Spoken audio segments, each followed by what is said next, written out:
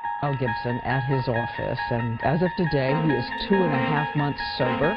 By the way, no questions were off limits. July 28th. Yes, a day to remember. How did that day start? Much like any other day, I went to work, you know, saw a bunch of people, had a screening, met with a friend of mine, he screened his film for me. And then what? Well, of course. Then what? I guess I must have been a little overwrought. Overwrought, yes. That's what happens, too much pressure, too Yes. much work. Working so hard. You do things that go against good judgment, so that's it. A few drinks later, and I was in the back of a police car wailing, so... A few drinks later, do you know how many? No, I don't. But I know it was tequila. How long had you been drinking again? A couple months. Years go by, you're fine. And then all of a sudden, in a heartbeat, in an instant, on an impulse, somebody shoves a glass of mezcal in front of your nose and says, "It's from Oaxaca." And you go, "What?" And it's burning its way through your esophagus, and you go, "Oh man, what did I do that for? Can't put the toothpaste back in the tube." Were you drinking from the open bottle of tequila in the car? Yeah. Had a couple of slugs, yeah. So how drunk were you? It's not a question of how drunk you are, or right. You're impaired. You're right. Yes. Yeah. Impaired. Yep. Your judgment is impaired enough to do insane things like try and drive. Oh, high speed. that's the Even insane a couple thing. of drinks, you lose all humility. Right. Everything. That's the insane thing you did. It was the driving the car. Yeah, one of the things you said was about owning Malibu. Yeah. Oh, yeah. That's a funny one. Yeah. Yes. That's a good one. I own this. As I sat in the back of a police car with my hands cupped. And then, as the officer arrested him, a tirade against Jews. Take me back to that moment as you remember it then. Officer James Mee. Did you know him? Did you know he was Jewish? No, I don't think so. No, I just started spouting off, you know, anti-Semitism ad nauseum. Why would you have asked him? It's a great question. I don't know. Yeah, that is weird. You see, it's all. Yeah. I didn't know if he You didn't was have or any wasn't. sense I that mean, he I was said Jewish. You horrible just things. asked him about it randomly, unprovoked. And he was pretty patient. These are the words. How horrible does he think they were? I read to him the officer's account of the words he used that night. Expletive Jews. Uh-oh. And to Officer Mee, are you a Jew? And the Jews are responsible for all the wars in the world. Wow. Are those He doesn't even try. He just goes, He doesn't, on that one, he struggled to even come up with the like he was waiting to hear something he disagreed with. He's like, yeah, that's right. All the Jews are, in fact, responsible for all the wars ever. This guy. They're very concerned about anti-Semitism over there at the Trump administration. Absolutely. It sounds horrible. It does. And I'm ashamed of that. Yeah. That came out of my mouth. Oh, but I'm yeah. not that. That's not who I am. That's not who you are? We have a world in which alcohol is used. You were a grown man when you said it, right? It's always like a 45-year-old man when he said it. And it is no excuse, by the way. It's not a good enough excuse. If the police officer had been black. Who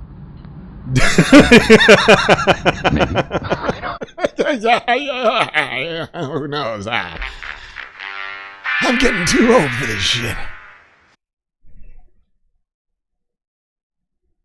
So yeah, that's how seriously concerned. Now, of course, he also threatened his wife physically, threatened to burn down the house with her in it.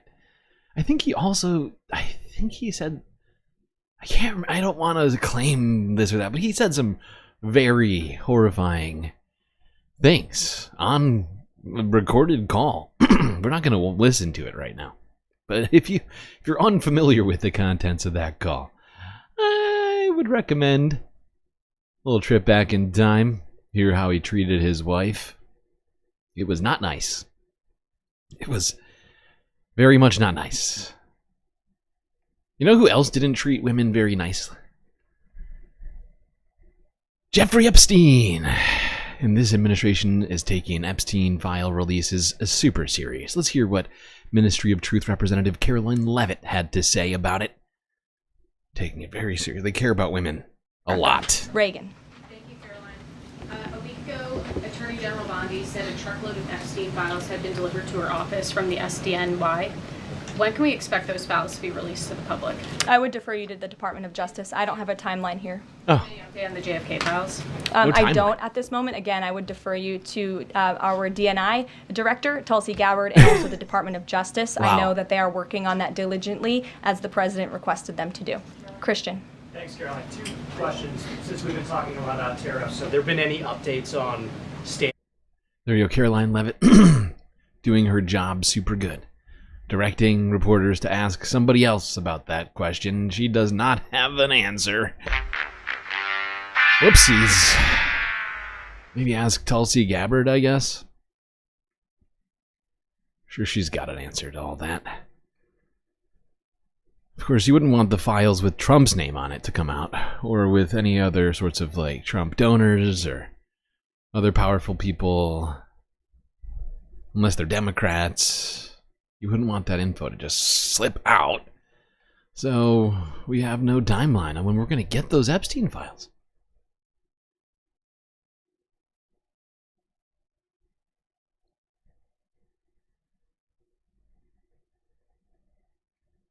Speaking of women, caring about women,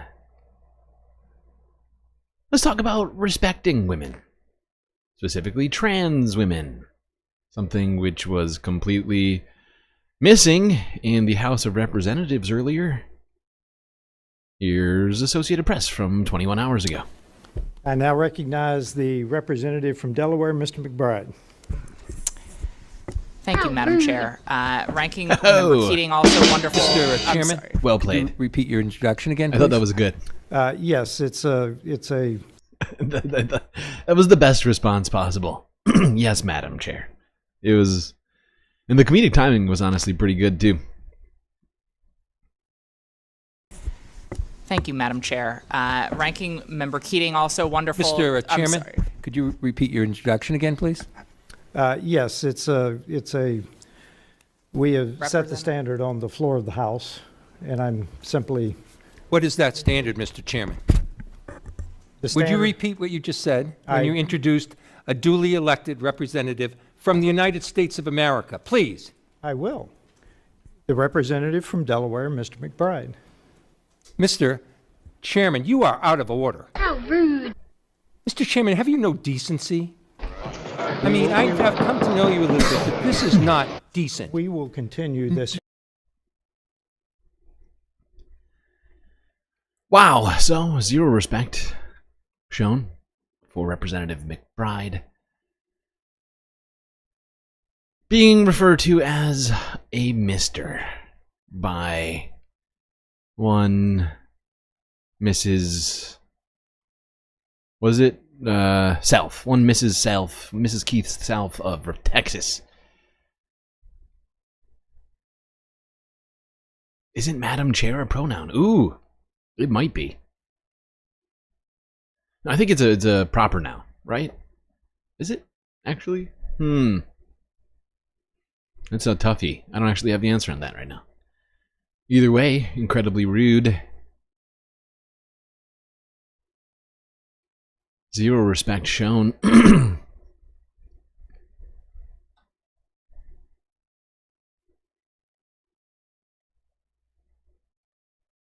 But in this administration, there will be probably no consequences for that kind of stuff. Especially with these kind of stories. This, honestly, may... Like this one gave me goosebumps. Okay? I grew up learning a lot about the Holocaust. Okay? You know,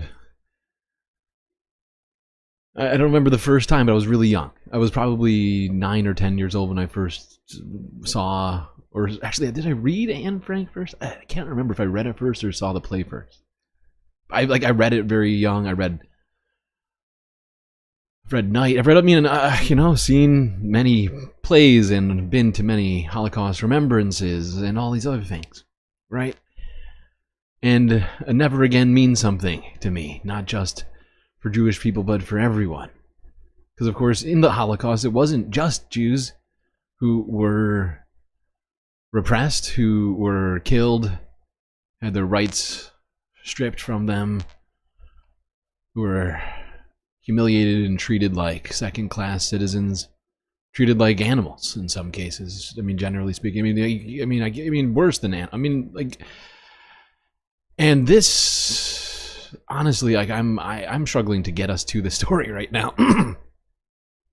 This should be, if you haven't seen this yet, you need to see this. And I need to get better at clipping so we can get stuff out to people better. I've not been clipping as well as I was last year. I think after the election happened, once the, you know, I think I broke inside, so I stopped clipping like I was in the past. But this one takes it to another level. I don't even know where to start with this. But this should be a concern to utterly everyone in this country with any concern for human rights, any concern for, you know, living under fascism, having, I mean, I don't even know. I don't know where to say. I don't know what to say. I really don't.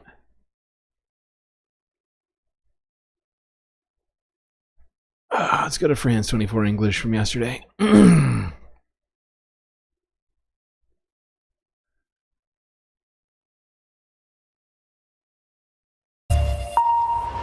Over by the big board, Vedika Bahel is waiting. Good evening to you, Vedika.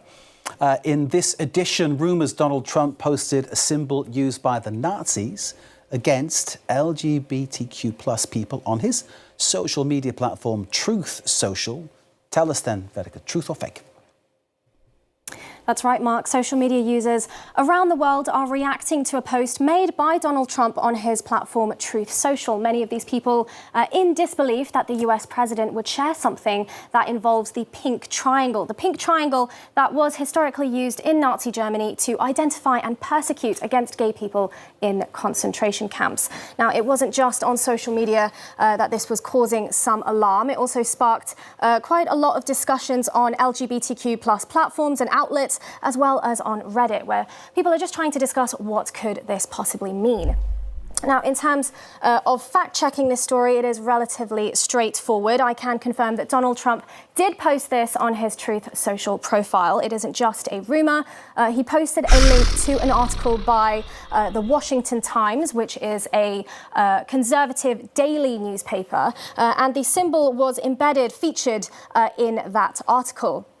Now, the article itself is an opinion piece. The author praises Donald Trump's administration and praises Trump and his defense secretary, Pete Hegseth, for, as he says, refocusing the military and for reversing Biden-era policies like inclusive and diverse advertisements that feature LGBTQ plus soldiers.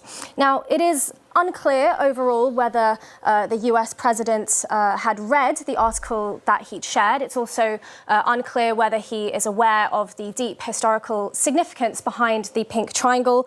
It's also unclear what this repost of that article might mean or what the repercussions are as well. We do know that Trump has blocked trans soldiers from serving in the military. Yeah. I don't even know what to say. I mean, honestly, Bob said it pretty well. He's a real Nazi. Yeah. Yeah, this is real Nazi shit.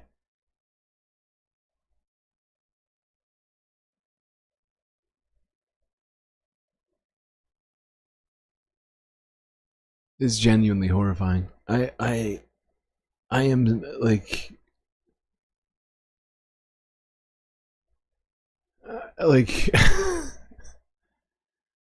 beyond flummoxed, beyond floored, horrified. Any words do not meet. This takes away my sanity, I feel like. Seeing the president repost an upside down pink triangle, and yet we were criticized for calling him a fascist and a Nazi, comparing him to Hitler, saying that was why he was getting all these threats and all this other stuff. Well,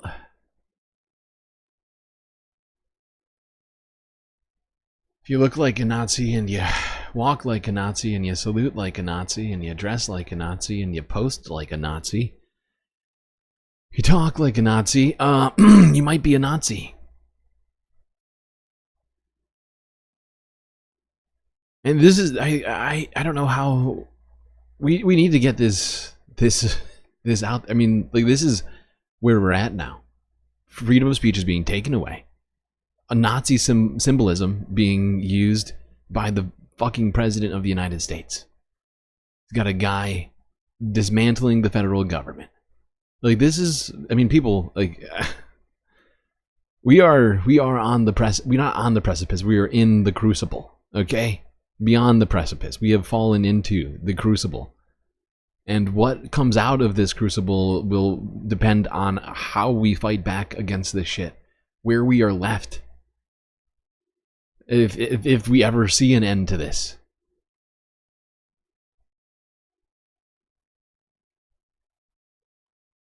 I wonder what Dave Rubin has to say about all this.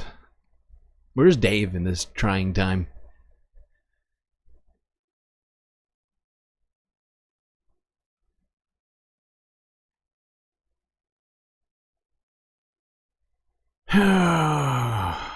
Oh, good timing. We're at 2 hours. I need the break after that one. I'm fucking... Like, this one really... Like, I have no jokes for this. I have no comedy. I have no valuetainment for this one. This is just wrong. This is just genuinely... It's not just wrong and problematic, but this should be galvanizing, right? If the previous things, like the shutting down of free speech, right? Whether with Mahmoud Khalil or with Tesla protesters, if that wasn't enough, the list of words being taken away from the government website wasn't enough, right? This needs to be enough, honestly. Oh my god, we're not 2 months in? I'm pretty sure we are. We're like 5, we're 7 weeks in. Did I say 2 months in? What can happen in a week? Come on. Come on! Of course, I'm being facetious, as we've seen. A lot can happen in a week.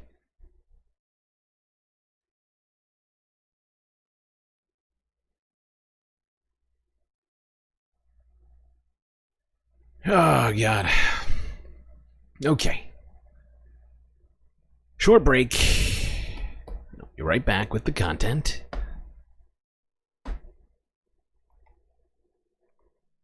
But before the break starts in full, I got some galactic messages for all you people watching the show. Hopefully you've been enjoying it. Hopefully you're enjoying your time here. And if you are, I do think you should click that like button and subscribe to the channel so you don't miss any of the latest galactic content.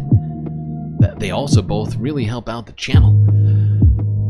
And while you're doing that, do also consider supporting the stream, as we are completely funded by viewers such as yourself. So many great ways to do just that, of course. YouTube, Super Chat, Super Stickers, memberships, all will be counted towards our goals right now of making sure we get all the content tonight. Also, Cash App and PayPal contributions will be counted towards the goal. You can also contribute on Twitch, bits, subs. But the best way to get the most space benefits for your Earth dollars is to, of course, become a galactic patron on Patreon. So go onto the website and sign up. Check out all the sweet, sweet space benefits you can get access to for just the low, low price of $3 US a month. Stuff like getting an avatar on stream, shoutouts, content, and so much more. Anyway, chat, enjoy. Short space break here. I need a drink. My god. Grab yourself a drink, maybe a snack, and I will be right back.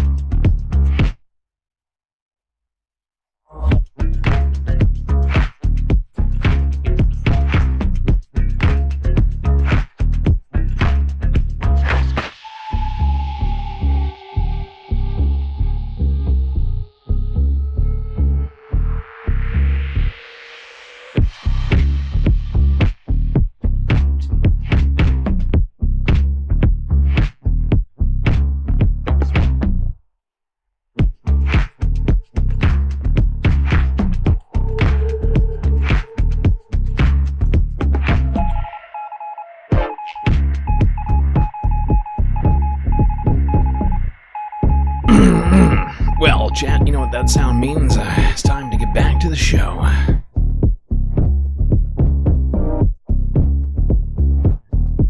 Oh, God. All right.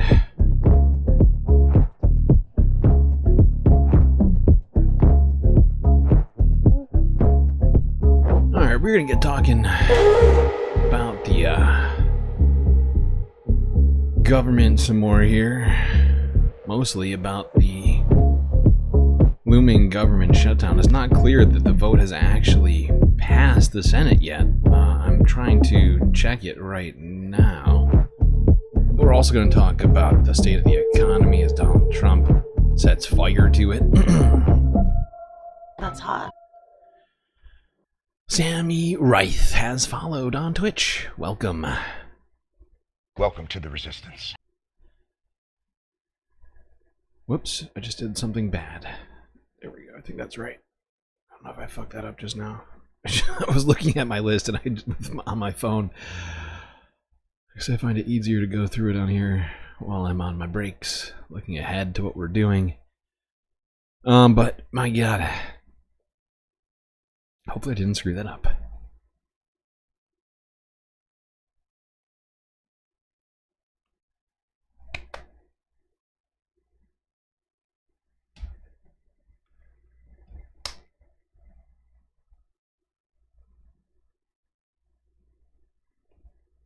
If the Dems were serious about opposing Trump, they would do what Republicans do with filibusters on the budget. Yeah, unfortunately, on a continuing resolution, the reason why continuing resolutions are used. I totally understand. I totally agree with the vibes of what you're saying, but the continuing resolution is used to circumvent the filibuster. Can't filibuster it. You just can't do it. You can filibuster a regular budget, but you cannot filibuster a continuing resolution because of the nature of a continuing resolution, which is intended to just be a stopgap measure to fund the government, not something that we rely on for years and decades, which sort of takes away the power of the filibuster in this particular moment.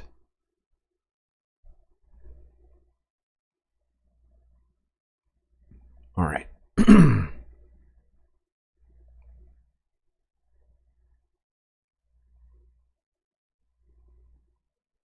Oh, this is the wrong order.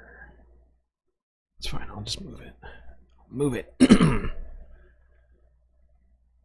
Let's go here. Forbes breaking news. This was Mike Johnson's comment.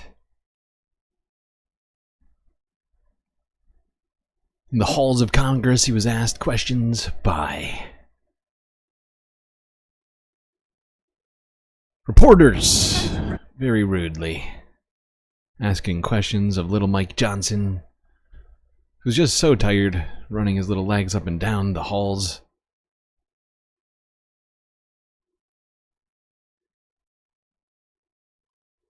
This was before, this was about a few days ago. Much has happened in this time. Just trying to... Some of these members, after the Green incident, some conservatives have called for additional discipline. Is that something you would endorse? We're considering that. I mean, I've talked to a lot of Republicans over the weekend that were really disturbed by what happened on the floor, and it was an unprecedented break of decorum. It's the first time that anyone has had to be ushered out of the chamber while a president, I forgot that an he was, honored guest, was delivering an I forgot he was address going to do like this. that. And we have to make... Oh, yes. Al Green had to be removed. Had to. Interesting choice of words. Didn't have to. Nobody forced you to do it, Speaker Johnson. You're actually in charge, sort of all of that. It's kind of totally up to you whether or not you removed Al Green. Had nothing to do with necessity. I think that is something that every American can see and evaluate for themselves, and I encourage them to keep acting like that. Mr. Speaker, if the CR does not pass the House or the Senate, what is the plan B? The CR will pass. What if it gets blocked? I don't think it's going to get blocked. What makes you so confident that it will pass? Because no one wants to shut the government down, and we are governing, doing the responsible thing as Republicans. It's going to be doing the responsible thing as Republicans. To do the right thing, and not shutting down the government. That's what Republicans always are trying to do. Not shut down the government. They hate it when the government shuts down. Aww.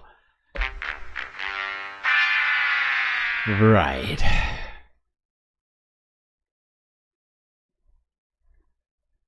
Now the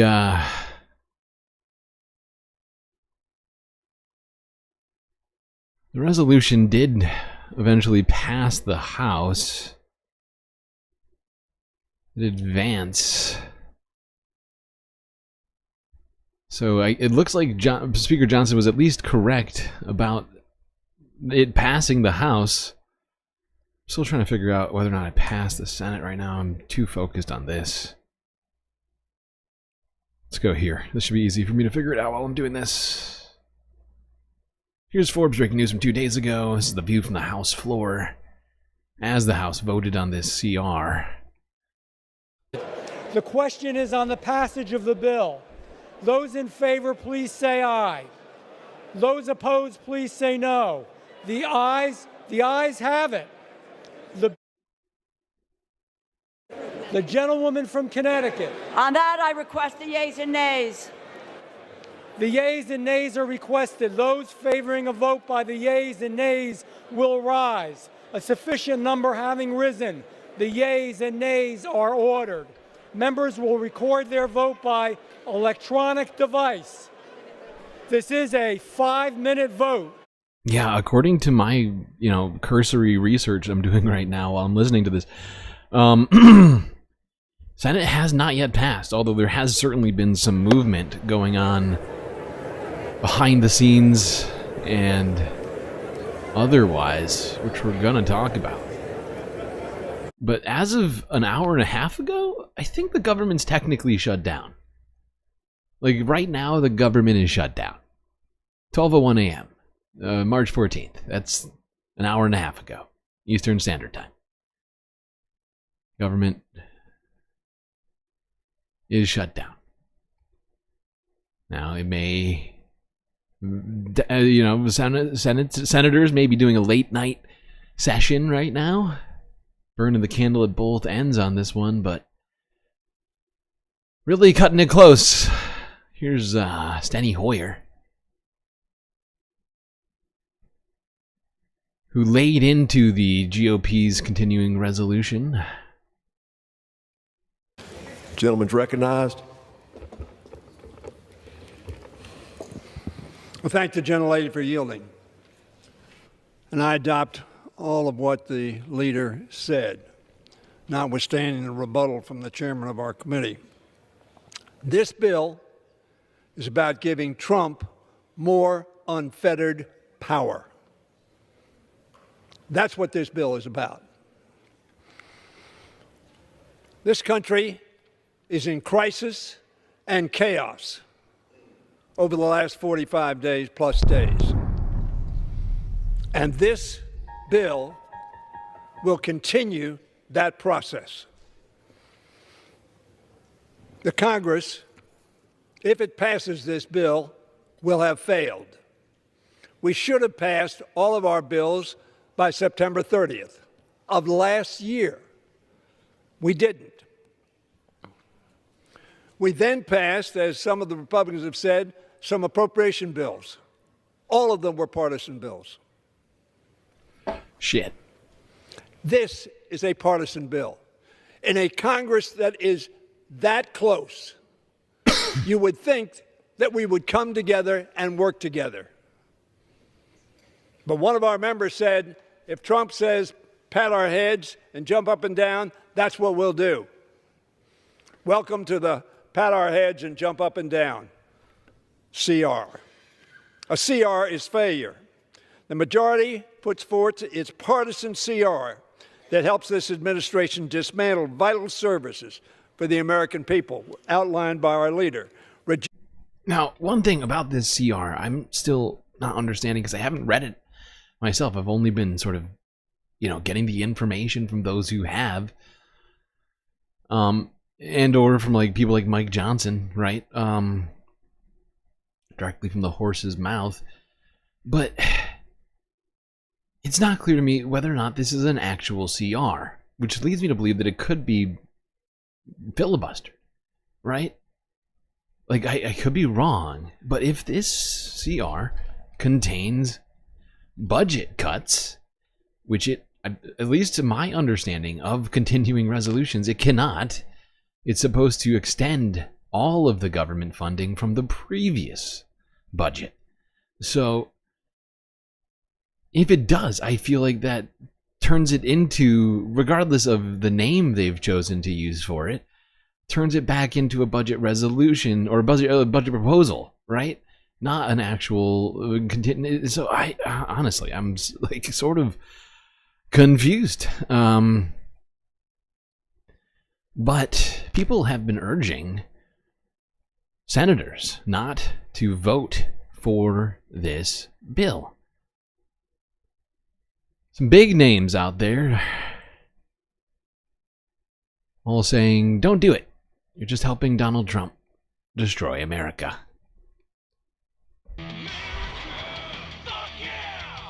Wait, why is this starting this in the middle of this? What the heck? Go back. One or two votes. Hey, that's well, there are very two rude. holdouts, and it was an interesting quote. How rude.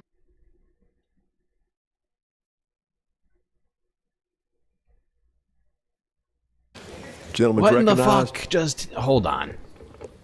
Why are we doing this? Well, thank the gentlelady for. Why are we doing this? Why are we playing games like this? I hate when this happens. Just play it from the beginning like a normal video. Why would you do this? imperative that Democrats Tuesday, March 11th, a little bit less than 3.5 days away from government shutdown. And the state of play at this point is that Republicans are looking to take a vote today, essentially, to pass a continuing resolution. The continuing resolution is going to essentially extend, or presumably extend, the last year's budget for another 6 months, at which time the Republicans will try and pass their big reconciliation bill that cuts Medicaid by hundreds of billions of dollars, that cuts SNAP by hundreds of billions of dollars. That really takes a wrecking ball to our government. This continuing resolution also increases defense spending and cuts other areas.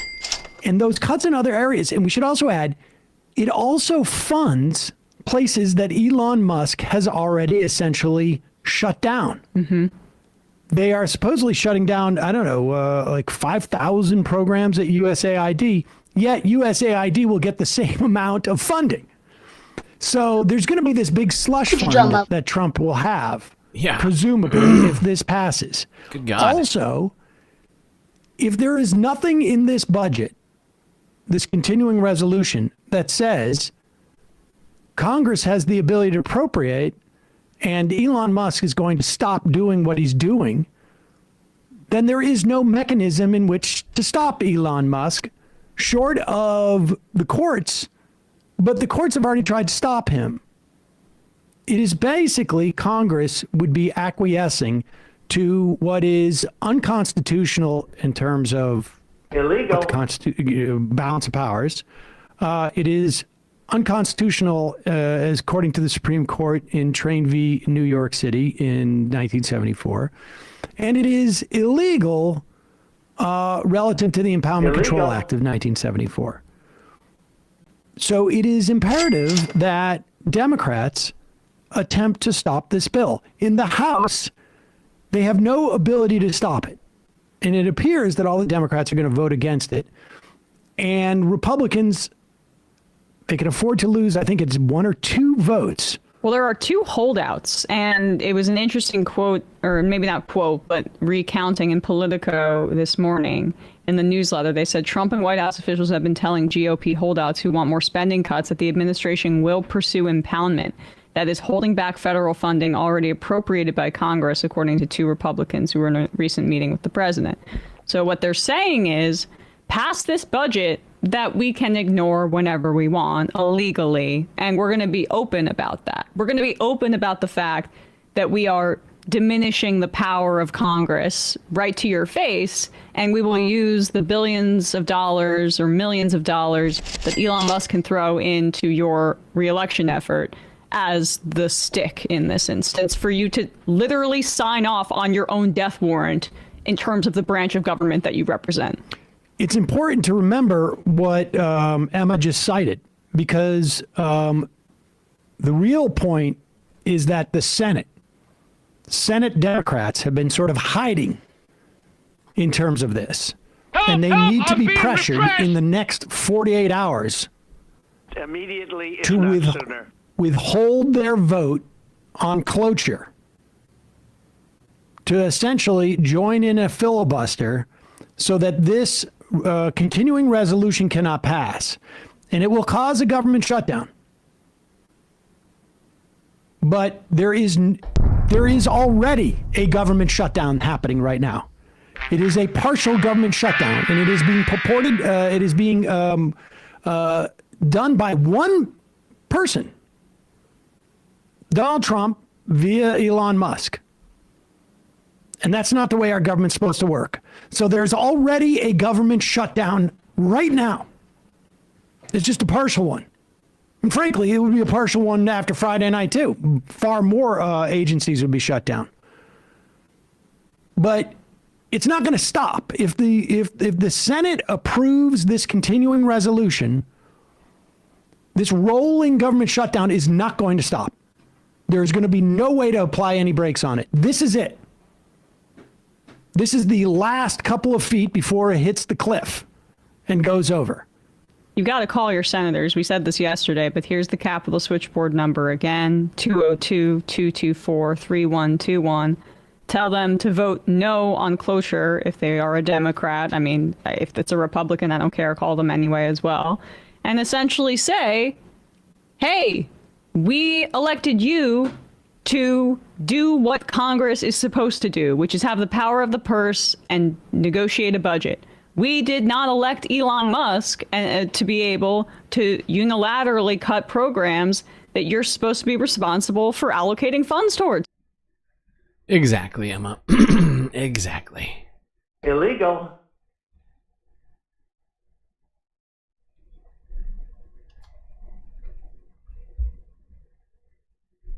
Yeah, so they spent the rest of that segment calling... was it Chuck Schumer? Or Richie Torres? I can't remember who they... I think it might have been Chuck Schumer. Unfortunately, I am not so sure that Chuck got the message.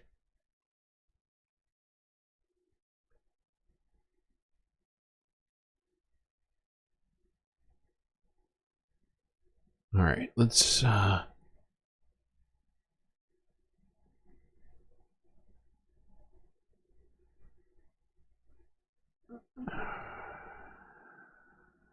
Let's go here. So Mike Johnson, he had more things to say earlier. By the way, I can't remember if I mentioned it or not, but I'm going to count one of those super chats or super stickers from earlier towards our goal, even though we started the goal after that happened.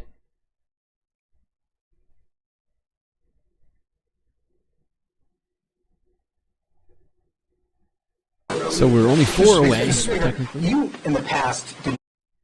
But yeah, Mike Johnson was asked about having chosen not to vote for continuing resolutions of old, you know, from like last year. Mr. Speaker, you in the past did not vote for CRs when you were a rank and file member. You have said in the past that you were done with short-term CRs. By my count, my math might be a little off. This will be the 5th continuing resolution that you're presiding over as Speaker of the House. Yep. What do you say to your conservative colleagues who have heard you in the past promise that you were going to start to go through a regular appropriations process, but yet again find themselves in a position where they have to take a difficult vote on a CR? Yes, a great question. I'll rewind and replay the chairman of the House Freedom Caucus here, Dr. Andy Harris, who said it so well. This is a different CR than anything we've seen. This is different than anything we've seen before. Under 8 years, he's been here a bit longer. Interesting. It normally is something that's a patchwork to give us more time to try to get to the. So it's a fake process. CR. This is totally different. Completely different. Year-long CR, which is the first that I think we've had. I don't know that there is a precedent for an actual year-long CR. No, there isn't. It solves the problem because it freezes federal spending, it takes care of these immediate priorities that have been articulated here, and it allows us to move forward with changing the size and scope of the federal government. There is a seismic shift going on in Washington. This is. So yeah, there he is basically saying exactly what Sam said. That this CR is going to be used to dismantle the rest of the government. You know, keep it funded. You know, 6-12 months here. That'll be enough time for Donald Trump and Elon to destroy the rest of it. Oh boy. Seems like the government's being used against itself to undermine its functioning right now. And it's still not clear which aspects of this CR, like how this completely non-normal CR is still a CR and not a budget resolution. It just doesn't, or whatever you call it. I keep saying budget resolution. I mean budget. God damn it. My brain just broke. Appropriation bill? You get what I'm saying. I think 2 different things. And yet they're treating it more like the latter than the former. Leads me to think that they, you know, should be attempting to filibuster this thing. in full, not just with cloture necessarily. Although I'm not even sure we're going to get the cloture. Doesn't seem like it, but I could be wrong. They are taking a hell of a long time to get the government funded right now. We're 2 hours past the deadline.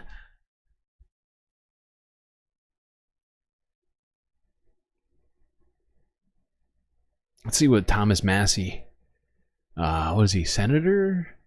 I think he's a senator of Kentucky?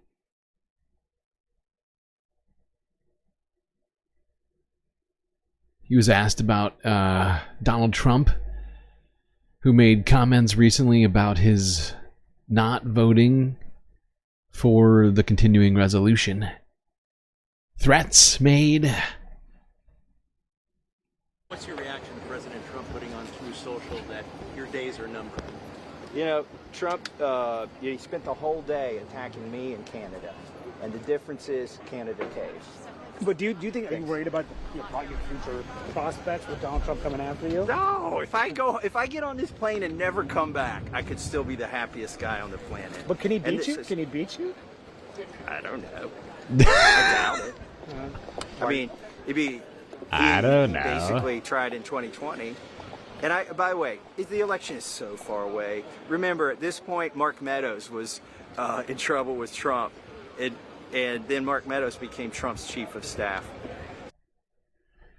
That's a good point. Donald Trump is quite mercurial on what he thinks about people 1 minute to the next. A great hero, great garbage person. Maybe Representative Massey will be. Sorry, I called him a senator earlier. Maybe he will be the next chief of staff. Who knows? Might replace Susie Wiles.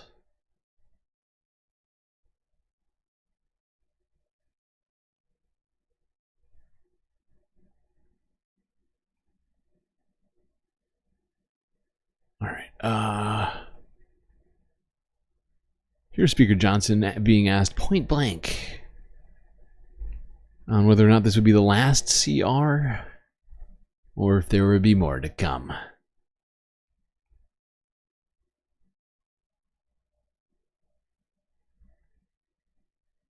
So would this be our last CR, sir? Will you support a CR in the future? Now, this is what I expect is that this White House is going to actually do its job. What a concept. This White House is going to send us a budget that hasn't been done in a while. This White House is going to send us a budget that's going to request funding for a smaller, leaner, more efficient, effective, accountable federal government. That is a new paradigm for us. We're excited about that. That's what we'll be working on as soon as we get FY26 off the table. FY25, we turn to FY26, and that's when we have all the cuts and the savings that will be actualized at that point. There's a process, as I've explained it. You have to qualify the savings, you got to quantify them, and then you codify it. Well, the codification. There we go. Mike Johnson sounding incredibly confident that this would be the last CR. Because the Trump White House is going to send them the DOGE budget. That was going to completely change everything. We'll never have to do a CR ever again because it'll be such a sensible bill. Such an efficient, accountable, transparent budget.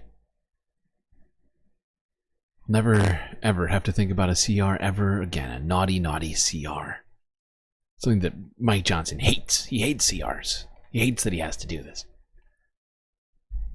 How's the audio even worse now? I don't know. It's not me. I'm not the guy with the camera. Okay, I'm the guy with the clips. Alright, let's talk about something which is being gutted and destroyed as we speak. The Education Department. Making good on his promise to dismantle the U.S. Department of Education. More than half of its staff is set to be fired, raising questions about how and if the agencies will continue to operate. The mass layoffs will impact nearly 2,100 people who are set to be placed on leave as of March 21st. Now, Trump's education secretary has called the cutbacks a step toward, quote, restoring greatness, but the announcement has been met with outrage nationwide. We're going to talk more about this now with our international affairs editor, Kethavan Gorjestani, who joins me on set. Kethavan, first of all, I mean, to better understand what we're talking about, what exactly does the Department of Education do in the U.S.? Well, look, unlike very centralized systems like the one we have here in France, where the government basically decides everything when it comes to education, from when you go on break, how long your vacation is, to what exactly you learn, which is the curriculum. In the United States, it's very different, and mostly what is decided by state and local government. So, for example, the federal government doesn't have a say really in curriculum. If you go to school in Texas versus in California, you're not necessarily going to be learning the same thing.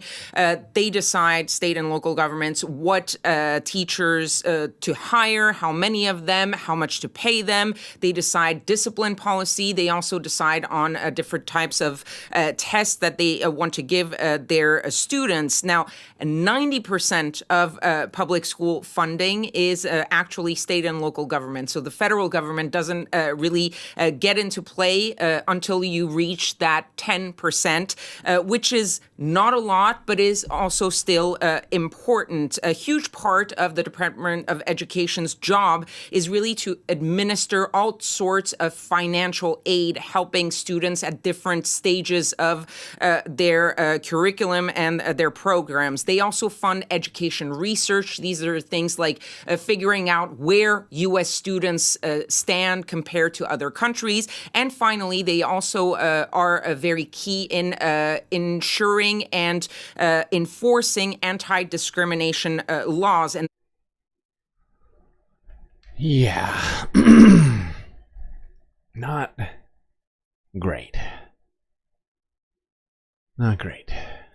Not a great vibe right now with all this stuff. Let's go to Democracy Now! From 14 hours ago. Talk more about the education department, how it's being dismantled.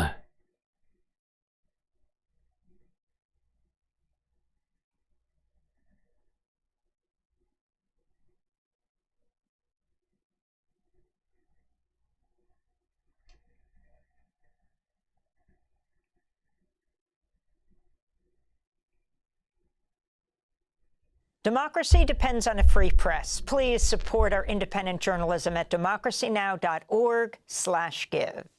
This is Democracy Now!, democracynow.org, the War and Peace Report. I'm Amy Goodman.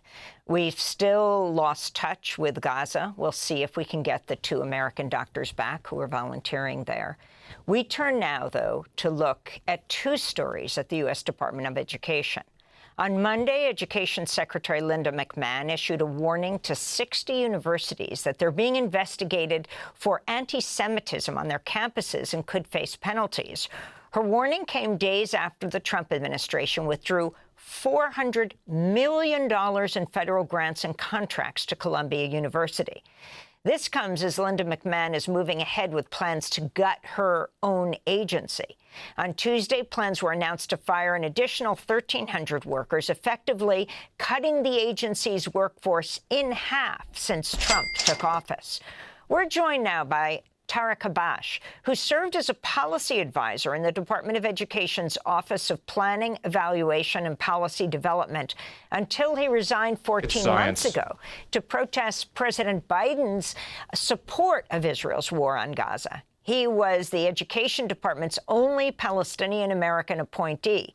He's co-founder and director of A New Policy, a lobbying group focused on U.S. policy towards Israel and Palestine. So, Tariff, we brought you on to talk about 2 issues. One is what Linda McMahon, the new education secretary, has just announced, warning 60 universities equating anti-Semitism with the pro-Palestinian protests on campus, where many of those who are protesting are Jewish students, and then also the gutting of the department, what it means. Why don't you start with the warning?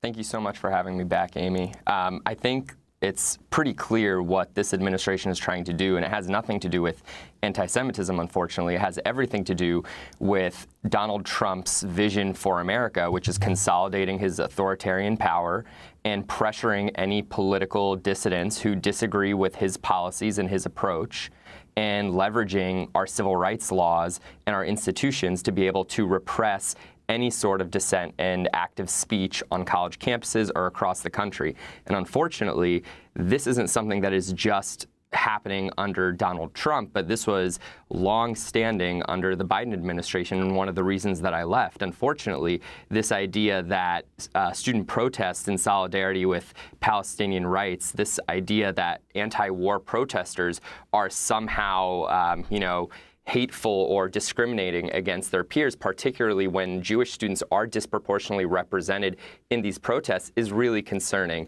And Trump is escalating that threat against college campuses right now through the announcement that you said Linda McMahon made, 60 colleges now essentially being put on notice for investigations. The problem with that is also that we are simultaneously seeing the Department of Education get gutted. And a huge part of the gutting that is happening just a couple days ago is specifically targeting the Office for Civil Rights and all of the experts and lawyers that are in charge and tasked with doing the investigations that take a pretty substantial amount of time to do. What is happening here is not real investigations into actual discrimination. This is a political ploy. This is the weaponization of our institutions, and it's extremely dangerous. And colleges have an obligation to stand up and protect not only their students and faculty, but our democratic institutions as we know them. And so what does it mean to, it's clear from Project 2025 what... PB. Wow. Incredible super sticker. I am amazing. Makes me feel real good about myself. Let alone that pair is dancing up a storm. Confetti. Got a cane and a fancy hat. That pair is having a good time, and so am I. My God. Oh, I think I'm going to end the goal. So that gets us all the way there. Shutting it down. Shutting it down 1 hour in.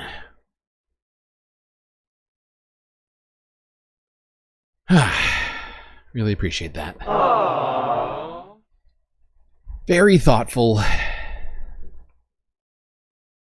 President Trump has said, and Linda McMahon even, that they're actually trying to just shut down the Department of Education, but to lose half its staff. What this means, they say just give money to the states. The Department of Education is just a bureaucracy. Yeah, unfortunately, it is patently illegal for Donald Trump and the executive branch to just eliminate a federal agency. And they know that, which is why they're doing the next best thing in their eyes, although still illegal, is completely gutting the entire civil service and workforce without any rationale or reason for that to happen. The Department of Education does numerous things that they can't just, wave away with money to states and money to schools and that be the end of it. There's a lot of oversight, there's a lot of security, there's a lot of student privacy and data and information that the department is responsible and obligated to protect. And when you gut the people that are doing that day-to-day work, when you're gutting the people who are doing the program compliance to make sure that schools are following the rules and protecting their students and providing equal opportunity for education, it creates a really, really dangerous circumstance where money is not going where it needs to go and people are misusing the money. And when you talk about that in the context of what DOGE is supposed to be doing, this idea of government efficiency and... Yeah, it's very clear that Project 2025 is being enacted in full, all the worst possible ways, destroying all of the systems that we depend on to keep our people safe and educated, fed, housed, undiscriminated against, whatever it might be.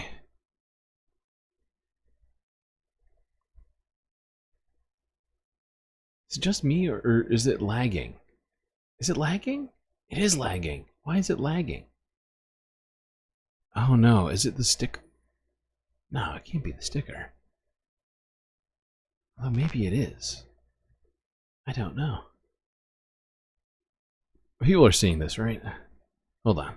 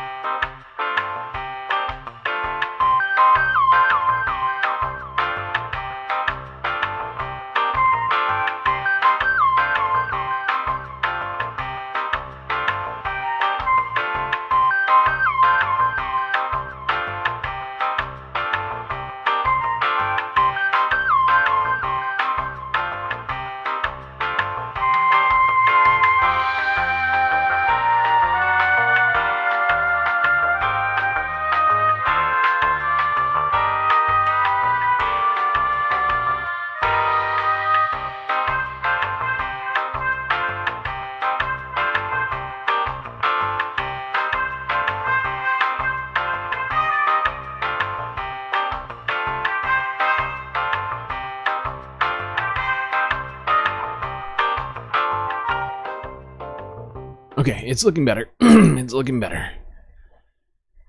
Hopefully it stays that way. Alright, let's go on now.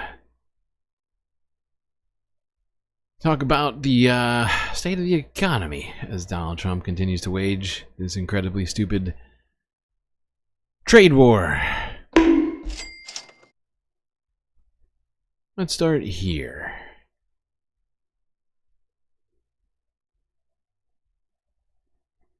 Donald Trump had someone to blame for all the turmoil, oh my god, my brain just broke.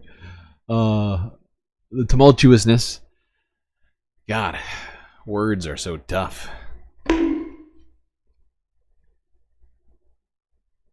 All the massive trillions of dollars in losses on the stock market. Donald Trump had an explanation for why this was all going on. Wasn't tariffs. Wasn't anything he did.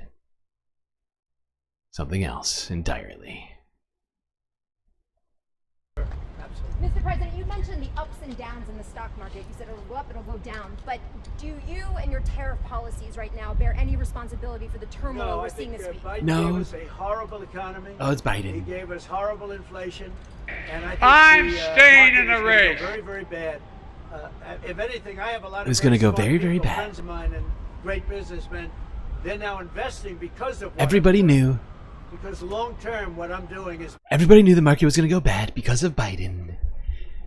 And it's just happening under my term for no good reason, but Biden. they're now investing because of what I'm doing. Because long term, what I'm doing is making our country strong again. I see. Financially It would have been strong, worse militarily strong. if they weren't investing And now strong because of if the we want to get tariffs. away. I see. Remember this. Uh-huh. We have wars. When I left, we had no We wars. have- we didn't have we have Ukraine wars. and Russia. What? We didn't have October 7th. We didn't have that disaster that took place with the withdrawal from Afghanistan. And you look at what's happened What? there. We caught the major terrorists, which Biden would have caught. Donald Trump suddenly just switching to the discussion of wars and Afghanistan. That's very, very strange shift from him. But blaming it on Biden, not clear what Biden specifically did to cause this that he's claiming. But it's all Biden. We all knew. Even though I said the economy was going to be very, very good, better than it's ever been. We're in a transitional period.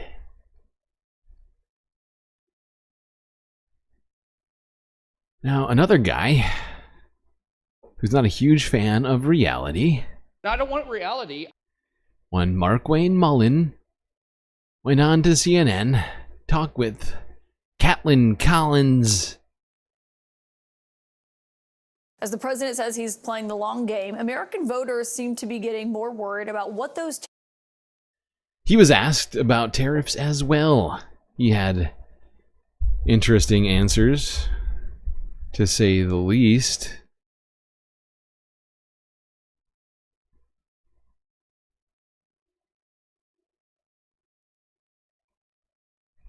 are going to mean for them specifically as they're waiting for the president to fulfill his many economic promises.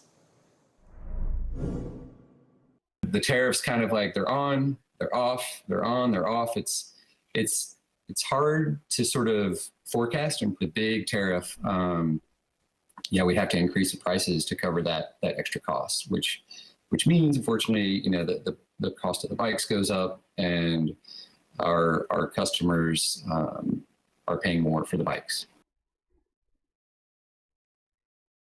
We've been getting hit from all angles. All of our cans either come from Canada or the aluminum being used to make the cans come from Canada. So we're going to get hit with it one way or another. We're looking at probably, at 25%, a 1 to 2 cent per can increase. If we go to 50%, it's going to double those numbers. And, there's only so much we can eat before we have to, push that off to the consumer on the shelf. It's going to have to be a delicate dance, and we're certainly concerned about rising prices because we have to pass them along to our customers. You have to. There's no way else to do it. Couldn't lower your... And who could... I love hearing businesses complain about having to pass the cost on to consumers. Always have to pass the cost on. It's never take less profits. It's never maybe don't buy that new Rolls or that new Range Rover or that new addition to your house or whatever else, right? You need all those profits. Continue your lifestyle. But still, it is in fact adding to this equation, which winds up hurting consumers. And Senator, it's great to have you here. You heard those voters themselves, a few expletives in some of those situations. Your own home state imports more than $7 billion in oil, as you know, and more than $49 million in natural gas coming from Canada. Now with the new tariffs going in place and what this is going to look like, what should they be preparing for? Is it going to be a difficult period for them over the next few months? Well, one of the reasons why there's so much importing from Canada is because we have Cushing where we store it. So we're actually not... We're holding it as it transports onto refineries in Houston. So we're not just necessarily importing that. It is a concern to us. It goes to your economic development. It's people's jobs. We're just holding it as it goes through. You're just holding on to it. Passing it on to consumers. We're just holding it in storage tanks. Oh, Mark. I don't want reality. Mark Wayne never wants reality. For some reason, he hates it. Really hates reality. But even he is really struggling in this moment to fight back against reality in this moment. He knows that this creates jobs in his state. Trying to pretend like it's not jobs. Like these jobs aren't going to be lost. In Cushing, Oklahoma. It's across lines of, or the pipeline intersection of the world, basically is what we call it, and then it goes on. But that's beside the point. What we do understand though is there is cost that's going to be here. That's besides the point. We're the pipeline intersection of the world. That's beside the point. That's not important that we take a bunch of oil in from Canada and that's a huge part of our economy. Give me a joke. Two things that's happening here. You have the reciprocal tariffs that are on other countries, especially Europe, that has been taking advantage of our economy because we allowed them to rebuild after World War II. We did that. We've never actually corrected that. And then you got national security issues that's going on between Canada and Mexico. They have illegal activities through trafficking of drugs and trafficking of humans coming across our northern and southern border. How this whole thing started was we asked them for help. Canada's you remember southern. Trudeau, he responded by saying that you should worry about your own streets and not just try to come after us and try to have us fix their. Mark Wayne, what are we talking about here, pal? Why are we talking about the southern border? Canada's not on the southern border. Mexico is not sending a bunch of oil up to Oklahoma. That would be stupid. 70 likes. Oh my god. That's a lot of likes. We need 2 new support characters. Keep up with all of that. 16. 2.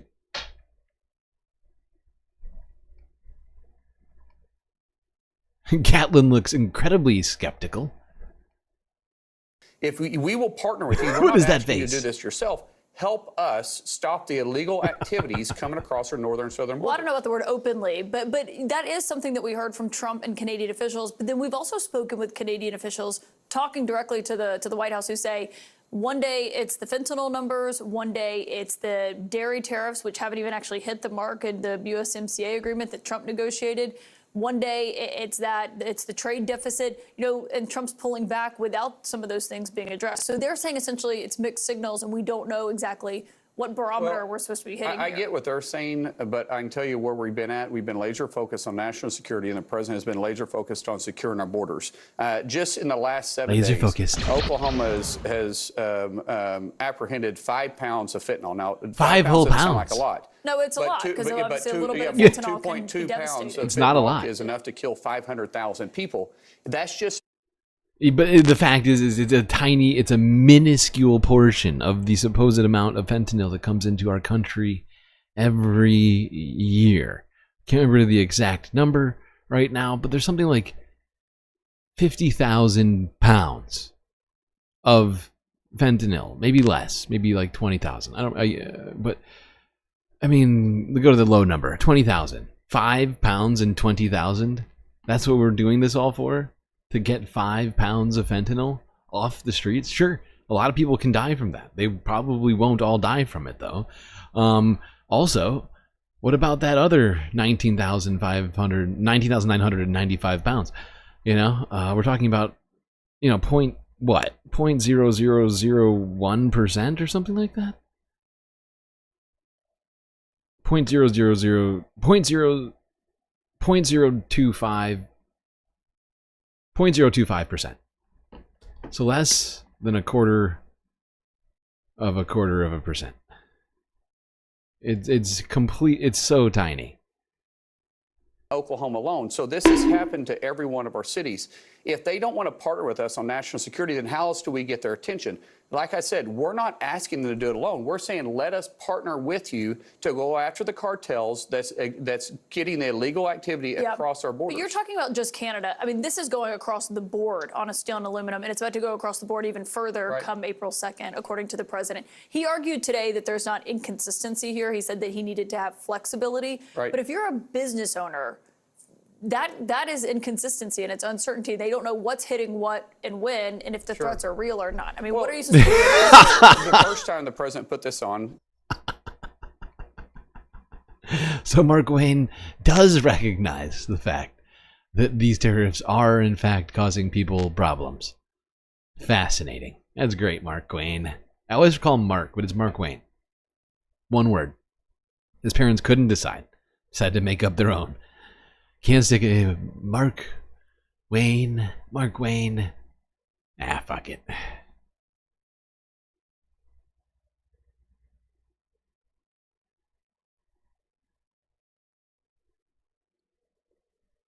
All right, let's talk about what's been going on in the world of those Trump tariffs. What all has happened as the war continues.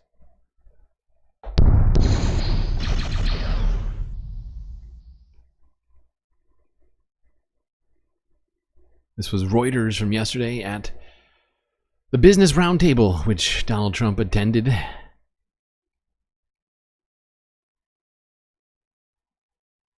Donald Trump has defended his use of tariffs and dismissed concerns about market volatility sparked by the global trade turmoil. Speaking to a gathering of business leaders in Washington on Tuesday, the US president said his trade policy was already showing results.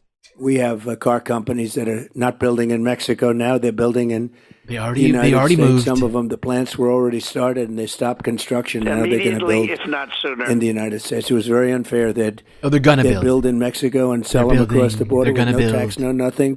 Same idea. Building around 100 and gonna build are the same thing. No difference. I don't want reality. CEOs, and some of them may be feeling growing unease. They've all seen some $4 trillion wiped off the value of US stocks in recent weeks, amid fears over the impact of the trade war. Businesses have also been concerned by the volatility of the tariffs, which have been variously imposed and delayed, raised and lowered. On Tuesday there was more of that, with turmoil over duties on Canadian metals. Early in the day, Trump said he would double levies to 50%. He was responding to a move by the Canadian province of Ontario to impose its own tariffs on electricity supplied to America. Hours later, Ontario dropped the move, and Trump said US duties would stick at 25%. The fresh day of turmoil drove another down day for stocks, outweighing glimmers. So yeah, we talked about how Ontario was planning to put tariffs, or that Doug Ford, Premier of Ontario, had put tariffs on exports of electricity. Well, not tariffs, actually export duties, a different kind of tax, which would actually make more sense in some cases, in some of the things Donald Trump's doing. Actually, nothing Donald Trump's doing makes sense, so it's anything would make more sense than that. Yeah, apparently Donald Trump got on the phone, talked to Doug Ford about those tariffs. Here's Forbes breaking news from 2 days ago on this. This is what Donald Trump said about all of this.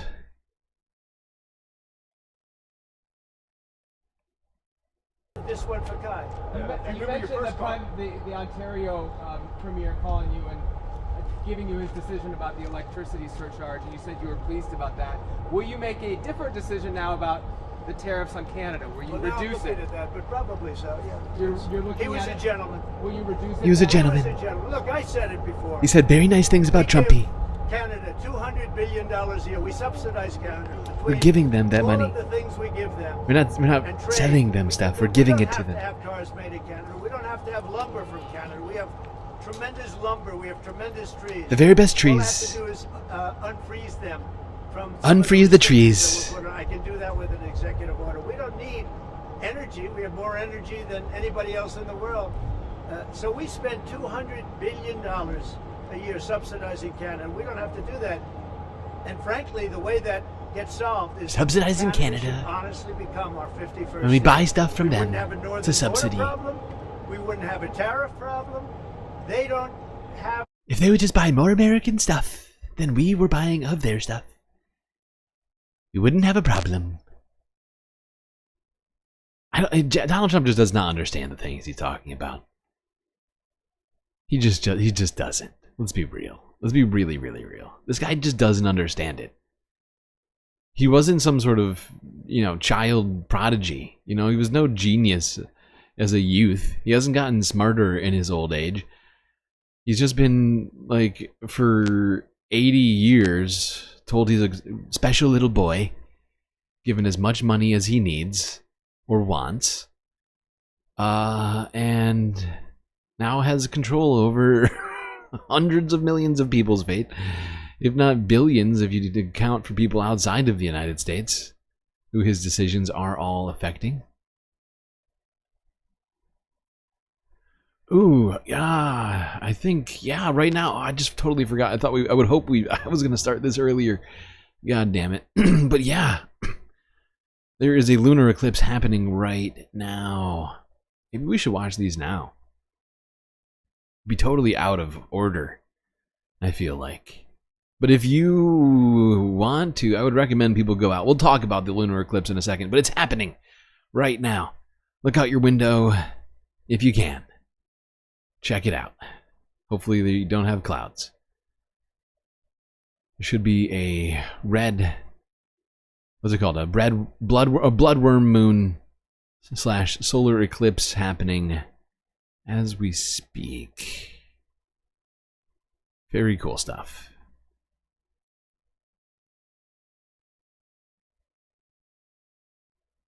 Yeah, I'm pretty sure Donald Trump doesn't understand trade or how it works. And it's bad for everybody. But apparently Doug Ford and Donald Trump came to some sort of understanding. So those tariffs on electricity are now off. How anybody is supposed to make plans for the future with all this going on, I do not know.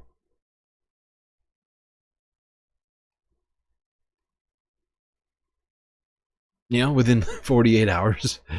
You know, I thought that my tiny studio apartment down on Earth was going to be getting charged more for electricity, and then all of a sudden not charged more for electricity. Very strange stuff. Things changing at the speed of light. Let's talk about the metal tariffs, aluminum and steel. A blanket tariff of 25% on steel and aluminium imports to the US has come into effect for all of America's trading partners with no exceptions or exemptions. In response, the European Union has said it will impose counter tariffs on some $28 billion worth of US goods from next month. The measure raises a flat duty on steel and aluminium entering the US and ends all country exemptions to the levies. Well, the European Commission President, Ursula von der Leyen, says higher tariffs are in no one's interests. Here's what she said when she spoke earlier. The European Union must act to protect consumers and business. The countermeasures we take today are strong but proportionate. As the United States are applying tariffs worth $28 billion, we are responding with countermeasures worth 26 billion euros. Ursula von der Leyen. Australia's Prime Minister Anthony Albanese says the move was unjustified. Such a decision by the Trump administration is entirely unjustified. This is against the spirit of our two nations' enduring friendship and fundamentally at odds with the benefits that our economic partnership has delivered over more than 70 years. Well, the UK's Trade Minister Jonathan Reynolds has said... Seems like no one likes this insane trade war of Donald Trump's. Aluminum and steel, of course, being tariffed. Anything coming in the United States, consumers, businesses will pay tax on it. Completely pretty much indiscriminate trade war, just against whomever. Donald Trump seems to just be levying these things against for no good reason, aside from us buying more stuff from another country, or just he doesn't like that country, or maybe because he thinks fentanyl is coming here, even if it might not be the ways that he thinks it is. Doesn't matter. We don't need reality in this time.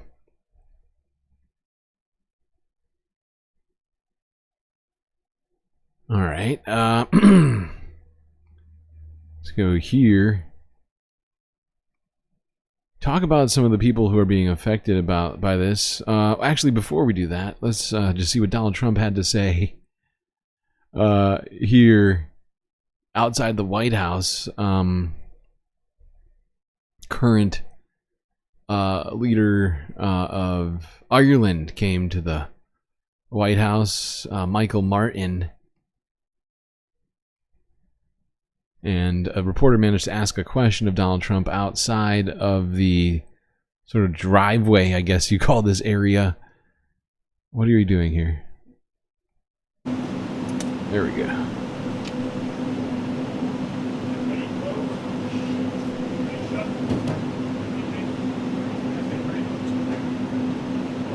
President Trump, your reaction, sir, to the latest inflation numbers in the U.S. Very good news. The greatest news.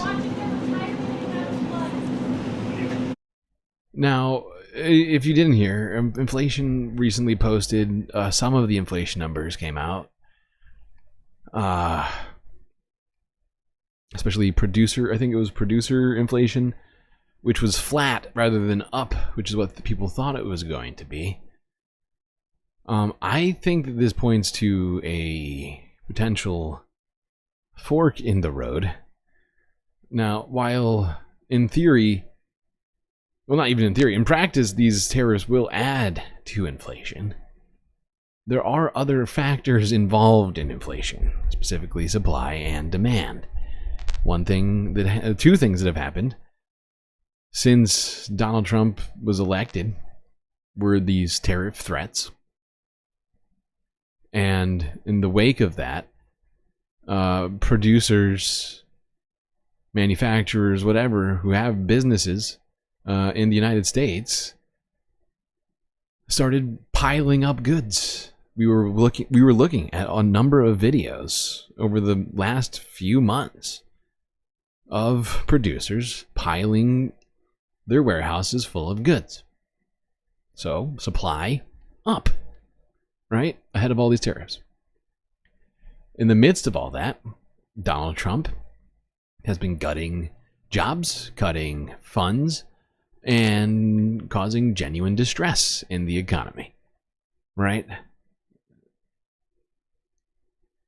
Leaving people in a position where they have less money than they did, whatever, a couple months ago, right? So that right there, in combination with the increased supply, may in fact be putting us on the precipice of another economic situation where we may actually see, this is the second time I'm saying it now, we may see a deflation at some point in the future, right? If people continue to pull back on spending while these suppliers, these manufacturers, businesses are sitting on record levels of inventory, then, well, I don't know if it's necessarily record inventory, but massive levels of inventory, right? We're going to see pressures on the supply side all of a sudden happen, right? Where they're going to be like, oh shit, what are we going to do with all this stuff that's either going to expire or become untrendy or whatever? Like, you know what I mean? Like, at what point will they have to start liquidating items for less? And I think it'll have to happen at some point. You add in the tariff war, the back and forth, Donald Trump putting on tariffs, taking them off, other people putting on tariffs, taking them off, more threats, just from all sides. Like, this is a situation in which economic activity may come to a halt, maybe not entirely, but enough so that we may very well have something that we have not seen in a very long time. Deflation. Because we're constantly talking about inflation because it's assumed and in fact desired by capital interests to continually have endless inflation, right? Every month, every year, higher prices, better for producers, right? Rather than deflation. Now, there are some negative consequences potentially from deflation, but my point is that it's possible. It's not a guarantee. But stuff like this is going to put a pressure on all of this, right? Let's go to Hawaii. Talk about what's happening to people right now in the midst of this funding freeze. Let's go to Hawaii, where one Hawaii food bank is expecting cuts from the federal government, even as the population in Hawaii continues to grow. The Hawaii Food Bank is hoping for the best, but preparing for the worst. It's an organization that could take a hit from federal budget cuts, which could affect thousands of residents. Stephen Farino reports. It may look like business as usual at the Hawaii Food Bank warehouse, but there is concern. We are continuing all of our work. We're continuing to get food in community. We're continuing our purchasing, but we are being thoughtful to ensure that every dollar that we spend is being used as efficiently as possible and making contingency plans for the future. That's because the food bank's financial future is uncertain. This week's $1 billion cut in the USDA likely cutting $2.3 million in federal funding for the Hawaii Food Bank. That's just for now. That's a program that this islands need. Food bank will be losing these kinds of funding and opportunities to be able to get food. Is going to cause a big problem in rural and underprivileged areas. Hawaii Food Bank says it receives about 20% of its budget from federal funds and received about $6.6 million worth of food from federal assistance last year. The worst part, it says need is reaching critical levels. The food bank is currently servicing 170,000 people in the state per month, up about 13% from last year and more than double the amount pre-pandemic. state lawmakers are ready to help. There is good news and bad news. The good news, there is a bill that would provide emergency funding for any nonprofit, like the Hawaii Food Bank, to get... Okay, is somebody in chat saying that the economy being put into distress has helped the economy? No, that's not what I'm saying.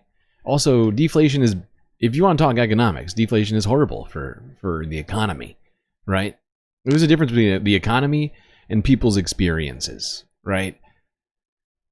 I think these two conversations get sort of confused a lot of times, but this very well may cause a great number of people to go hungry. Not may, will. This loss of funds here cause people to go hungry. Most likely. But it will also probably put downward pressure on the supply side once again, since $6 million of goods will go unbought. It's not like people will suddenly have a $6 million more money to spend on groceries, right? So that food's just going to go sitting on grocery shelves somewhere in a warehouse, not being given to people who are hungry. Let's see what Americans think about Trump's handling of the economy. Here's CNN from yesterday with a poll on just that.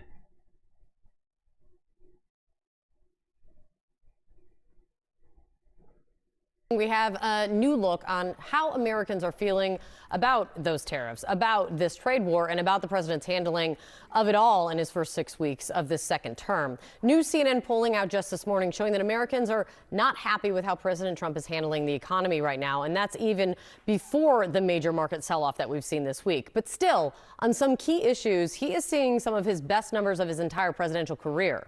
Joining us right now, CNN Washington Bureau Chief and Political Director, David Chalian. Thanks for waking up early, David. Let's start with the overall approval rating in this moment. Where does it stand for President Trump? We have President Trump in our brand new poll at 45% approval. This is for his handling of his job overall, 54% disapproval. So upside down, obviously, underwater, Kate. But look at that 45% number over time for Donald Trump. In his entire first term, that was his high watermark that we had in CNN polling. It appeared in 8 years ago, March 2017, around this time in his first time around, and towards the end of his presidency, at the beginning of COVID, would rally around the president moment in May of 2020. That's when he hit 45%. He left office with a 34% approval rating in 2021. So this 45% that he's at right now, that was his actual high watermark last time around. Yeah, I mean, it's like underwater, but better than he's done. Yeah, except it's dropped like 15. It dropped like 15 points as he entered. Like basically, as he entered office, his approval ratings just sort of all died as he started doing all the worst possible things. Okay.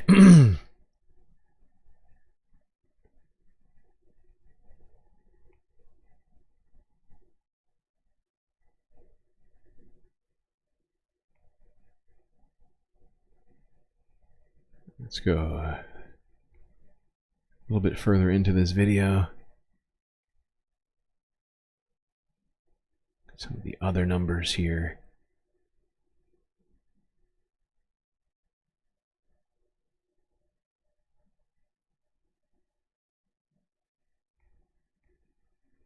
Here's the opinion of Trump's handling of the economy, now at 44%, 56% disapproval, lower than it was in 17, 18, 19, or 20 from his entire time in office here. So how are people feeling more broadly then? Not just... Okay, yeah. So not just his general approval rating being down, but also his rating on his handling of the economy worse than it's ever been. Used to be the thing that he used to like tout, right? I'm a businessman. I know a lot about the economy, economics. Very smart.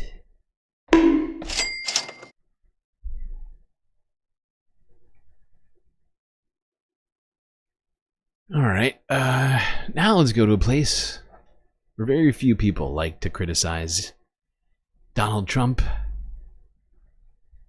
CNBC. The worst of the NBCs, in my opinion. Let's go to Majority Report with Sam Cedar to see what was going on over here.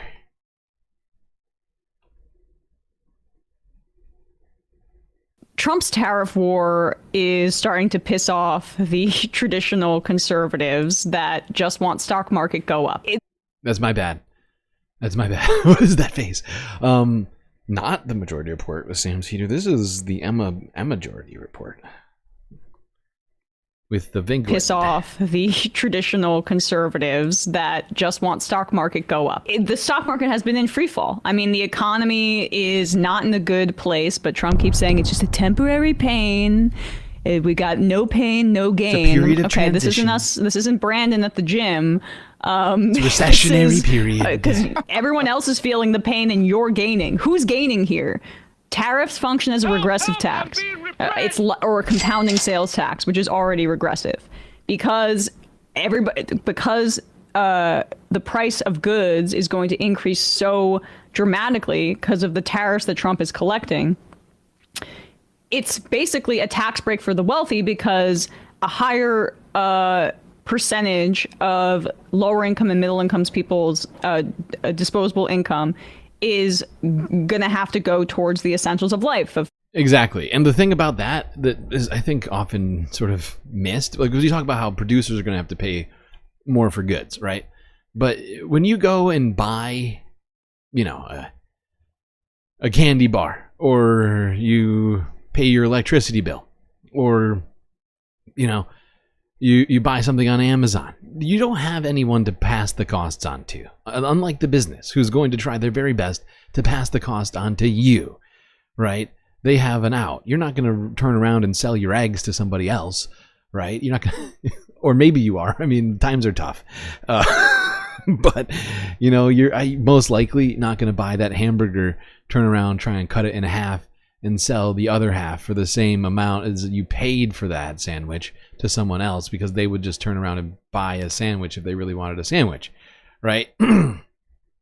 But, so it's going to absolutely hurt. You just normal people, and businesses are going to be completely fine. If anything, they're going to make more money because they'll be able to obfuscate whether or not they're even paying a tariff, and just raise prices arbitrarily, regardless of how much they're paying, unless people pull back on their spending and punish them for doing these things, right? Force these big businesses to take lower profits. Food or getting a car or whatever, and that's where that price increase is going to come. So it disproportionately hurts people as you go towards of course, lesser income the further down you. It's really hard to sort of, you know, like, to some degree we can pull back our spending, and it's usually people who are doing better than people who aren't, right? Like, if you're on the low end of the income scale, then you're probably just buying necessities. You're buying your food, you're paying your rent, or maybe your mortgage, and your bills, and then you're left with nothing, or you're in debt at the end of the month, right? You're paying it on credit card bill or whatever else, right? It's just a completely fucked and perverse situation that's going to hurt regular people, and it's going to be hard for those regular people to push back.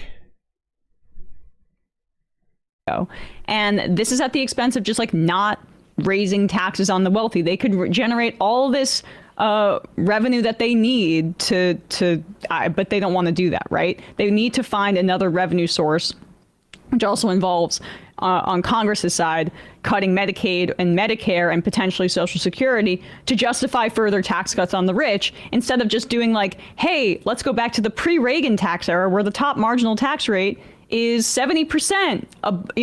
When you're at this 1% level, every dollar of that amount is taxed at the 70% rate. This could solve all of this. Or, as Sam advocates for, go back to the levels in the 40s and 50s when the top marginal tax rate was 90%. They just don't want to touch rich that. People, because they're all bought. Right. And even the Democrats don't want to talk about raising taxes. They frame things as tax cuts. And this is what you get. You get regressive taxation and mass destabilization of the economy because the crypto speculators hey, they can just pump and dump or do whatever scheme works for them. So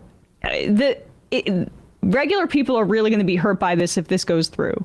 But it is also affecting Wall Street and these like traditional money people.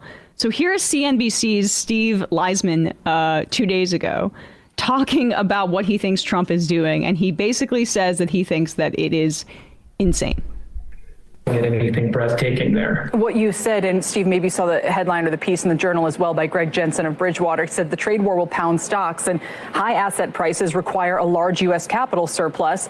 We don't have that. And so everyone's trying to add this up to say the math doesn't make sense here to have all of these things happening at the same time. I'm going to say this at risk of my job, Kelly, but what President Trump is doing is insane. It is absolutely insane. It is about the 8th reason we've had for the tariffs. And now he's saying he's putting 50% tariffs on Canada unless they agree to become the 51st state.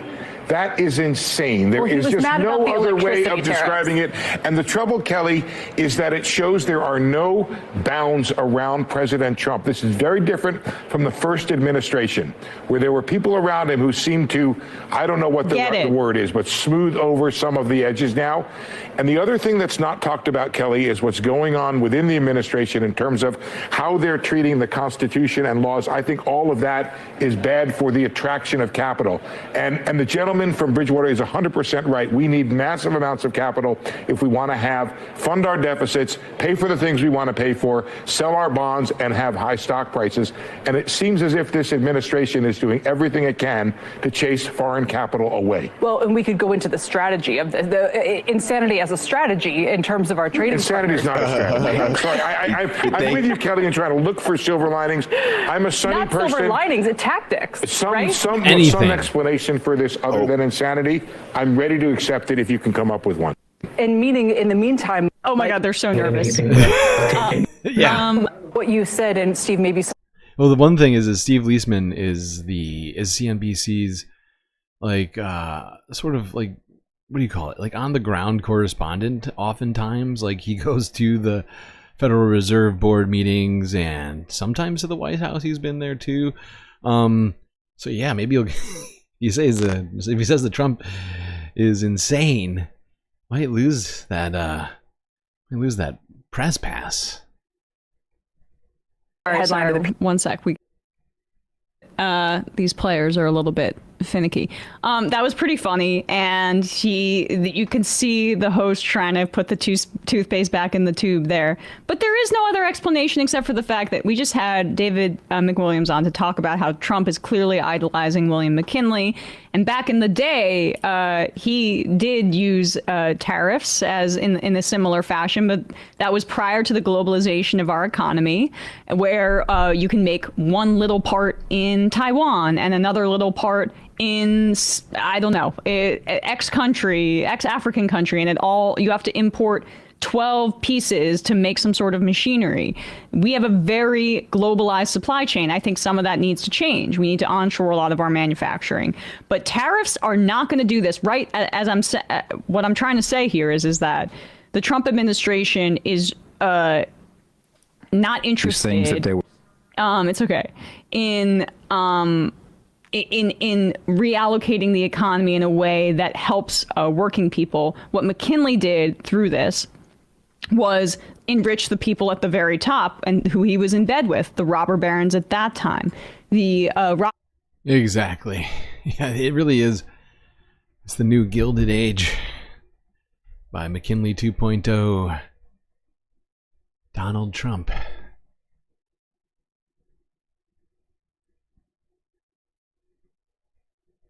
All right, let's keep talking about the trade war,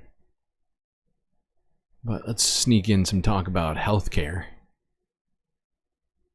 as well. Here's Democracy Now! From yesterday. Talk about all that.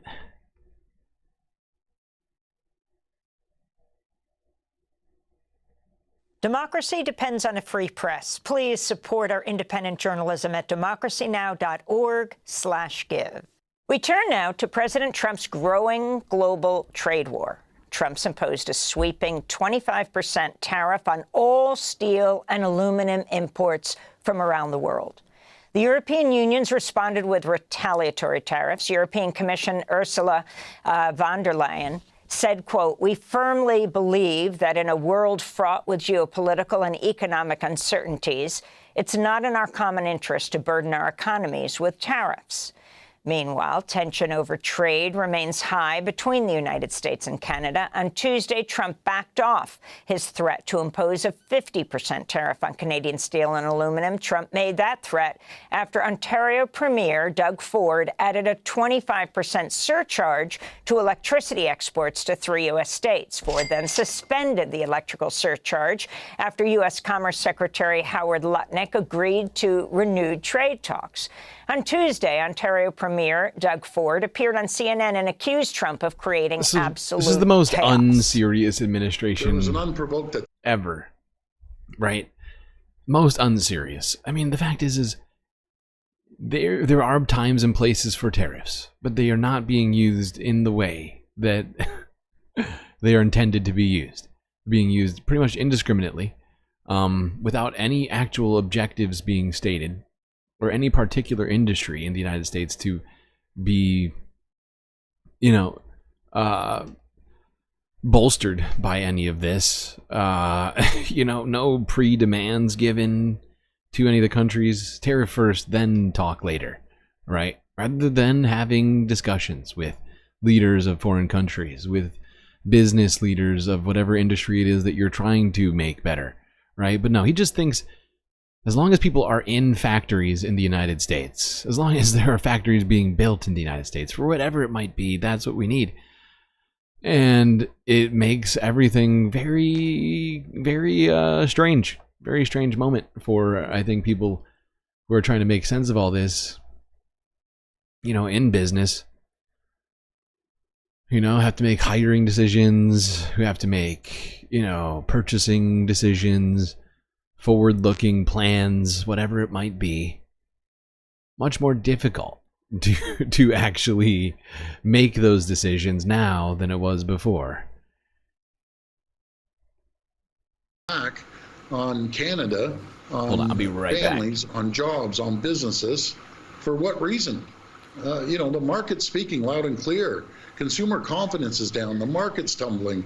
There's going to be plants closed in the U.S. Assembly plants will shut down because they won't have the aluminum, or they'll be paying 2x, 3x as much. This is absolute chaos created by one person, and that's Donald Trump, not the American people. I always say Canadians love Americans. I love Americans, and this has to stop. Trump's escalating trade war rattled markets again on Tuesday, with stock markets continuing to fall. To talk more about Trump's trade policy, what many call Trump's trade war with the world, we're joined by the award-winning investigative journalist Dave Lindorf. His most recent article is Why U.S. Automakers Make Vehicles in Canada. It appears on his Substack page. This can't be happening. Dave, thanks so much for being with us. Why don't you start off by just responding to what Trump is doing to Canada and the 25% tariffs on steel around the world? Oh, thank you. Thanks for having me on. I'm in Cambridge, so you found me. The whole issue that really struck me about this is that the reason that the auto industry and probably a lot of the steel market went to Canada, and that the auto industry actually set up subsidiaries in Canada to construct the cars that they sell, some of them, all the vans, pretty much, minivans, and, a noted Ford and GM pickup, is because Canadian labor costs them much less. And it doesn't cost them much less because Canadian workers earn less per hour, which they don't. They have good, strong unions and they have good hourly pay, but they don't have to, those subsidiaries don't have to pay for their employees' healthcare costs. In the US, in contrast, the union has negotiated very good health plans from the auto industry, Ford, Stellantis, and GM, but they have to pay for that themselves, the auto companies, and, a part of it by the employees, because we don't have public medicine, nationally funded public medicine for working age people, only for people on Medicaid after they're 65. They're not the ones that are working. So the fact that we don't have national health care here like they have in Canada or Britain or all of Europe is making American industry non-competitive. In fact, Rick Wagoner told the Senate back in '85 that GM was being driven almost into bankruptcy because of healthcare costs. And now healthcare costs cost about, I think, 4.9 trillion, a 6-something% of the U.S. economy. So, or 16 rather. So we're really paying double for not having national health care. We don't have, we have to pay for it ourselves, partly, and we lose our jobs because our industry is not competitive with other industries. And Dave, you make the point in your article that it's not just Canada. In Germany, in Japan. It's a fascinating take that we had not really considered around here or discussed at all up until now. Something that's sort of going under the radar around here, but this is also a huge part of what's going on. Clearly, because employers, we don't have government mandated healthcare for all citizens. We have this patchwork system of health insurance. And so this does, in fact, make employers less competitive than in other countries. And if the United States just made a functional nationalized health system, then this wouldn't, this might be a completely different discussion.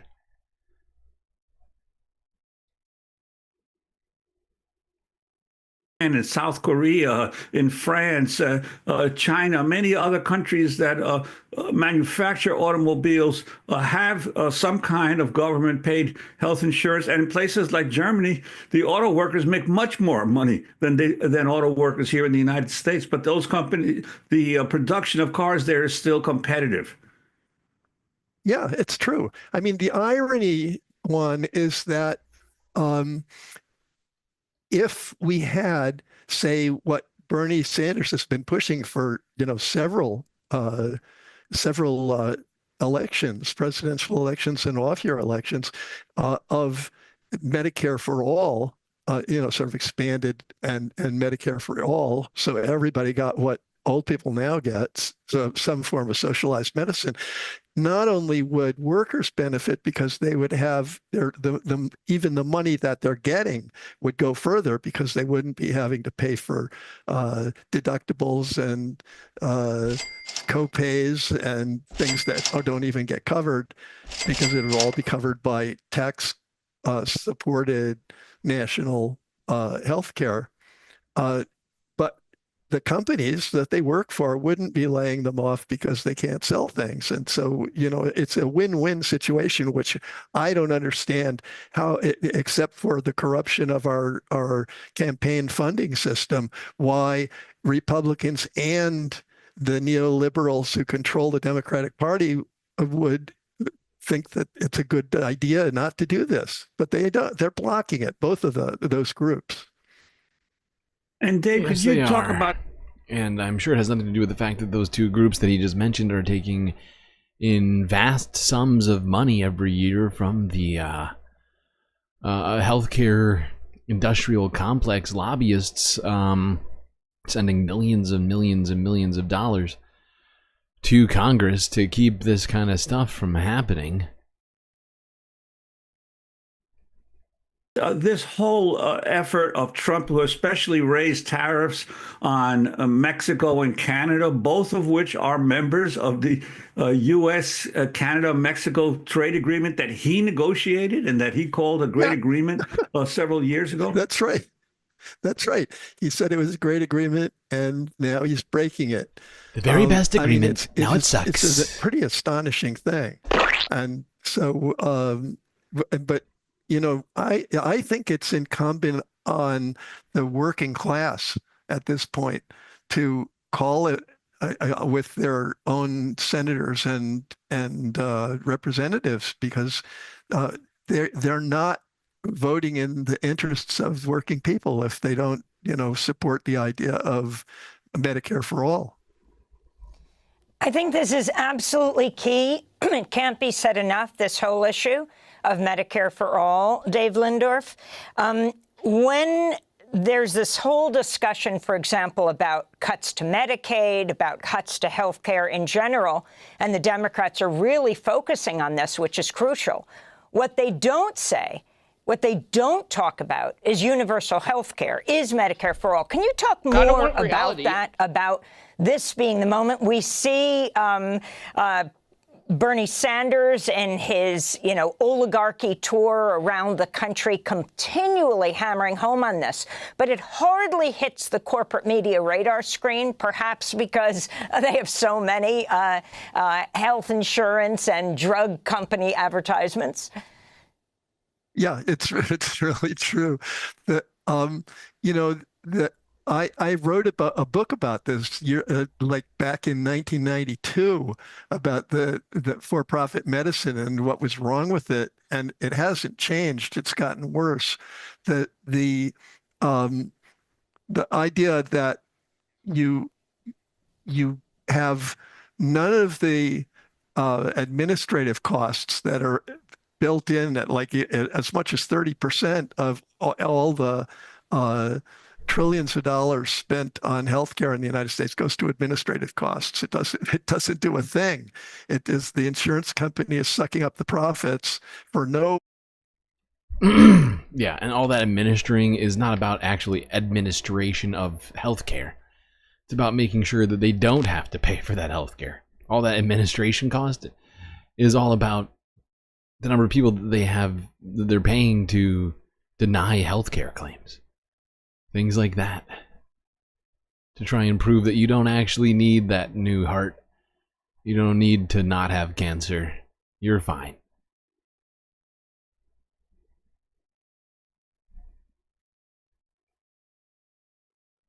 Of course, healthcare in the United States is already bad. But it's about to get much, much worse. Considering everything that's going on, RFK Jr. in charge of the HHS.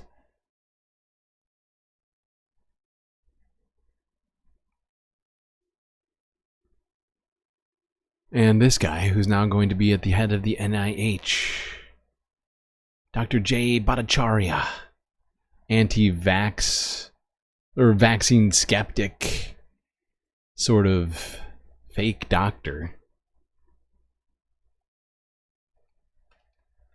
Really is a businessman more than he is a doctor, in my opinion.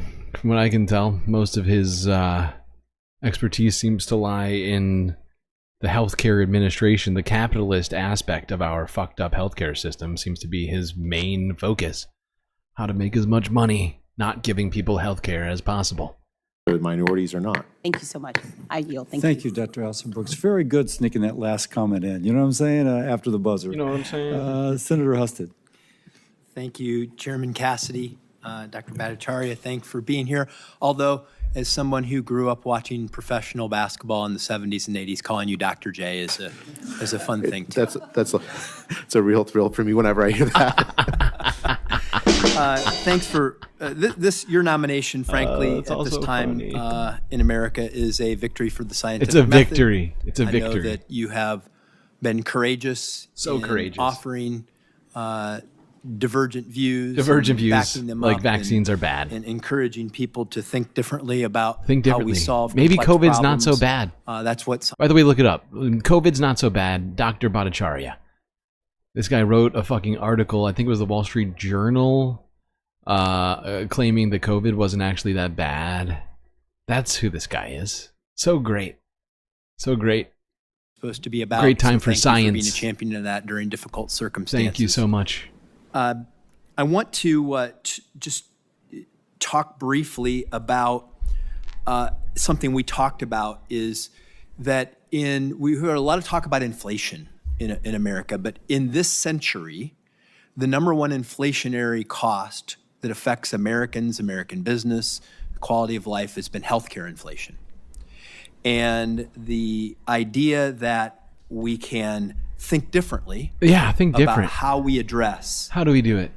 healthy living, our diet, healthy living, how we improve the quality of life, drive down costs, and improve outcomes is something I think is sorely missing today in the conversation about healthcare. How do we do thinking that? differently about it? How do we think is critical differently? to doing Oh, that. we must So think differently. just give some thoughts about how you think your role as a director could help advance that conversation.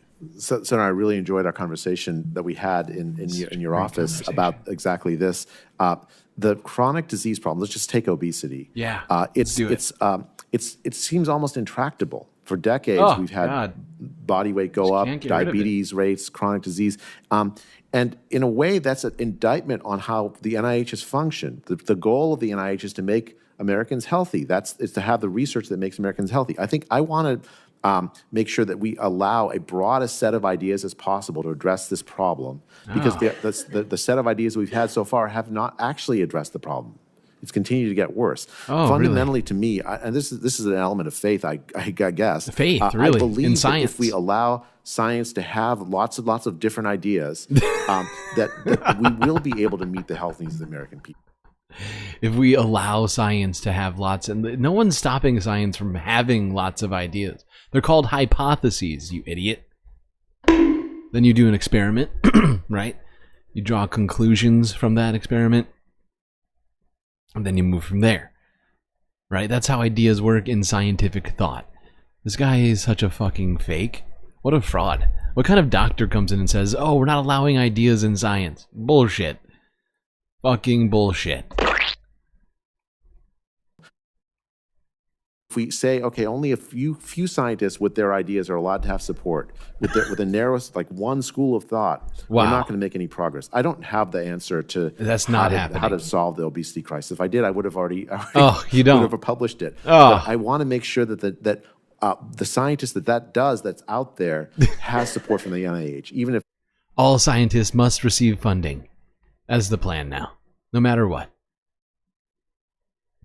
Even if you have insanely unscientific ideas, you deserve funding. I've got some ideas.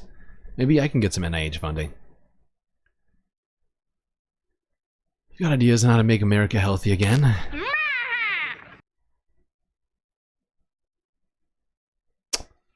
So yeah, it doesn't seem like he has any good ideas on how to tackle healthcare inflation. But he does know that he doesn't have any ideas on how to make America less obese. So he's got, well, it doesn't seem like he has any ideas, actually. Glad we have this guy. Be the head of the, that's fascinating. It's very exciting. Now, one way to make America healthy again is to understand the effects of our environment, right?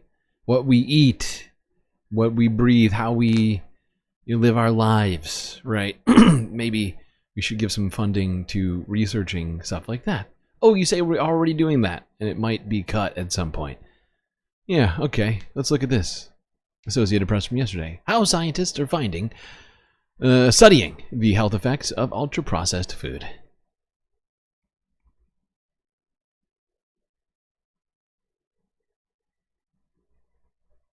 Ultra-processed foods are hard to avoid. They make up more than 70% of the U.S. food supply. Think of them as foods you can't make at home. They're industrially produced and may contain things like added colors or preservatives. They're often thought of as bad for us, but scientists are just starting to answer the question of how they may be bad for us. It's very difficult to study how foods and diets influence health in humans. We have these links that are saying that diets high in ultra-processed foods are at least associated with a variety of poor health outcomes. What we don't know is what is the mechanism underlying those links. In this unique study at the National Institutes of Health, participants agree to spend a month living in a clinical center, where they're closely monitored and fed meticulously designed meals. 1 week could include fresh salads and another meatball subs.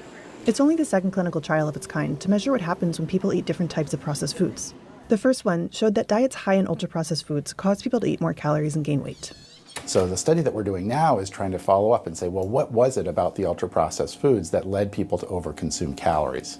We take complete control over people's food environments, and we can measure exactly what they eat.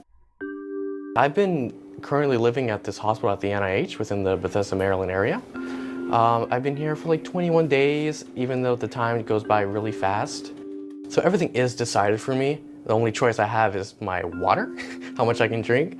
I do have 3 monitors on me that track my movement, so they know like how I think active I am. It doesn't really feel like it's a huge study, but I know there's a huge importance to it. One of the things that we're interested in doing is trying to figure out, is this causal? Do these ultra-processed foods cause overeating and weight gain and obesity, and then downstream consequences like type 2 diabetes and cardiovascular disease? This is where our staff prepares all of the meals for research studies where all of the food and nutrients need to be controlled. The menus that we serve are about 6,000 calories per day. Well, there you go. As you can see, studies like this take a lot of time. It would take an incredible amount of resources to do.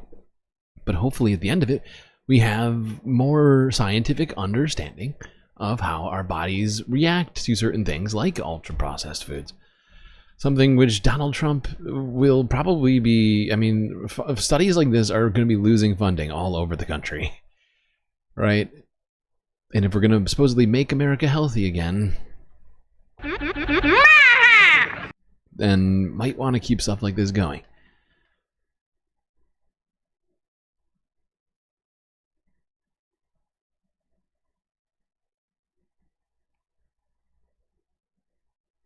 Okay, I think we're going to take another break right now. We are approaching 4 hours.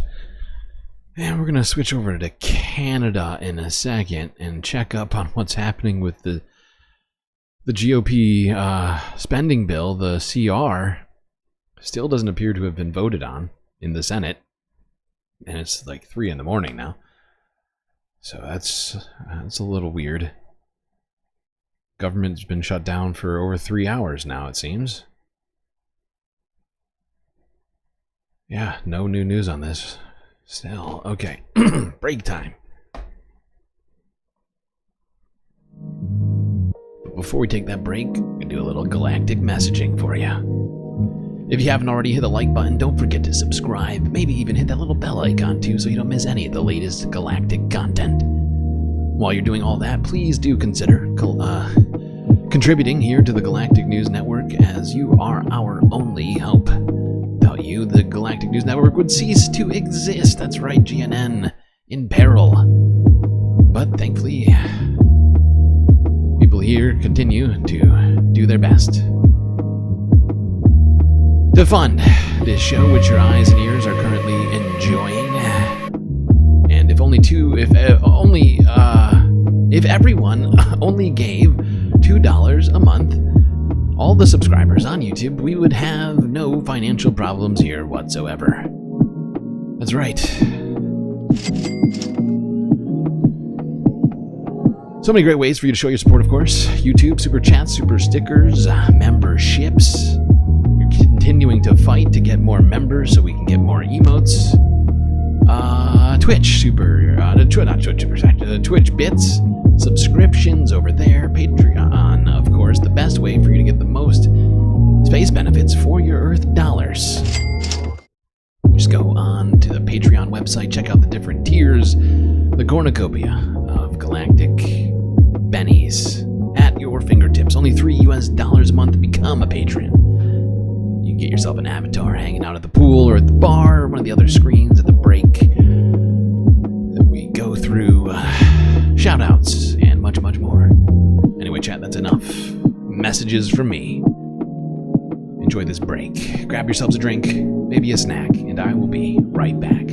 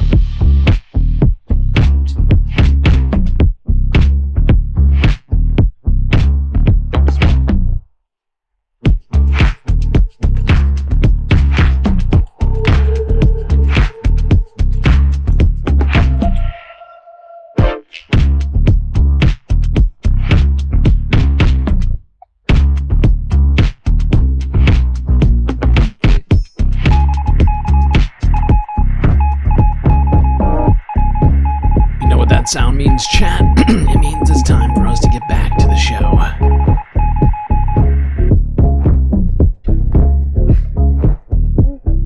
Better get those seatbelts back on, because this spaceship is about to go back on the road. Alright. What next? Canada. Let's go back. Talk about Canada, even though we've been talking about Canada this whole time.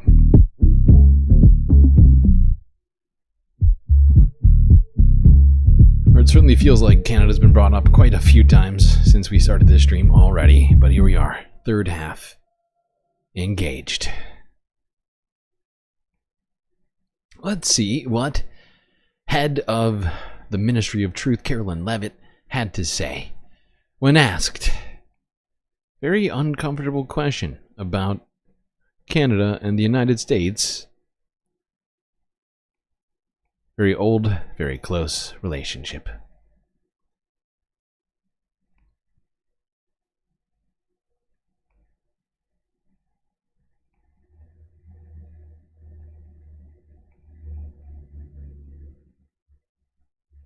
Jasmine.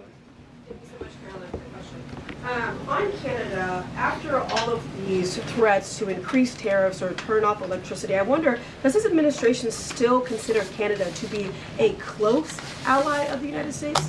Well, I think Canada is a neighbor. They are a partner. They have always been an ally. Perhaps they are becoming a competitor now. But as the president also laid out in his Truth Social post today, he believes that Canadians would benefit greatly. Wait, I'm sorry. Try that again, Carolyn. What was that? Of the United States? Well, I think Canada is a neighbor. They A are neighbor? a partner. They have always been all an the ally. words but Perhaps ally? they are becoming a competitor now. But as the president also laid out in his Truth Social post today, Yeah. he believes that Canadians would benefit greatly from becoming the 51st state of. So, no. I think that answer is no. Canada is no longer an ally of the United States because Donald Trump has territorial ambitions and would like to turn them into a state rather than a sovereign country. Can't have an ally with your own state.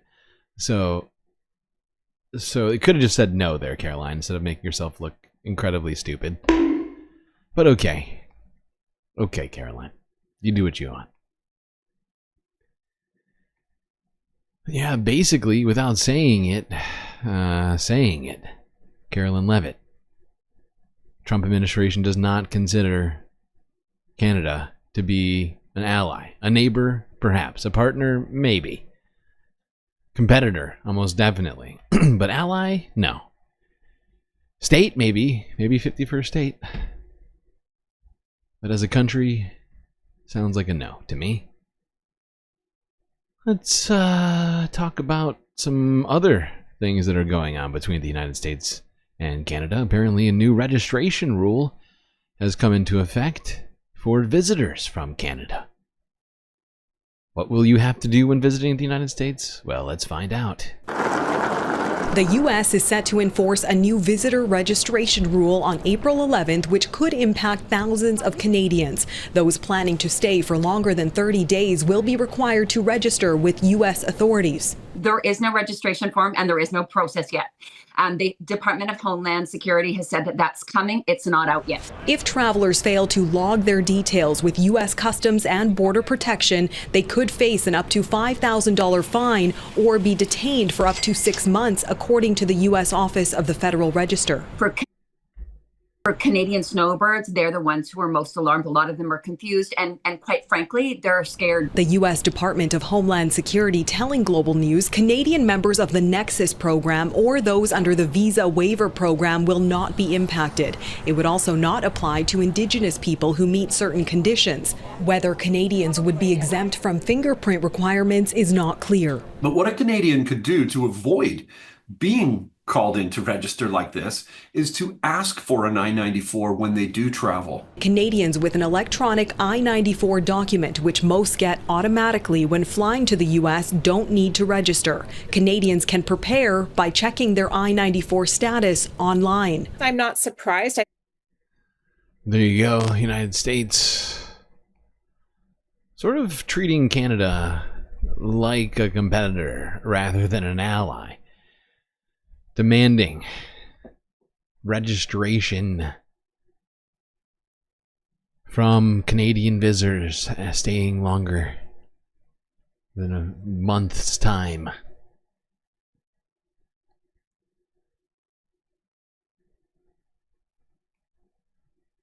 We're still friends, right? Still be friends, not allies, right?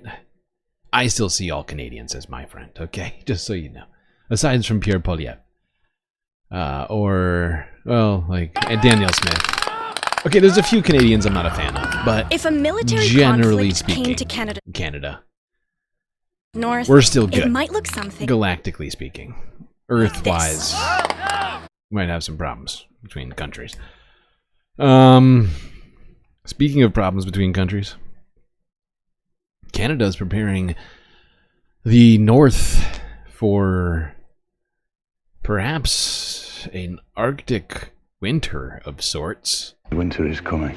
Except not the weather kind of winter.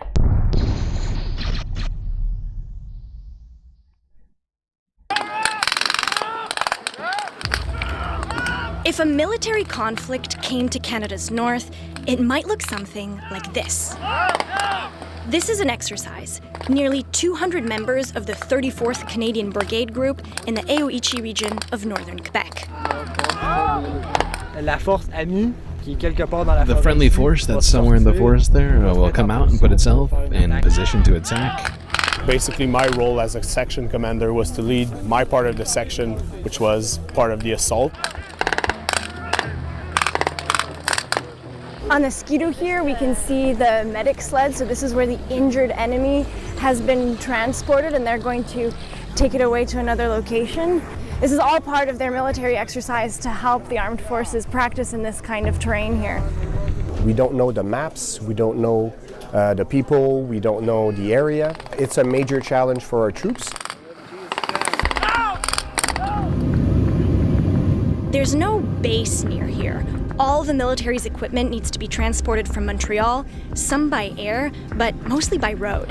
Phone signals and communication lines are sparse, so are roads and other infrastructure. One of the biggest challenges for Canada's military up in the north is asserting their presence and their capabilities over such a vast, and I mean vast, territory. Canada's north makes up about 40% of the country's entire landmass, and this region stretches for about 4 million square kilometers. What? Canada is about the north, our north strong and free. So we can't just be able to operate in the south, we need to be able to project our forces if needs be, depending on the needs of the government, and being able to deploy, survive, operate, accomplish the mission. Military exercises like this are actually quite common. The Canadian Armed Forces will carry them out approximately once a year, but there's clear reasons why this time they wanted it to be seen, and not just by Canadians. In an era of rising geopolitical tensions, projecting strength is important for many countries, Canada included.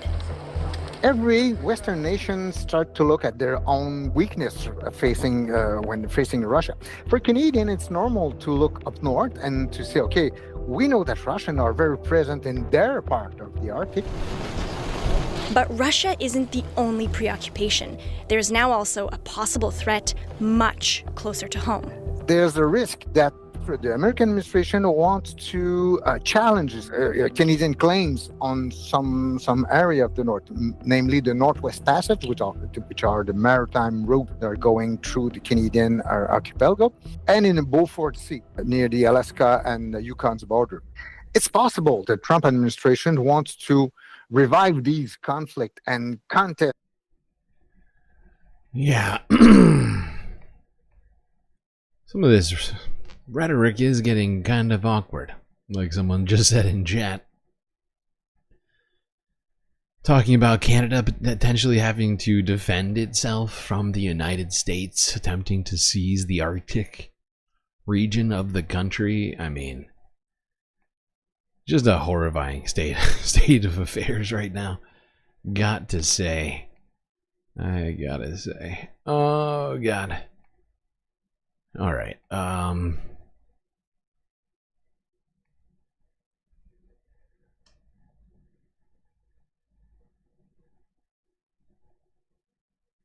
Let's talk about the shutdown, which is apparently already starting. There has been some movement on this, but it still seems to be stuck in in limbo right now. This is 12 hours ago. Some senators reacting to Republican-led spending bill as the shutdown deadline looms ahead. Really behind now by 3.5 hours is when it was supposed to start. Which means it has started until we hear anything else.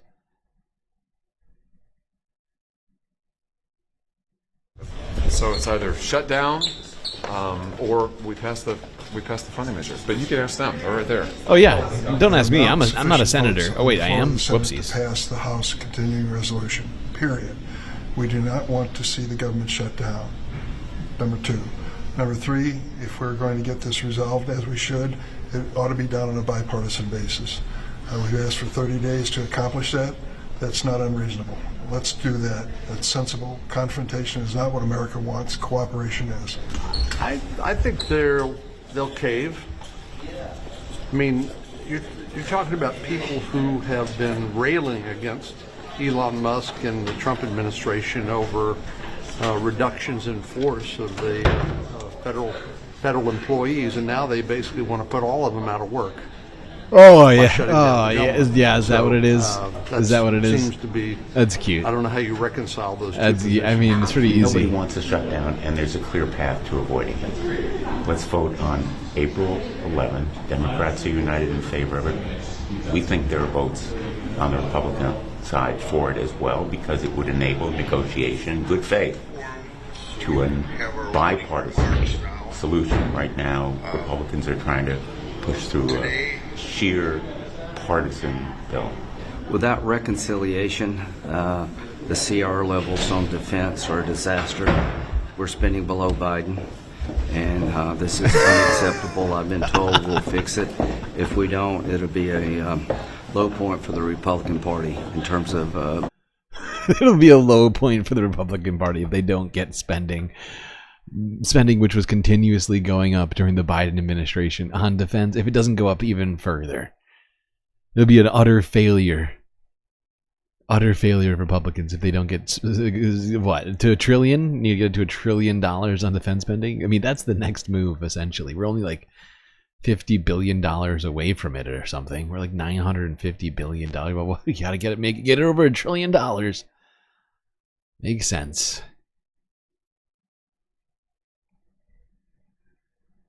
Now, it's possible that this spending bill will pass, even though Democrats are boycotting it, had plans to cloture this bill. One senator decided to put his neck out to vote for the GOP spending bill. Now, I don't think the vote's actually happened yet, or I certainly haven't heard anything of a vote, but supposedly Senator Chuck Schumer of New York, I think isn't he technically the leader of the minority, whatever that's called?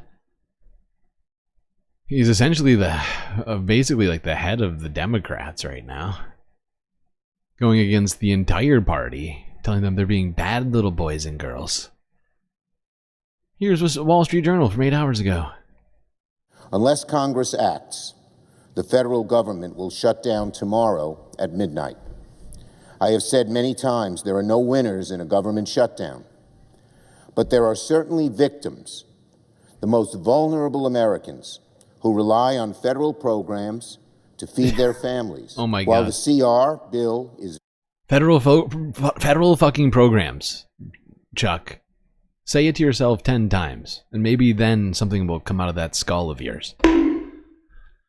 Federal programs which Donald Trump is actively gutting right now. We fund the government. Are they even going to receive the funds? Are they? Can you say with the guarantee that everybody who deserves them will receive them? You can't. I don't think you can.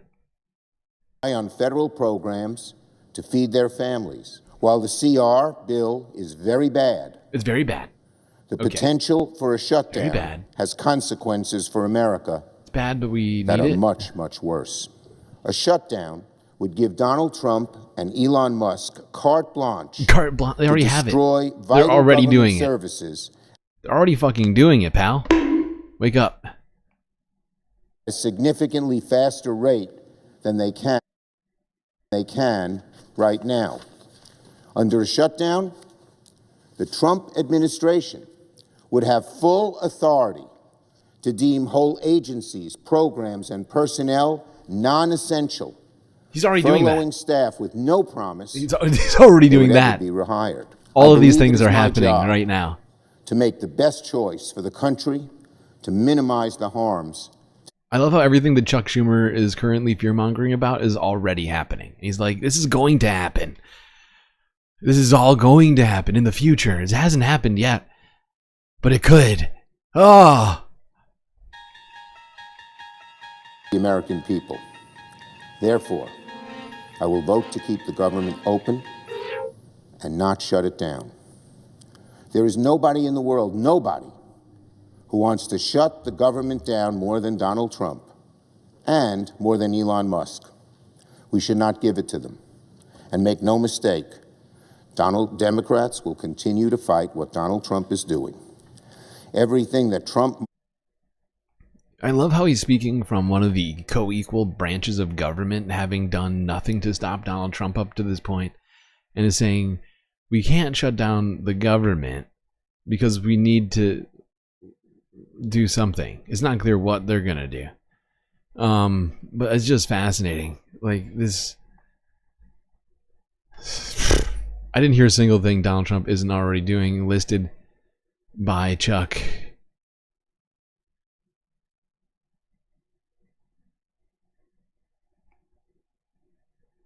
But even with his, what's fascinating is I think they may have lost some Republican votes. I think that's why the vote hasn't happened yet. I'm going to double check it right now, because this is it on the government shutdown. We're about to leave behind U.S. politics, at least the first 2.2 halves of it, behind shortly for environmental news and other things like that. But I just want to double check that this hasn't happened yet. Still, I see nothing. No updates on this, which means at almost 4 a.m. on the eastern seaboard, where D.C. is, senators are up late into the early hours of the morning right now, just like we are, oftentimes. But in their case, they are actually struggling to take a vote on this because they must not have the votes. If they had the votes, they would have taken a vote, right? like we understand how this all works, right? You know, if they had the vote, they would have taken it already. They would go to bed. It's 3:45 in the morning. The government shut down. It's been shut down for almost 4 hours. So even with Chuck Schumer having pledged, which means multiple Republicans must have voted against, or must be at least planning to vote against. We have some idea of who those people might be. Rand Paul, of course, but there's plenty of others in there, I would guess, would love to shut down the government for their own ideological purposes. So it looks... It's not until next midnight? What do you mean next midnight? What? Are you sure it's not... I'm pretty sure it's right now. Hold on, let me look this up. I'll look it up. I could be wrong about this, but I'm almost 100% positive about this.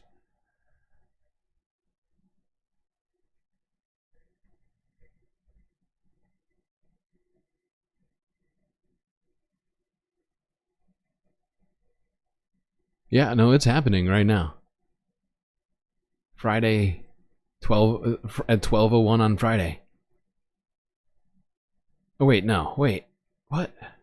How do you count? What? Wait, no, I guess it is. Is it Saturday? Maybe it is. You know what? I might be wrong. I might be wrong. Then why would you put it down as Friday at 12:01? That would be Saturday at 12:01. Somebody fucked up this calendar. I guess I'm wrong. There's still 21 hours to go. I'm Very stupid. Very, very stupid. I made a huge, tiny mistake. Huge, tiny mistake. It's my bad. But it's also the bad of the people who said the 14th at 12:01. Because it is well past the 14th at 12:01. Just point that out. People explained it to us earlier in a way which was very misleading.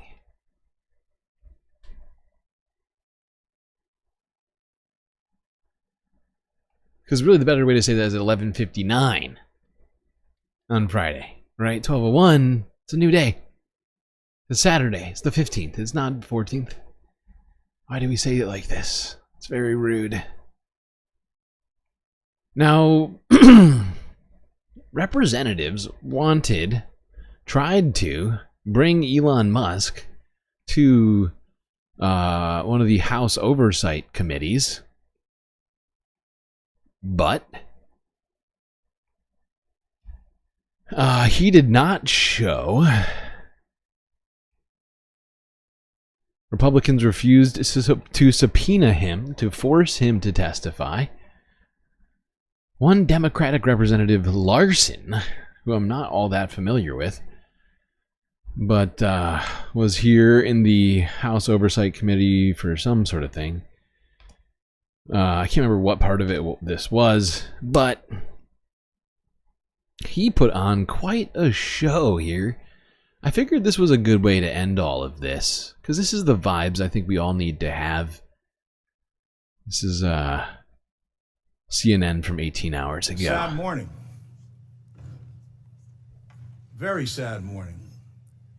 When this committee, the oldest and most continuous in the Congress, neglects its responsibility and essentially holds this hearing today to block any further discussion. The men and women on this committee are good people. They're honest and caring people. And that's why I do not understand why you would relegate this committee to no longer being of significance and resort to saying you will do whatever Elon Musk and Donald Trump tell you to do. Where's the independence of the committee? Where's the legislature? We're an equal branch of government. And you start off with a blather, and yet when we look at the empty seats here, where's Elon Musk? Come on! I'm sure he's a genius and is a very credible person because of the wealth he's accumulated. But that does not put him above the law or the responsibility to come before this committee in this Congress. If he's so great, if these plans and all the fraud and abuse that he found are so evident, why isn't he here explaining it? You know why. Because he's out to privatize Social Security. He's been on television the last couple of days talking exactly about Social Security, Medicare, and Medicaid, and what he intends to do. Privatize it. The American people, some of them may have been born at night, but not last night. The world's richest man, fresh off selling Teslas on the south lawn of the White House, is also trying to juggle a business empire, which is getting hammered on the stock. I like that one. They may have been born at night, but not last night. Yeah, that's the sort of vibe I think needs to be taken more than it is right now by congressmen demanding accountability from people like Elon Musk, demanding to be treated as a co-equal branch of government. I thought that was the exact vibe we need to be taking along with us for the rest of the evening, thinking about all this stuff that's been going on. You know, the senators, representatives, like Mr. Larson, need to, step it up. Donald Trump doesn't have the fucking authority to do all the stuff he's doing, and yet they're all sitting very quietly watching everything go on as if nothing's the matter. Speaking of which, speaking of things that might be bad Donald Trump has been doing, let's talk about the environment. Former EPA official came on to CBS Evening News, reacted to the recent cuts over the last 2 days Donald Trump has made to the EPA and rolled back on regulations keeping you safe. Today, the Environmental Protection Agency Administrator Lee Zeldin cut dozens of environmental regulations, including decades-old rules on greenhouse gases and clean water. Come on! The agency also shuttered its environmental justice offices, which work to protect disadvantaged communities from the severe impacts of pollution. For tonight's interview, we're joined by Matthew Tejada, who worked at the EPA for multiple administrations and led the EPA's environmental justice efforts.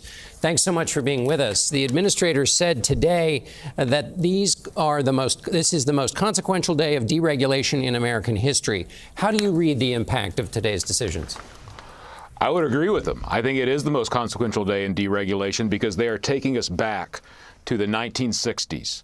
From before the times when we had regulations that actually cleaned up our water, protect people from across our country from cancer-causing agents in our air. Yeah, in the 60s, they didn't really have those lead pipes regulations or lead in the paint regulations. And a lot of kids were affected by that. Same thing for leaded gas. All that stuff, if I'm not mistaken, happened after the 60s. I guess we're going back to that. We'll have shit in our drinking water, whatever, your local water authority wants to leave in there. I guess it'll be in there. If it costs too much to take the lead out, I guess they'll just leave it in there. It costs too much for them to take out the feces and all that. I guess they'll just leave it in there. No, you don't need. It's fine. Why don't you want to drink poop water? What's wrong with you? Actually cleaning up legacy contamination sites that people have been living on top of for generations. They are taking us back to that time when we didn't have regulations. It is not about making government more efficient or more effective, and it's certainly not about making Americans healthier. It is about allowing polluting industries in this country to have their cake and both eat it too by having absolutely unfettered ability to pour their pollution into our communities, and that's every community in the United States, not just black, brown communities, but white communities, suburban communities. This is going to affect everybody in the United States. And Matthew, one of the announcements today said the agency is, quote, reconsidering the 2009 engagement finding. Help us understand what that means. Yeah, that was the endangerment finding. That was the finding that basically unlocked the authorities of the Environmental Protection Agency and our federal government to start combating climate change. We have seen repeatedly how our climate is changing on a regular basis and having devastating consequences, not just in our country, but across the world. How it is causing hundreds of billions of dollars in damages every single year. They're taking us back to not even square one, to the one decision that allowed us to start to make the slightest progress that was then supercharged during the last administration through the Inflation Reduction Act and other regulatory progress that we made recently. It is taking us back in time, just like all these other decisions are taking us way back to an era when we were suffering from pollution in every part of this country. And let me ask you now, finally, Matthew, about the environmental justice offices. Remind us about, define environmental justice for us and what you think will now happen as a result of these policies. So environmental justice has worked for decades to make sure that every part of our country, especially those parts of our country that have not had the power to keep pollution out of their community and to bring in the positives of a clean environment, of green space, of natural resources. Those are black and brown communities. Those are indigenous communities. Those are low-income white communities. Those communities that have not had a power to actually be protected from environmental pollution. The environmental justice program at EPA worked every single day to make sure that those communities felt heard by their government and to bring their voices back into government to make it respond and serve those people too, and they are gutting that. Yeah. So without these regulations, companies will be able to decide what they think is best for their bottom line before they think about keeping you safe from anything, really. It seems like it's pretty horrifying when you think about it. Pretty fucking horrifying. Who knows, next time that you buy something to eat, drink, wear, use, whether or not those people will be held to account if they poison you, give you cancer, something like that. The fact that he wants to roll back these things all the way back to the 60s is fucking insane.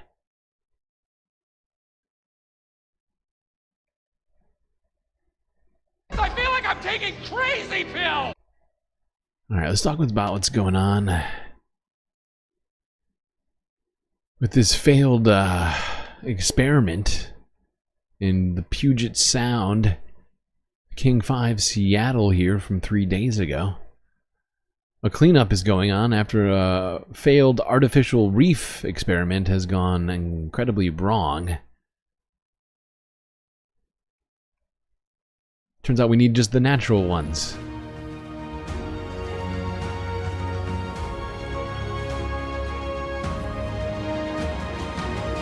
This morning, our Environment Northwest team is looking at Puget Sound's incredible diversity of marine life, while our state works to undo a failed decades-old artificial reef experiment. Right now, you may not know this, but tens of thousands of tires are submerged or floating all across Puget Sound after the Department of Natural Resources put them there. Farah Jadrin is here in the studio now with more. So Farah, how long have these tires been there and how is DNR getting them out? Yeah, well, Mimi, Jake, some of those tires have been in Puget Sound since the 1960s. The Department of Natural Resources finally has the funding to carry out what they're calling a pilot program in removing the tires. It's counting on the legislature to continue funding the removal, which is estimated to cost more than $7 million.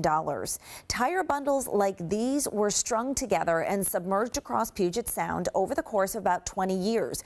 DNR says the intent was to provide more reef structures to attract sea life like rockfish and lingcod to boost recreational fishing. After surveys of multiple areas, DNR says there was no boost. There were no signs of significant life attaching to the tires and thriving. Instead, the only things that were growing were the major concerns over the damage to the sound. When the ropes that tied them together dissolve, and they can end up spreading out and actually damaging habitat and damaging wildlife instead of enhancing it over time. Now, it's the wellness of wildlife like this that's at stake. Highline College's Mast Center Aquarium on Redondo Beach in Des Moines houses and studies more than 200 different Puget Sound species. The team here is among the many who are grateful to finally see the tires removed.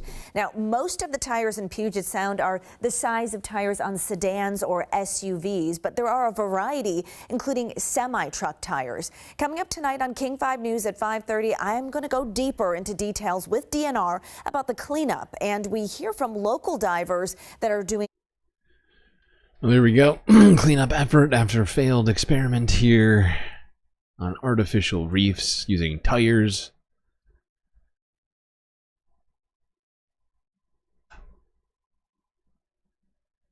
I don't know whose idea this was, but it was not a good idea.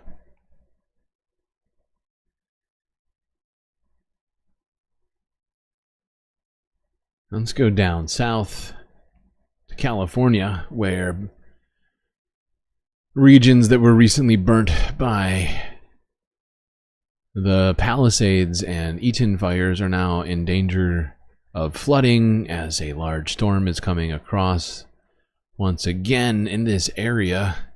And we are also keeping a close eye on the Palisades burn scar. With this storm, there is a really high risk of dangerous mud and debris flow. So it's a cycle that residents have been stuck in for weeks now, with on again, off again storms. And NBC4's Brittany Hope live along PCH in Malibu. Brittany, you really got a feel for people who live and work in the area. They just can't get an extended stretch of time where they don't have to worry about the weather. Well, it's worrying about the weather and also worrying about the road closures, right? If they can get in or out of their homes. We're on PCH right now, and as media, emergency responders, we're able to be here. But again, people who live here, people who work here, they can't be driving on PCH right now. So that's just one of the many concerns. We do want to tell you, though, we've driven PCH from Santa Monica all the way to Malibu to Carbon Beach, where PCH, that closure begins there. What you're looking at behind me is the main problem spot. Most of PCH has looked good, except for this. Now, if you remember back in the mid-February storm, when we were reporting here, we're just near Big Rock Drive, so we're just west of Big Rock Drive, and this hillside is below the Big Rock neighborhood. And up in that neighborhood, there's many homes that were destroyed, but many homes that are standing as well. Well, water is coming down the burnt hillside again. This is what we saw with the last storm. We're seeing it again now. The difference this time is that all of this mud from that last storm is now piled up beneath it. So just a few minutes ago, Caltrans was actually here kind of moving some of that mud away from the road, pushing it back into those mounds to make sure that both of these lanes could stay open. But again, this is the main problem spot. This is where we saw Caltrans crews focusing early this morning. We can tell you another area that we are monitoring is on the other side of Big Rock, so just east of Big Rock. That's where you remember last storm, that LA Fire Department car got pushed into the ocean by a mudslide. There's Yeah. In the wake of these fires, the likelihood of these mudslides goes way up. And it's a problem. It's a problem. Anybody still living in the area whose house didn't burn down?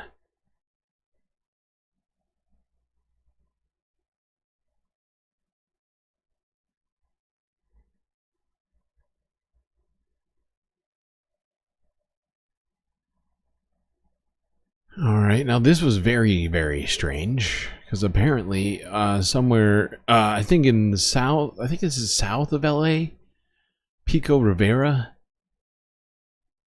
Apparently a tornado touched down, according to the National Weather Service, NBCLA, from 18 hours ago. Tornado. Yeah, we're going to go back LA. to our breaking news right now. The National Weather Service investigating reports of a possible tornado in Pico Rivera. NBC4's Lauren Coronado is heading to the scene right now. She's going to break down what we know so far, and she's going to look at the damage. Lauren. Lynette, Adrian, good morning. We're just leaving Sierra Madre right now, headed toward Pico Rivera. We're about 25 minutes away from where there are reports of that possible tornado. And this is something, Belen, our first alert weather team has been warning about, right? They said there is a possibility for tornadoes, and now we're getting that report that that very likely could be the case. I want to get straight to a live shot of the neighborhood in which these reports are coming out of, again, in the Pico Rivera area. And I want to break down what we know so far. We're hearing reports of that possible tornado, which is said to have hit a little bit closer to 3:15 early this morning, again, near Pico Rivera. We understand there will be a storm survey team getting sent out this morning to survey the damage that took place. When we talk about damage, we're talking about multiple trees down on cars, several trunks split in half as well. So those are all things that we're going to be looking for as soon as we get there. Now, we started to get calls. All right, hold on. I'm going to move this forward. I think they had footage of some of this somewhere. I'm trying to remember where.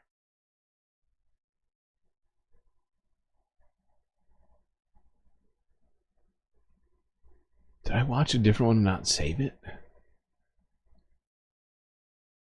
Oh, this might be some of it.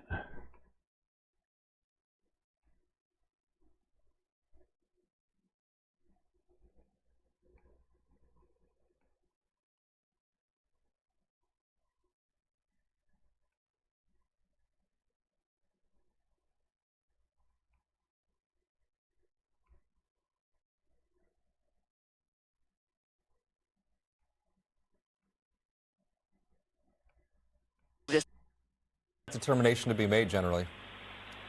Probably within, it depends on the situation, for something like this, within about an hour of time, we should be able to make that determination. All right. We're going to stay in touch with you. Please, if you have any updates for us, we'd appreciate that. Right now, let's go live to Julia Dang in News Chopper 4. You are over Pico Rivera. We're looking at some of the damage. I guess that's a tree down in the middle of the street there, right? That's right, Lynette. We just pulled up. You're actually looking at Loch Avon Drive. This is right by Pico Vista Road. Just to give viewers a sense of where we are, if you're not familiar with this area, this is just west of the 605 freeway, south of Whittier Boulevard. And I'm zooming out here so you can see what he was just talking about, this very concentrated damage. Where you see those flashing lights, they're picking up these downed branches. We're seeing trees down. We're hearing reports of wires down. Residents are online right now talking about a possible water main break in this area. Oh, there we go. Very strange tornado in March in Los Angeles, of all places. But there is another threat as this storm hits. That being toxins in the water. Something we've talked about in the past. But with all of these fires that have happened recently, there's a lot of toxic material right now with the rain today and still in the area. And when it rains, it all goes washing out to the nearest and lowest point, like the ocean. People are being urged to stay out of the ocean, especially in areas near discharging storm drains, creeks, and rivers. There are concerns about potentially higher bacteria levels in these areas. A warning has been issued through tomorrow afternoon, but officials say everyone really should avoid the water for at least 72 hours after the rainfall. There we go. People being advised to stay away from the water during the rain. Good morning, everyone. I'm ABC 13 meteorologist Settle Elise down. Smith. Here's Settle down, lady.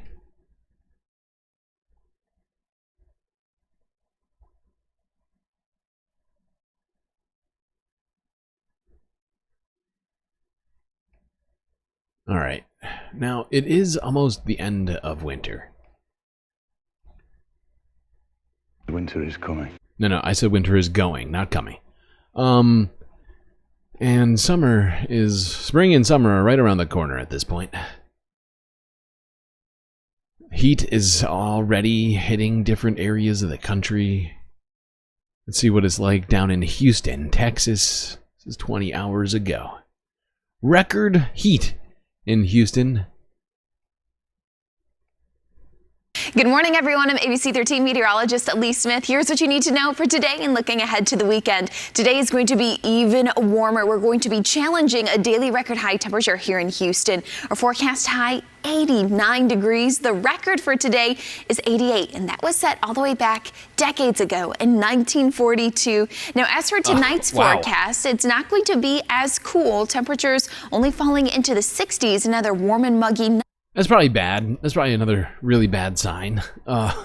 We have not been keeping track of the temperature readings this year, but Houston hitting record temperatures going back 80 years. Oh boy. Graph is going to look bad this year. I think it's going to be real bad. But the reason why we're talking about tonight's forecast is because of the total lunar eclipse that's going to be. Okay, settle down. We're going to talk about that later, which already technically happened.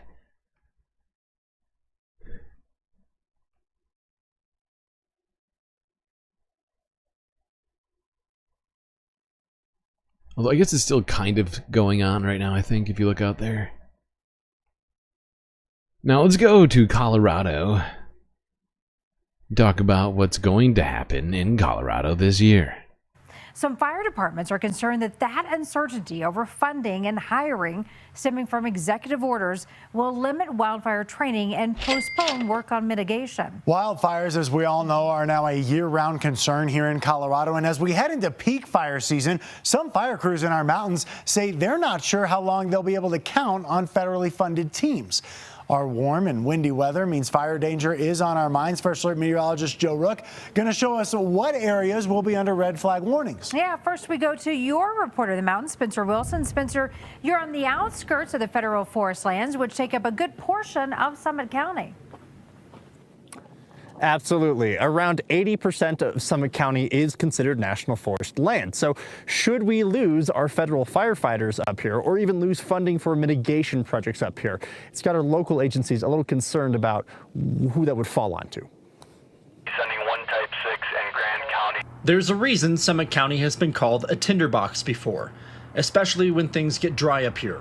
This forest is a low frequency, high severity burn type fuel. We're in the range. In range for devastation we've seen in other parts of the state. It's basically a year-round job to try to mitigate the national forests up here to lessen the power of a wildfire should it pop up, because it wouldn't take long for it to spread to neighborhoods. My house is threatened, as all of my neighbors and coworkers and everybody here in Summit County. So the insecurity with the U.S. Forest Service is reminding Red, White, and Blue Fire their partnership is something it doesn't want to lose up here. We're nervous about losing our guardians. What we're being told right now is that most of the fire resources are safe and they're going to be here, but that doesn't mean there's not additional challenges. The U.S. Forest Service has had issues with pay parity, cost of living issues here in Summit County, and lots of other issues. And this is before this administration took charge. Because federal support is more than just a crew on the ground. It's access to more funding, better resources, and more infrastructure to fight devastating fires.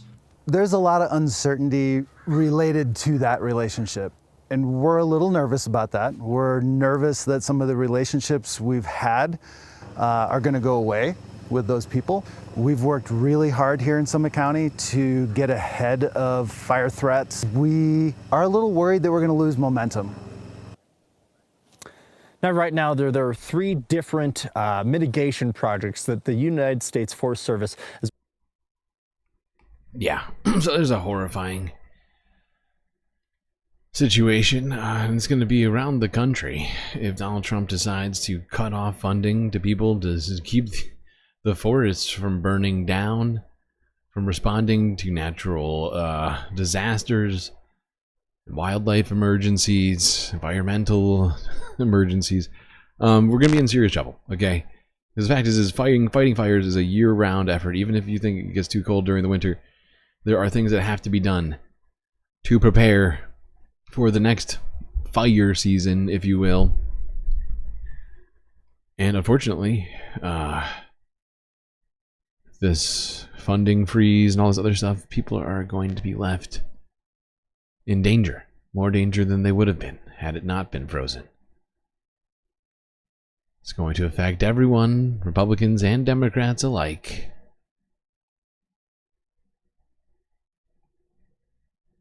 Same thing for most of the fucking things Donald Trump decides to do.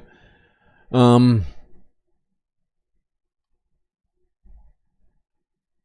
yeah, this is going to be seen across the country. All the places where wildfires are possible. Fact is every single state can have wildfires. Every single state can have a natural disaster happen.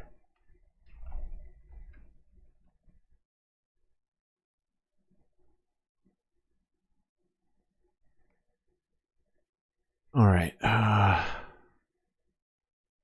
What's next? Okay, let's talk about European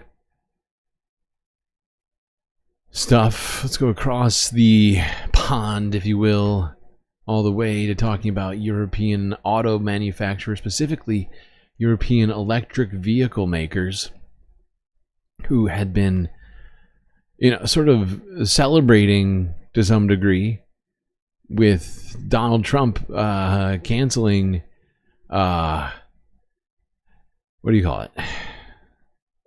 Environmental regulations. I don't know if they were celebrating, but not the environmental regulations. Hold on. What was I saying? I'm trying to remember what happened here. Oh, God. My brain just broke. But European manufacturers are hoping to take advantage of the United States' lack of EV manufacturing. They have been for some time. But the recent rule reversal, I think this was part of the EPA thing, but Donald Trump reversed EV rules in the United States, which is going to hurt European manufacturers who had anticipated or who have been working around or working with U.S. rules and are now doing a bunch of stuff that they don't necessarily have to do. Let's go here. Reuters from yesterday. Shares in European truck makers fell on Thursday. That's after the US Environmental Protection Agency said it would start efforts to reverse the Biden administration's emissions rules.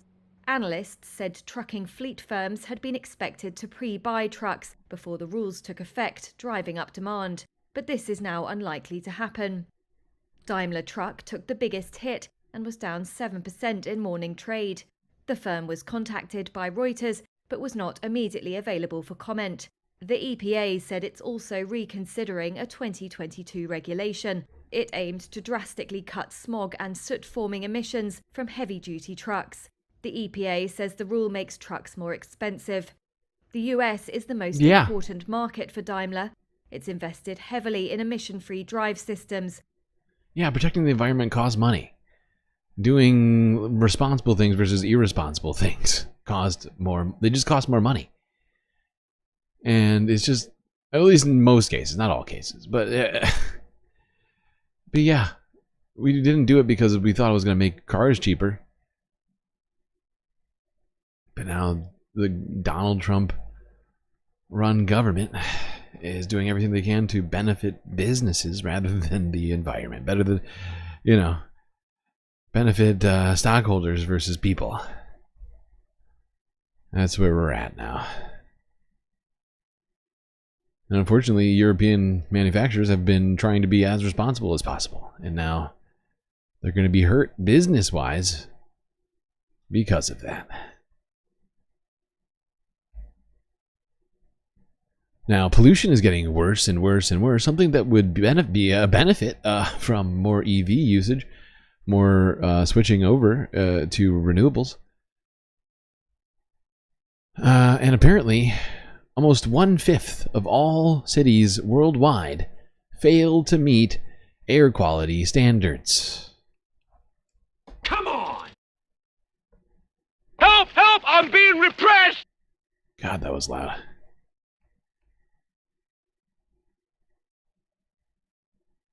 A new report reveals most of the world's air is dangerously dirty, with just 17% of cities meeting air pollution guidelines set by the World Health Organization. Researchers at IQ Air in Switzerland analyzed data from 40,000 air quality monitoring stations around the world last year. They found the dirtiest air in Pakistan, India, Chad, Congo, and Bangladesh. The most polluted major U.S. city was Los Angeles. Giving you a live look at Seattle. And people living here can take a big, nice, clean, deep breath. The Emerald City was rated among those with the cleanest air. We take it for granted. All right, it's quick gloating, Seattle.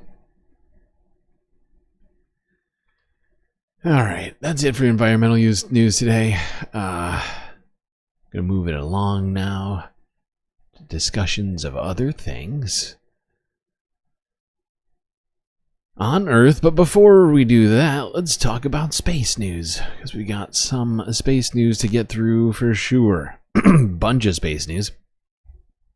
We'll start here in Poland, talking about Elon Musk's satellite company Starlink, where Prime Minister Tusk cautioned friends against over-reliance on Starlink, considering some of Elon's statements, among other things.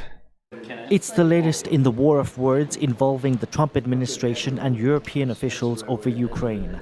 On Sunday, Elon Musk responded to a comment on X and said his Starlink system was the backbone of the Ukrainian army, adding the entire front line would collapse if he turned it off.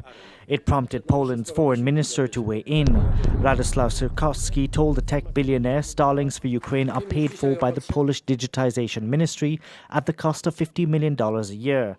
He added Warsaw would be forced to look for other suppliers if SpaceX proved an unreliable partner. Musk responded to the message on X, writing, "Be quiet, small man, you pay a tiny fraction of the cost." The U.S. Secretary of State also chimed in.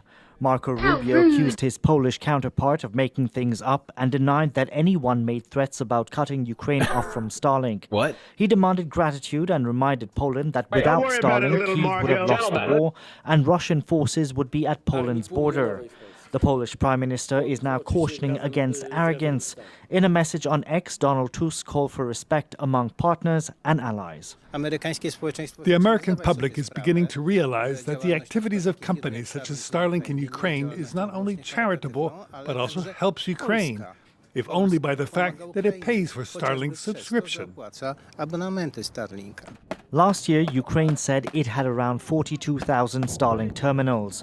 During the war, they've been the most reliable means of communication and have enabled troops to observe what's happening on the front lines. In February, Ukraine said it was exploring alternatives to Starlink. That was before the Oval Office debacle between Vladimir Zelensky and Donald Trump, a showdown which resulted in the U.S. suspending military aid to Kyiv. Okay, there we go. Spat over Starlink threatening to cut off access to Ukraine, something which we covered way back. Another failed attempt it's not really at a threat. It's happened. Elon's done it in the On past. Wednesday, SpaceX scrubbed the expected. You know, and I think it's only smart not to rely on the billionaires for this stuff. It's why I keep talking about us ushering in luxury space communism. But unfortunately, the billionaire takeover of space continues to grow. While the forces of good shrink. Help fight back. Give to the Galactic News Network, where we are dedicated to eradicating billionaires from space. Or jettisoning them out of the solar system. One of the two. We still haven't decided yet which is going to be more fiscally responsible. But we do not have the ability to do either yet. Now, Elon Musk was bragging recently about how he could have taken back the SpaceX astronauts. I'm sorry, the NASA Starlink astronauts. Anytime in the last year. Recently, he was like, yeah, remember? Anybody remember that? He was like bragging about how he was bringing them back and how the Biden administration supposedly forced those astronauts to stay in space because they didn't like Elon. Now, of course, we knew that was a lie. Not at all true. But as it turns out, Elon can't bring them back at any time and has failed to bring them back.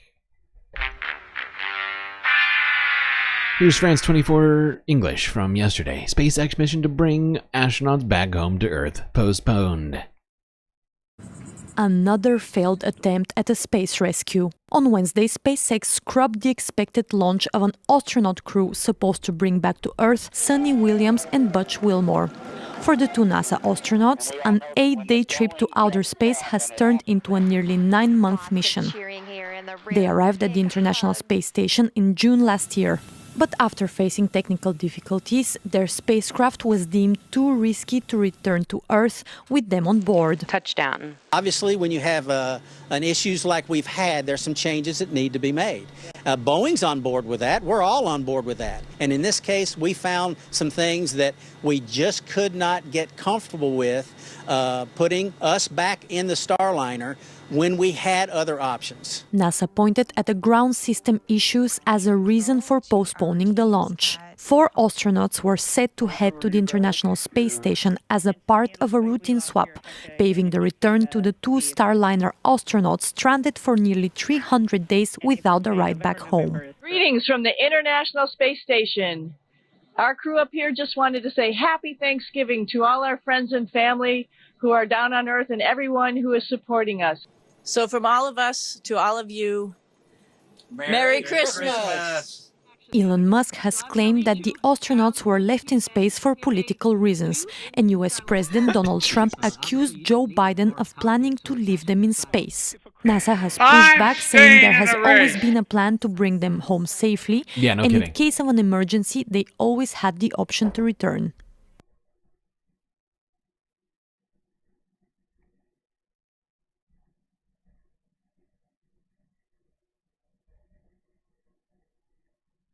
And that we can make a call in. 2 U.S. astronauts who have been stuck in space for 9 months will have to wait at least a few days longer to return home, after SpaceX on Wednesday scrubbed the launch of a rocket carrying a crew that was meant to replace them, called the Crew 10. NASA was set to launch a SpaceX rocket from Florida to relieve Butch Wilmore and Suni Williams from the International Space Station, but the agency said the launch was called off due to a hydraulic system issue with a ground support clamp arm for the rocket. The astronaut pair has been stuck on the ISS for the past 9 months after NASA deemed that it was too risky for them to fly home on the Boeing Starliner craft they arrived on, which suffered propulsion system issues in space. NASA says Wilmore and Williams cannot leave until the new crew arrives in order to keep the ISS staffed with enough U.S. astronauts for maintenance. The Crew 10 flight would normally be considered a routine astronaut rotation. Instead, it has become politicized, as U.S. President Donald Trump and his advisor Elon Musk have, without evidence, blamed former President Joe Biden for the fiasco. NASA had moved the mission up.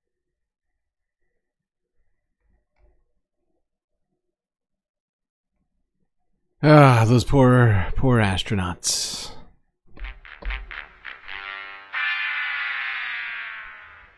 Stuck in space, 9 months. After all that time, being promised they're going to be brought back by Elon once again, left in space. Because corporations can't seem to launch a rocket without blowing them up. Okay. Last one, BBC. Let's just keep making fun of SpaceX for not doing the thing they said they were going to do once again with US taxpayer dollars. Now, an attempt to send replacement crew to the International Space Station to relieve 2 US astronauts who've been stranded there since June has been postponed. An issue with the launch pad prompted officials at Cape Canaveral in Florida to cancel the SpaceX flight only minutes before it was due to blast off. Butch Wilmore and Suni Williams arrived at the ISS for an 8-day mission in the summer, but were unable to return after their spacecraft developed problems. So across all of this is our science editor, Rebecca Morale. So what happened with this launch that was meant to go up to bring them down? Yeah, I mean, it has been a bit of a saga, but it's not that unusual for rockets to be delayed. And it wasn't actually a problem with the rockets, it was a problem with the ground-based system that launches the rockets. So the launch was delayed. The NASA officials took the decision to do that, and it now looks like it's probably going to be Friday, late in the evening UK time, when it goes up. But as you say, Butch and Suni, you know, they were supposed to be on there for just over a week, and they've been there for more than 9 months already. But actually, a few more days isn't going to make much difference. And once the rocket, why it's important, it's actually carrying the replacement crew for Butch and Suni. So when the astronauts, the 4 astronauts who are going to eventually go up, when they finally do arrive, there'll be a brief handover, and then Butch and Suni can come home. They can return to Earth, and that'll probably be on Wednesday if it goes up. Now it's going to be Wednesday. Geez, a whole week. Another whole week they're going to have to wait after being left in space by Elon Musk. Horrible. They're probably losing a lot of bone mass. They probably are losing bone mass. They've been... Being in space is bad for the human body for extended periods of time. Bone mass, sure. Absolutely. They're also being exposed to an incredible amount of radiation. Certainly more than they would be on Earth. lack of gravity also is gonna fuck you up after a while in terms of, you know, some of the functioning of your muscles and tendons and the way that they're intended to, you know, like just like your body is gonna stop doing things the normal way and it's gonna start trying to figure out what the fuck is going on. All of it, it's gonna be bad for them to just be up there this long. A lot of health effects of being in space for an extended period of time. That's why they're constantly switching astronauts out up there.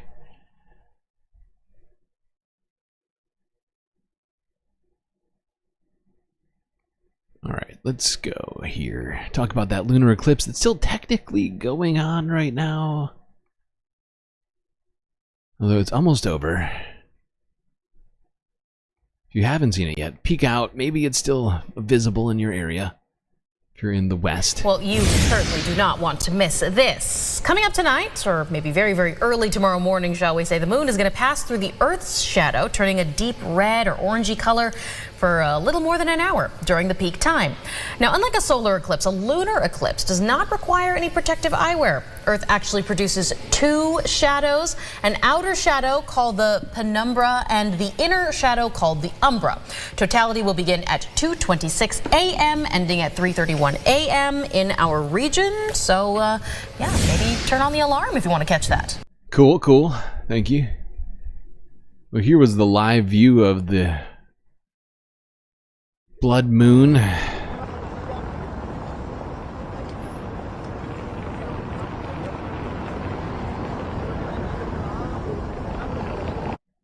Here, I'll play it at like 2x so we can watch some of this happen.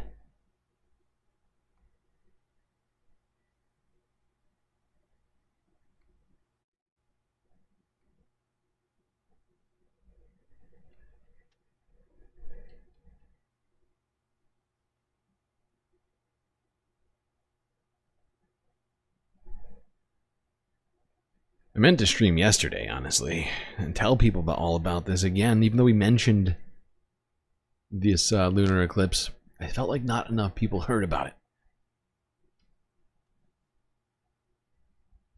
And the full moon is almost completely over now.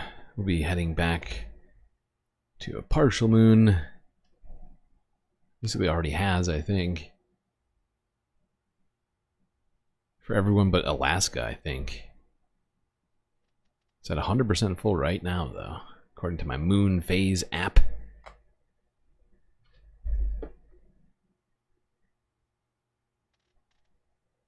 Watching the moon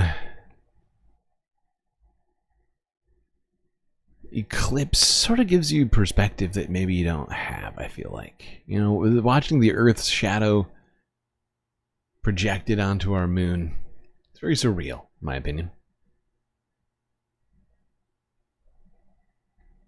Not as red as I was thinking it would be. Although it's getting redder and redder right now, I'm noticing.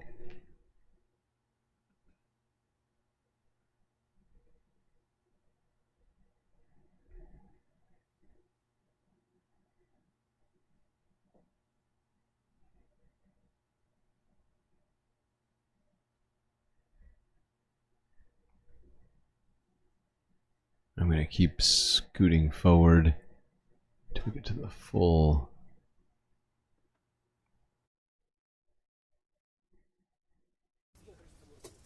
It's getting very close. You can see it is definitely red.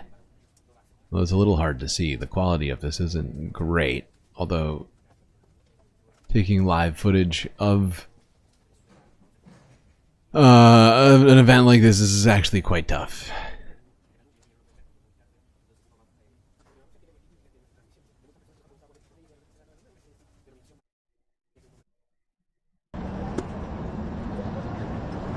Very strange seeing it like this. Oh boy, look at that. Look at that shift. Wow. Crazy.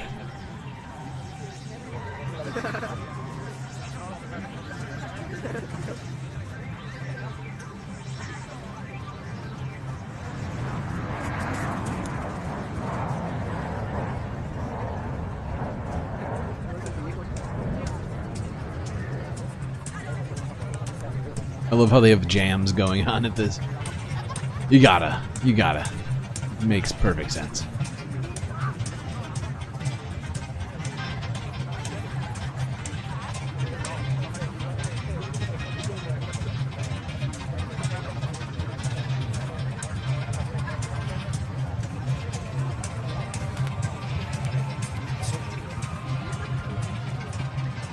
Sort of surreal. It looks like a giant orange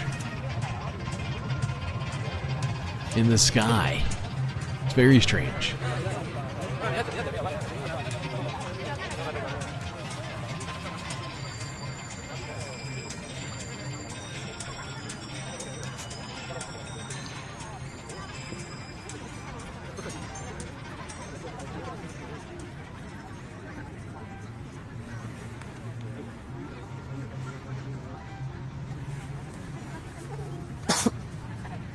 All right, cool. Very cool. Blood red. Moon lunar eclipse.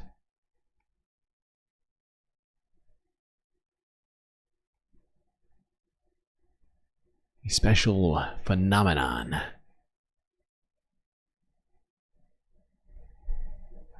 All right. Let's go on to the Earth news, of which we've got plenty to talk about here today. We're certainly going to go into a fourth half, undoubtedly. I was considering ending the stream early tonight, but then we blasted that goal, so I got to do it all. All right. Let's start in Argentina, where protests are not only continuing, but seemingly amping up as Javier Milei continues to crack down on the people in his austerity policies he's trying to transport to the United States. Here's the Associated Press from yesterday. Argentina retirees and soccer fans clash with police.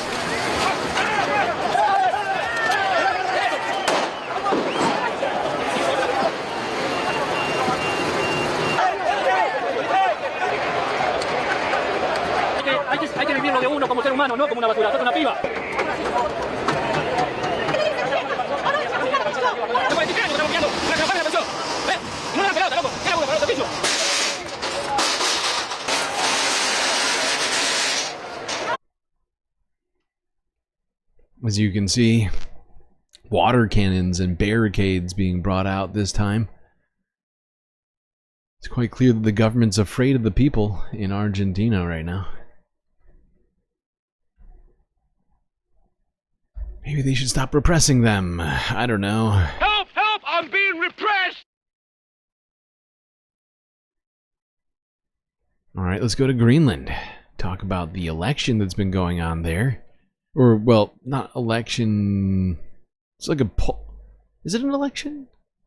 Yeah, I guess it was an election. Yeah, it was an election. I'm sorry. Yeah, it was an election. Let's go here.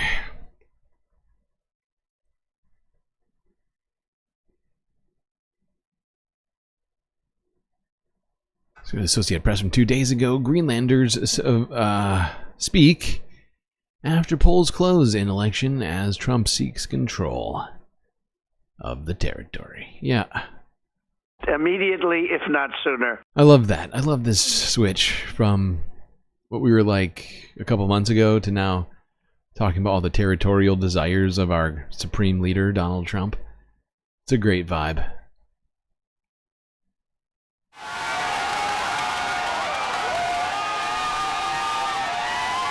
Overwhelmed, and I'm very, very, very happy. Very happy. Oh, God.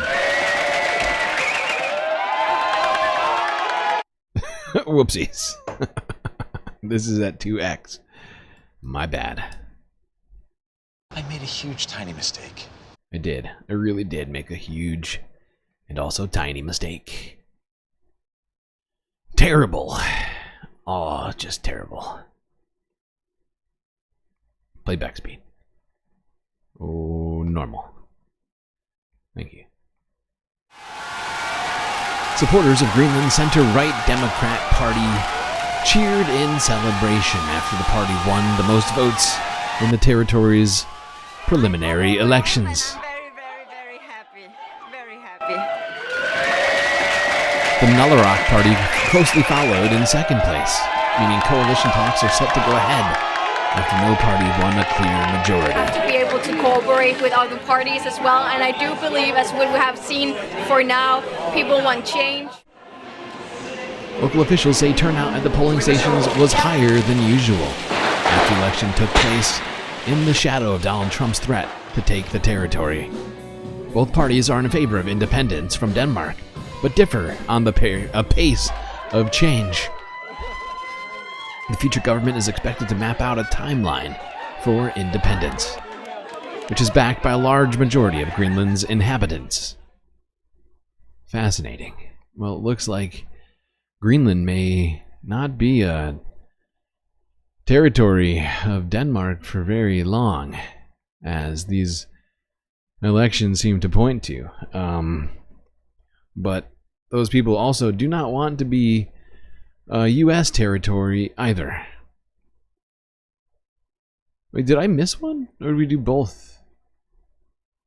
Oh, how? What? I guess we did. What just happened? This video get taken down?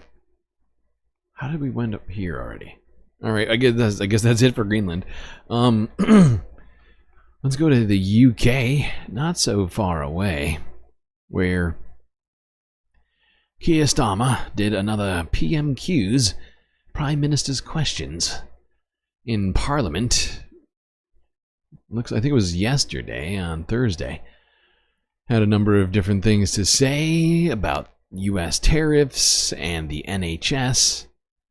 Let's get into this a little bit. On deck is talking about Ireland. But we'll start with Keir here.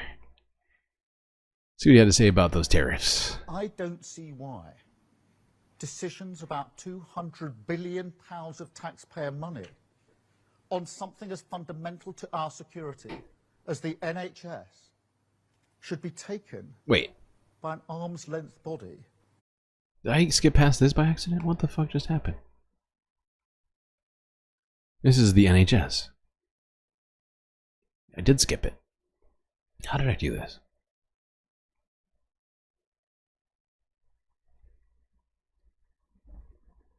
Can I press him on progress to persuade President Trump against damaging metal tariffs already hitting British industry?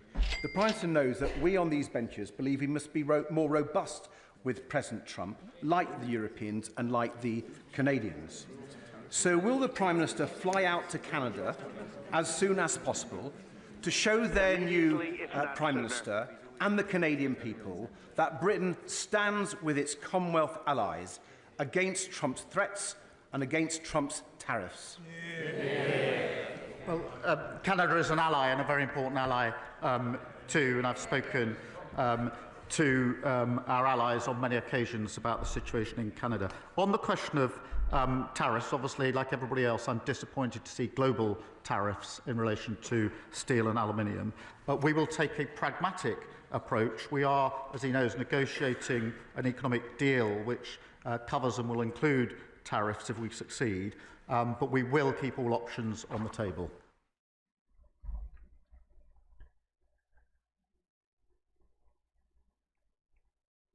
There we go. There was Keir Starmer saying that he's not ruling out retaliatory tariffs against the United States, although he has not yet decided whether or not he'll do that. I assume he's waiting to talk more with Donald Trump about all this. But I don't see why. We're not done with England. Let's talk about the NHS. And this particular piece seems pretty troubling to me, although I am not familiar enough with the NHS to actually make a clear determination on all this. But let's listen to what Keir Starmer has to say about the NHS. It sounds almost Trumpian to me. Very reminiscent of what's been getting said in the United States about some stuff. I don't see why decisions about £200 billion of taxpayer money on something as fundamental to our security as the NHS should be taken by an arm's-length body, NHS England.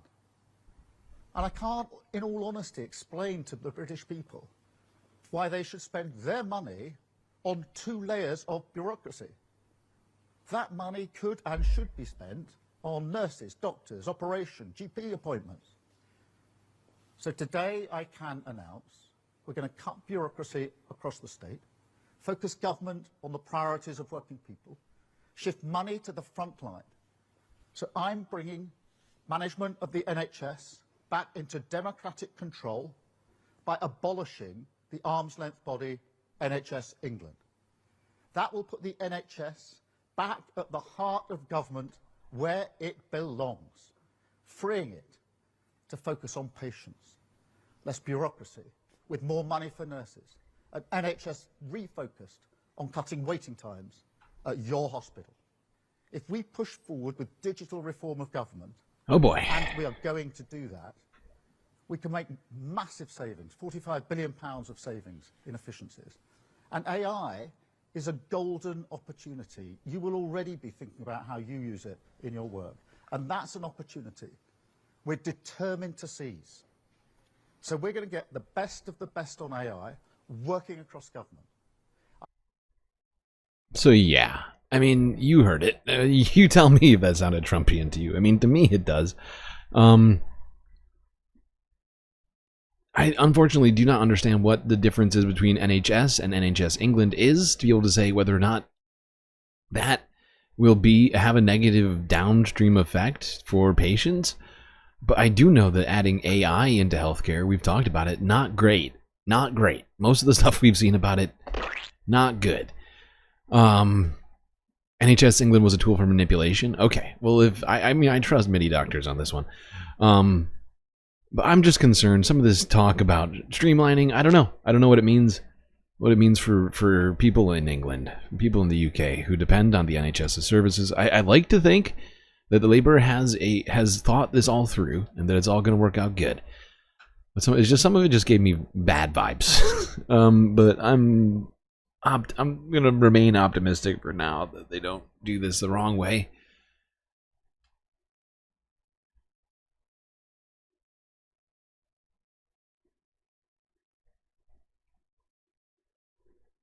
Now let's go and talk about Ireland, as Tisak, however you say that. I forget how you say that, right? I think I'm close. Michael Martin, who's basically the leader of Ireland, has come to the United States to talk with Donald Trump in the White House.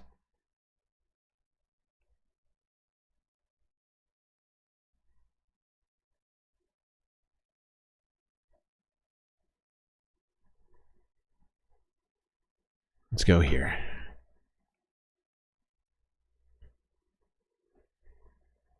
And I want to tell you, there's tremendous optimism out there about our country in terms of regulations being cut, in terms of taxes being cut. And it would be great if the Democrats would do what's right. It would be great if the Democrats would do what's right for our country for a change, because they really are. They've lost their way. They've lost their way. They think that people pouring into our country from prisons, jails, murders. We have 11,088 murderers that were allowed into. People that murdered people, half of which murdered more than one person in our country. We're getting them the hell out. Oh my God. Who would allow this to happen? Who would allow men to play in women's sports? And they're still fighting it. It's got to be a 95% issue. This guy keeps talking about stuff like he's campaigning. I see this person, a Democrat, say we should have. This guy keeps talking like he's fucking campaigning. It's insane. Demeaning women. But who would want these things? Oh, they're demeaning women now. Okay. Everybody transgender, that's all you hear about. That's all you hear about? That's why we won the election. Really? Record numbers. But very importantly, now it is what it is. What is your... I mean... And come up with good tax policy. Taking him at face value, what does your media diet have to be that the only thing people are talking about is transgenders? I'm trying to think. Who is he listening to? Specific. I'm just trying to think because it's like pretty clear who it is that he listens to. You know, probably people like Charlie Kirk and Matt Walsh and little Tucker Carlson. So that Ireland and other countries can't take our businesses away from us. Ireland's taking our And he businesses. understands exactly. You guys did the right thing. I'm not upset with you. I think I respect what you've done. I respect it. You've done a great job. But our people did a very bad job. How advanced are your plans to try and bring some of those companies back to America? Will you be briefing? Well, I'd love to have him back. I mean, I'd love to have him back, but he'll be fighting me on it. I mean, what I would say, President, if I could, 1 second, just make the point. It's a two-way street too, and we are investing a lot more in America now. And people may not realize, but Ryanair, one of our biggest airlines, for example, I'll trade. AirCap, I'll trade. they buy more. The two of them together buy more Boeing airplanes than anybody else outside of America. That's a little known fact. It doesn't turn up in the statistics. That's good. That's good. Ryanair and AirCap, big aircraft leasing company, Irish company, have done. Trump really hates being criticized. He genuinely sees himself as a king right now. It's fucking insane. Anybody says anything against what he has to say, he just starts chiming in, looking downtrodden. It's very, oh God, how rude. How rude to say things that negate what I'm saying. Great work with Boeing and huge investments over the last couple of years. You know. Good job, Irish companies here now, about 700 Irish companies based in America. Glanbia, Smurford, Rock, I was saying to you this morning, Vice President. A lot of them creating thousands of jobs in America. And it's only fair. I mean, that's correct. That's right. That's the way it should happen. And I think it's a very good relationship we have. It's a historic one. It's happened over time. We've added value to America. We've increased our value. They've got access to the European market, and they did all of that. I understand where you're coming from fully. But I think it's a relationship that we can develop and that will endure into the future and will change. Look at that. He's so upset right now. Oh God. How dare you? How dare you correct the king? Incredibly rude. Rude, nasty man. Nasty Irish man coming and correcting the king. Illegal.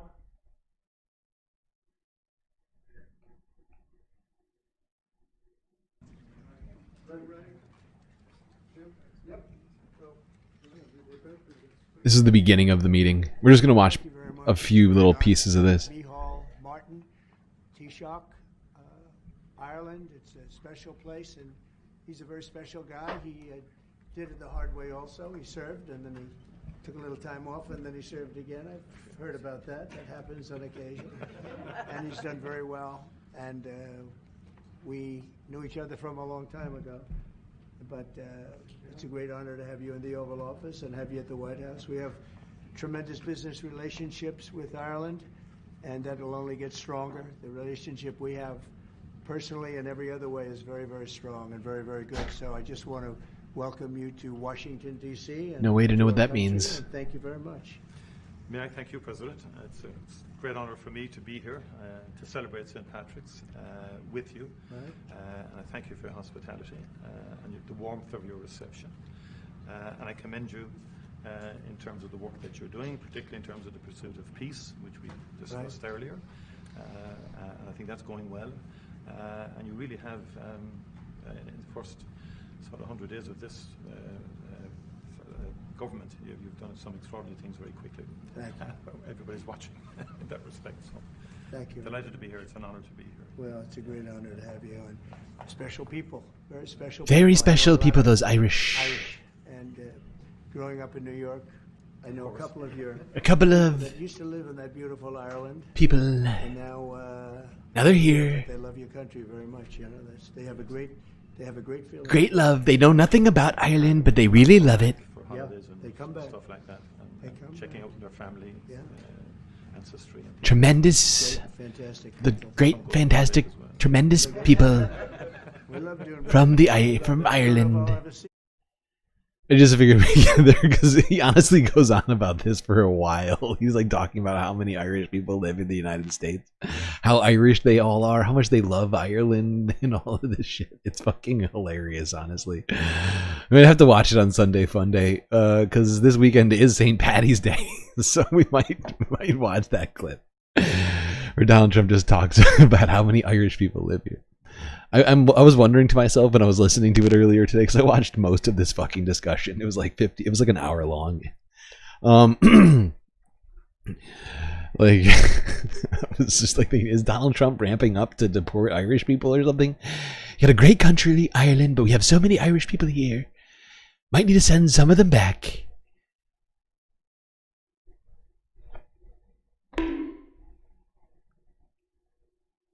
All right, let's go to talking about other EU countries and what the EU has decided to do in the wake of Donald Trump putting tariffs on the European Union.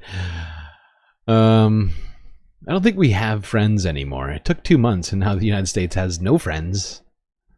Immediately, if not sooner. But they said they were going to do it, and they're doing it. Counter tariffs incoming. Guardian news from yesterday. As of this morning, the United States is applying a 25% tariff on imports of steel and aluminum. We deeply regret this measure. Tariffs are taxes. They are bad for business and worse for consumers. He does talk about J.D. They are Vance's disrupting socks. supply chains. They bring uncertainty. I'm actually surprised anybody else knows about that. Did somebody clip it? Who clipped this? I don't believe that anybody else watched this whole fucking speech, this press conference. He did. It was so weird. I don't know why. But for like multiple minutes, Donald Trump is like sitting there talking about JD, just socks in general, but also JD Vance's socks in specific. It's so strange. It was such a strange. The whole thing is fucking strange, honestly. And I don't think that Donald Trump knows that Ireland is generally pro-Palestine. I think he's completely unaware of it. He's not the smartest man. But like, there's a whole bunch of shit in there that it was just wild. It was a wild fucking press conference. You watched all of it. There's something wrong with you. Something wrong with you, okay? Watching the whole thing. An hour-long discussion, mostly Donald Trump talking. Don't be creepy. It's the kind of creepy stuff that I do in my spare time. If you can call my research time spare time. As of this morning, the United States is applying a 25% tariff on imports of steel and aluminum. We deeply regret this measure. Tariffs are taxes. They are bad for business and worse for consumers. They are disrupting supply chains. They bring uncertainty for the economy. Jobs are at stake. Prices up. Nobody needs that on both sides, neither in the European Union nor in the United States. The European Union must act to protect consumers and business. The countermeasures we take today are strong but proportionate. As the United States are applying tariffs worth $28 billion, we are responding with countermeasures worth 26 billion euros. This matters. There we go. Europe said that they would respond with counter tariffs, and they have.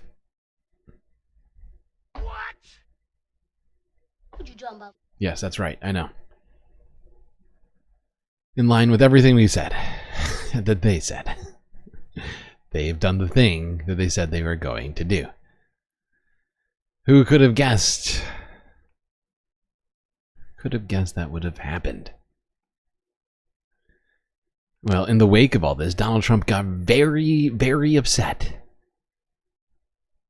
And claimed that he's going to tariff even more stuff in Europe, further escalating the trade war within hours of Europe having Tariffed us. So great. So great for everyone. A major escalation in President Trump's trade war. The president now firing back at the retaliation Europe took yesterday.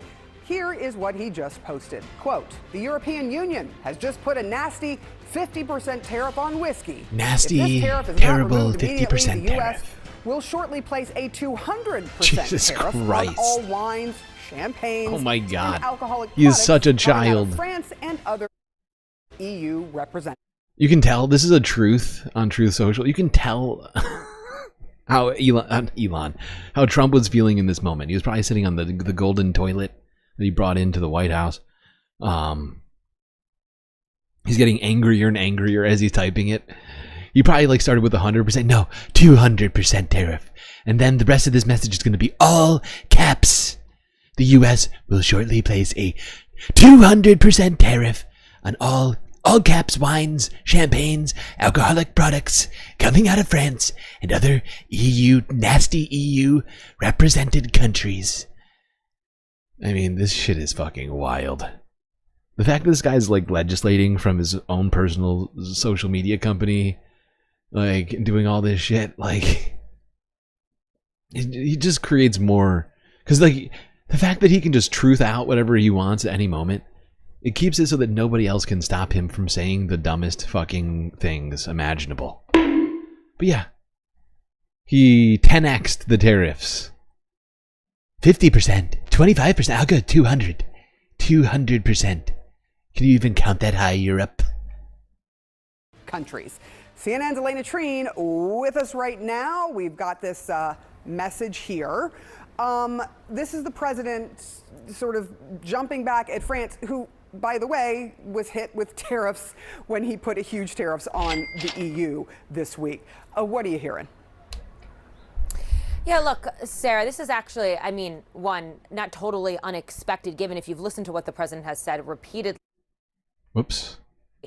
He really, and when I talk to Trump administration and White House officials, they essentially say that they believe that the president is right to put these tariffs on these different countries, and if they're going to retaliate with tariffs of their own, that he's going to punch back several times harder. And that is what we are seeing today with this announcement in this Truth Social post. I just want to read a little bit for you. He said he would impose a 200% tariff on alcoholic beverages from the EU. He said if this tariff is not removed immediately, that's the 50% tariff, that the European government had put on United States goods following the tariffs that Trump had initially placed on all steel and aluminum coming to the United States. He said if this tariff is not removed immediately, the U. Immediately, if not sooner. Immediately, if not sooner. Now, in the time that this video came out, 16 hours ago, and now, I don't have it in front of me, but I think that this tariff got undone as well. Or never got put into place, or is not going to, I don't know. It's not clear whether or not this is actually going to happen. But I find it fascinating that he can, that he feels like this is what being presidential looks like. The European Union, one of the most hostile and abusive taxing and tariffing authorities in the capital W world, will shortly place a 200% tariff on all wine. Formed for the sole purpose of taking advantage of the United States. Fucking fascinating, dude. This guy is such an idiot. 8th emotional support characters. Ready? Okay, 80 likes. More support incoming.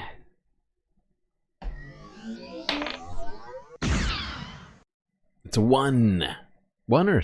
No, it's a 7. God damn it. That's another 7. God damn it. But it's not, I don't put any money on what I just said, okay?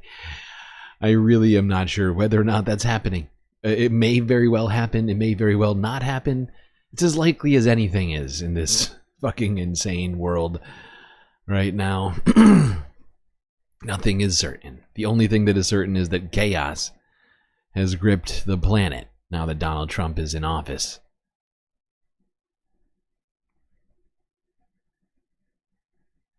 Now, I know Donald Trump doesn't drink at all. Like, he's a teetotaler, right? Which Hitler was as well, technically, from my understanding. But Pete, I wonder if he's actually managed to maintain his promise to not drink on the job. Because this might affect him, might not, I'm not sure. I'm trying to think of who would have come to Donald Trump to be like, hey, I need my whiskey. I need my champagne. I need whatever. Don't put this 200% tariff on the EU. Just something I've been thinking to myself. Could be Pete. I mean, there's no clarity on whether or not he actually quit drinking. It's not like it's illegal to drink and be the Secretary of Defense, even when you have a serious drinking and abusive streak in your bones, in your past, recent past. Let's go now. Talk about some of the effects of Donald Trump's policies in the region. Let's go to the Balkans. Talk about how Donald Trump's cutting of foreign aid is affecting Kosovo, a place where ethnic cleansing happened not that long ago. Is basically that ethnic cleansing, you could call it a genocide if you wanted to, because there were certainly attempts at genocide. That's all you got to do for it to be called genocide. I mean, that's the main reason Kosovo gets money from the U.S. to try and prevent another genocide in this region, since the U.S. was instrumental in peace talks, Dayton Accords, Clinton. Ever since all that happened in the 90s, or actually it was the 90s, was it early 2000s, right? My brain is breaking now. It was late 90s. It was like 99, I think. I'm trying to recall. I should have more notes, but I don't usually do that. I always go for my memory. I think it was 99 when the Dayton Accords happened. Basically, ever since, we've been giving Kosovo aid through USAID for, diversity and other things like that. TRT World from 20 hours ago. Trump's suspension of aid hits civil society projects in the Balkans. The Trump administration's freeze on US aid funds has impacted key sectors across the Balkans, affecting public institutions, businesses, and civil society. In Kosovo, where many municipalities have long depended on USAID-supported projects, officials hope the suspension will be short-lived. They benefited from different projects on capital investments, but also on strengthening local democracy and organizing different trainings, sessions on developing capacities of local officials and local elected municipal assembly members. Some non-governmental organizations in Kosovo say they have used USAID support to aid vulnerable groups and marginalized communities. They have also focused on empowering women in business, particularly in the male-dominated energy sector. We were working together with them on mainstreaming the gender in the energy sector in Kosovo. It was somehow a bridge for building a network between women in the energy sector. I mean, this woman is dangerous, ladies and gentlemen. Oh yes, she's very dangerous. Trying to promote gender equality in Kosovo. Terrible. An email from them that everything has been stopped for 3 months period. Since the end of the war with Serbia in 1999, the United States has invested over $2 billion in Kosovo, with half of the funds coming from USAID. In the past 5 years alone, USAID spending across all the Balkans countries amounts to $1.7 billion. In Serbia too, numerous projects are now on hold. Several local media outlets funded by USAID face financial uncertainty, raising concerns. Yep, we would want to prevent another war in this region and another, human rights violations, and there's already a lot of turmoil going on in Kosovo and Serbia. It's not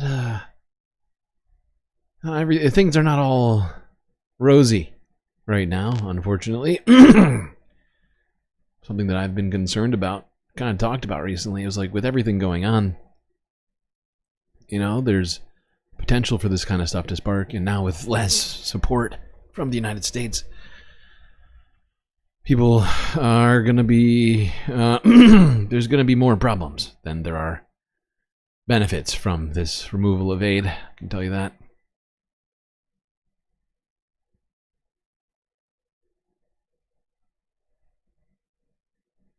We're talking about Greenland still in chat?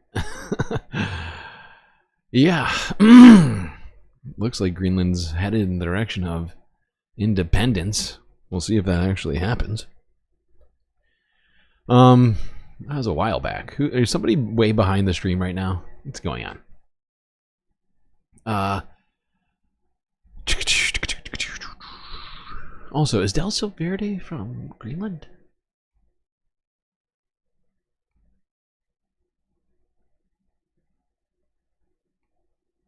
Okay, let's continue talking about Europe, but this time let's talk about defense rather than economics.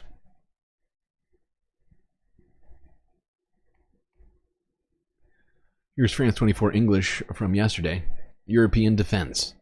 Could inherent political divisions and tensions within the EU be an obstacle to forming a united front? In regards to a possible ceasefire, military chiefs from over 30 countries are currently at the French capital for talks on creating an international force to deter future Russian aggression once a ceasefire is established. They include troop size, location and most crucially military options in the aim to dissuade Moscow from launching another offensive after any ceasefire in Ukraine comes into effect. The long list of participants in these discussions include Asian and nations such as Australia, Japan and New Zealand. Joining me now from Glasgow is Dr. Gavin Hall, a NATO specialist at the University of Strathclyde. Dr. Hall, thank you very much for your time. Now, according to media reports, the emphasis today is being on what sort of international peacekeeping force could be in place to deter another large-scale Russian offensive after the implementation of a ceasefire. So, from where you're standing, what can we expect to emerge from these talks, given the incredible logistical complexity of creating such an operation? Yes, good afternoon. And it is, you're certainly right there to state that it is a incredible logistical challenge, and it's not necessarily one that European countries have a particular capability to do at the moment, particularly without American support and underwriting it. So there's lots of discussion around who and how far they're actually would be prepared to extend security guarantees, particularly involving France and the United Kingdom and the ultimate deterrent of nuclear weapons, whether these would be prepared to be underwriting what this sort of peacekeeping force would translate to. But it's more a little bit more fundamental than that, is that we have an organisation in NATO that's been securing Europe for 75 odd years. The logical solution would be for NATO to take the lead and take the role in securing Europe's borders and deterring Russia. Establishing a new type of institution or organisation to be able to take on this particular challenge and sort of counter Russia's insistence that Ukraine can't be a member of NATO has a whole host of problems to it, particularly to do with separating them and ensuring there's enough separation from NATO to enable Russia to essentially be appeased and be happy with it, to allow it as a peacekeeping option. So there are many problems. Yeah, there's a lot of inherent problems in this current moment, this area of tumultuousness.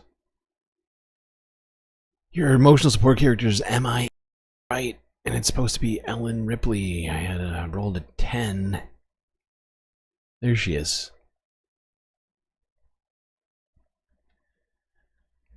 But it sounds to me like Europe is considering creating a separate force from NATO, which has been one of Russia's big objections in these peace talks. One of their desires is to keep Ukraine out of NATO. But if you create a new security force, does that count as NATO? But that's the thing right now, with the US pulling out of NATO almost entirely and sort of taking the complete opposite stance that it has been in for decades now, has thrown a wrench into geopolitics in a way no one was expecting. I don't think anybody even knows how it's all gonna wind up, you know, what it's gonna look like a year from now. Really hard to make those determinations amidst all of this, you know, sort of opaque talks U.S. has been having with Russia, and you know, the dramatic shift in U.S. foreign policy. All right, we're 8 minutes away from 6 hours, so I'm going to take the break now before we get deep into what's been going on with relation to Ukraine and Russia, as a lot has happened in just a couple of days. That seems to be something I say a lot. Is it me, or am I sounding like a broken record? Alas, it is time for an intergalactic intermission.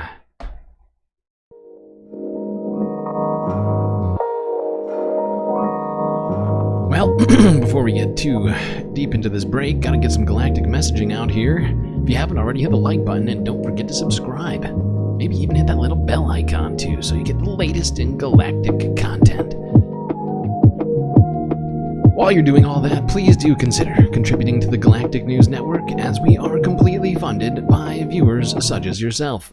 So many great ways for you to show your support to this great spacecast that you're currently enjoying. YouTube, super chats, super stickers, memberships, Twitch, bits and subscriptions. Get access to galactic emotes on both platforms. Although Twitch has animated emotes, which are pretty sweet.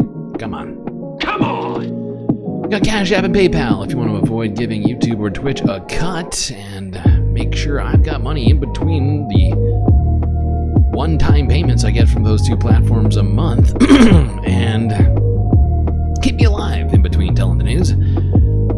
But the best way to get the most space benefits for your Earth dollars is to become a galactic patron on Patreon. So many great benefits over there. Get yourself a avatar on screen, shoutouts, and so much more.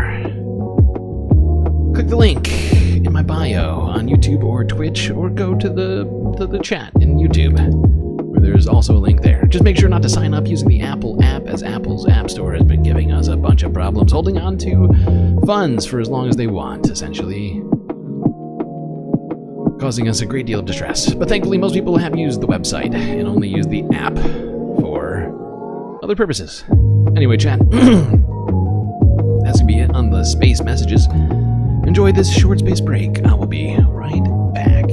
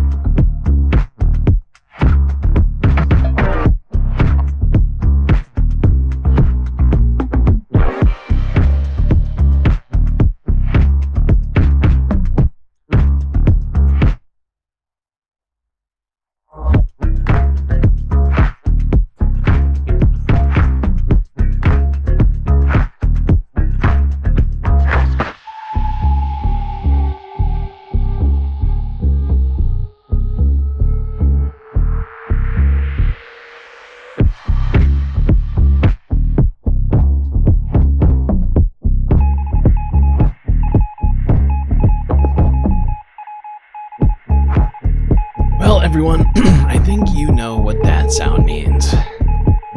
It's time for us to get back to the show.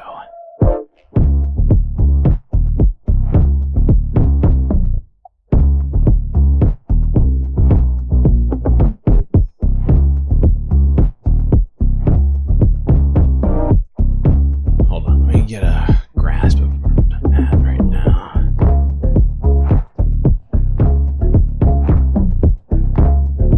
Whoops.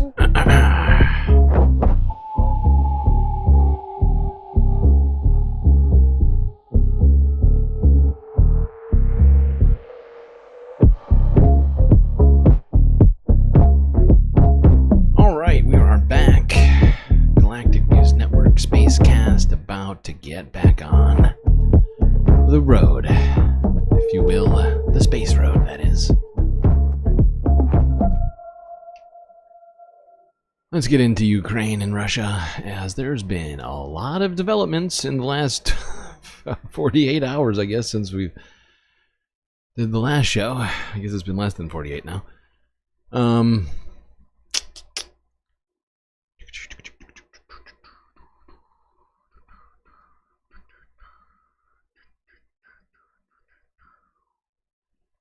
Where do we start back off? Lost my place. Oh, let's do this. Let's go here. If you missed this one, we heard a lot about the cards and who had them. Remember that? Donald Trump yelling, interrupting Volodymyr Zelensky, saying, "You don't have the cards. You don't have the cards." Well, turns out we might we might have a new answer on who has the cards. This was Donald Trump a few days ago on Air Force One. Trumpy won. Russia, China, and Iran are doing military exercises together. Does that concern you? No, not at all. Not at all. Why not? Because no concerns. We're stronger than all of them. We have more power than all of them. I rebuilt the military. Unfortunately, Biden did nothing with it. But I rebuilt the military. But we don't want to even talk about that. I think if you look at what's happening and if you see what we've done, and if you see where we've come, and let's see what happens with the whole Russia-Ukraine thing. I think you're going to have eventually, and maybe.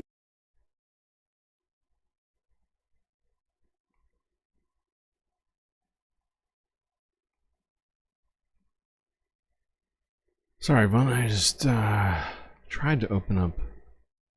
There we go. All right. Fixed it. Fixed it. We're much stronger than everybody else. Awful. I rebuilt the military. I love how he's talking about how he rebuilt the military 8 years ago. Then it's gone. It's rebuilt, but it's terrible and gone. And Biden did nothing. Let's see what happens with the whole Russia-Ukraine thing. I think you're going to have eventually, and maybe not in the distant future, you're going to have some pretty good results coming out of Saudi Arabia this week. Are you going to resume aid to Ukraine if they sign the minerals deal? Well, I think they will sign the minerals deal, but I want them to want peace. Right How do now, they show that? How do they show they want well, right now they haven't shown it to the extent that they should. I think right now they haven't, but I think they will be, and I think it's going to become evident over the next 2 or 3 days. I think eventually, look, we have to have peace. And I'm doing this. Money is one thing. We're going to lose. We spent $350 billion on this. But the big thing, human life. Thousands of people this week. Thousands of young soldiers died this week. Hundreds of people died in cities in Ukraine. And we got to get it stopped. It would have never happened if I was president, and it didn't happen. This was not going to happen. By the way, October 7th wouldn't have happened. Inflation wouldn't have happened. Oh my God. The Afghanistan, the way they, not that they left, but the way that. When is this guy going to stop campaigning? You're in office and you can't run again, unless illegal crimes are committed. They left. It looks so bad. Probably the most embarrassing day in the history of our country. Most embarrassing. That wouldn't have happened. A lot of things wouldn't have happened, but it is what it is. I think we're going to have a good time. I think we're going to have a good result in Saudi Arabia, meaning they're hosting the various talks, and we have a lot of good people going out there, and I think Ukraine's going to do well, and I think Russia's going to do well. I think some very big things could happen this week. I hope so. So 2,000 people, at least 2,000 young soldiers have died this week. And this is almost on a constant basis, a couple of thousand soldiers a week. It's a killing field, and we got to stop it. And if I can stop it, I'll be very happy. Would you consider lifting the intel pause on Ukraine? What does Ukraine have Well, to we do? just about have. I mean, we really just about have. Oh my God. And, we want to do anything we can to get Ukraine to be serious about getting something done. I say they don't have the cards. Nobody really has the cards. The Russians have the cards. They don't have. What you have to do is you have to make a deal. And Ukraine doesn't have the cards, but actually nobody has the cards. It's not actually a card game. We're playing checkers. Nobody knew, but the whole time we were playing a board game that doesn't have any cards. So that's why when I said they don't have the cards, it's because we're not playing a card game. That's why. Now you get it. You're all very stupid for thinking I was talking about a card game. Zelensky, you thought we were playing poker when we were actually playing Stratego. We're playing Risk. No cards. Actually, there are cards in Risk. So we're not playing Risk because there's cards. But no one has the cards. I'm just realizing as I go through it, the cards are a pretty integral part of board games. We're playing tic-tac-toe.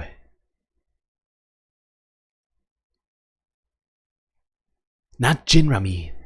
It's too complicated.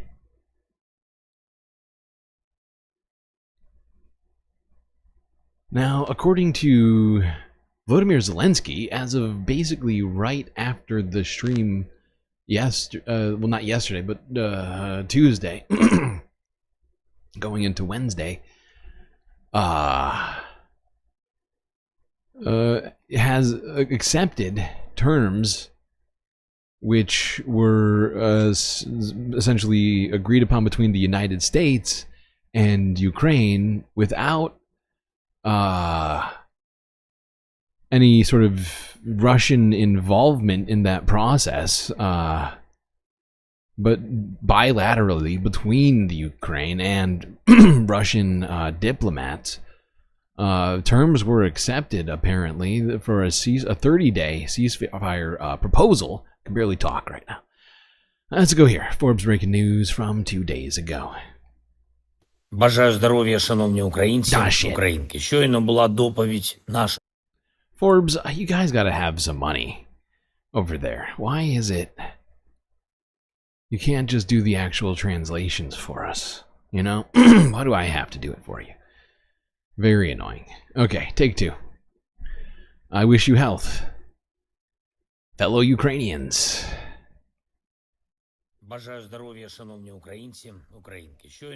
Our delegation has just reported on the meeting with the American team in Saudi Arabia.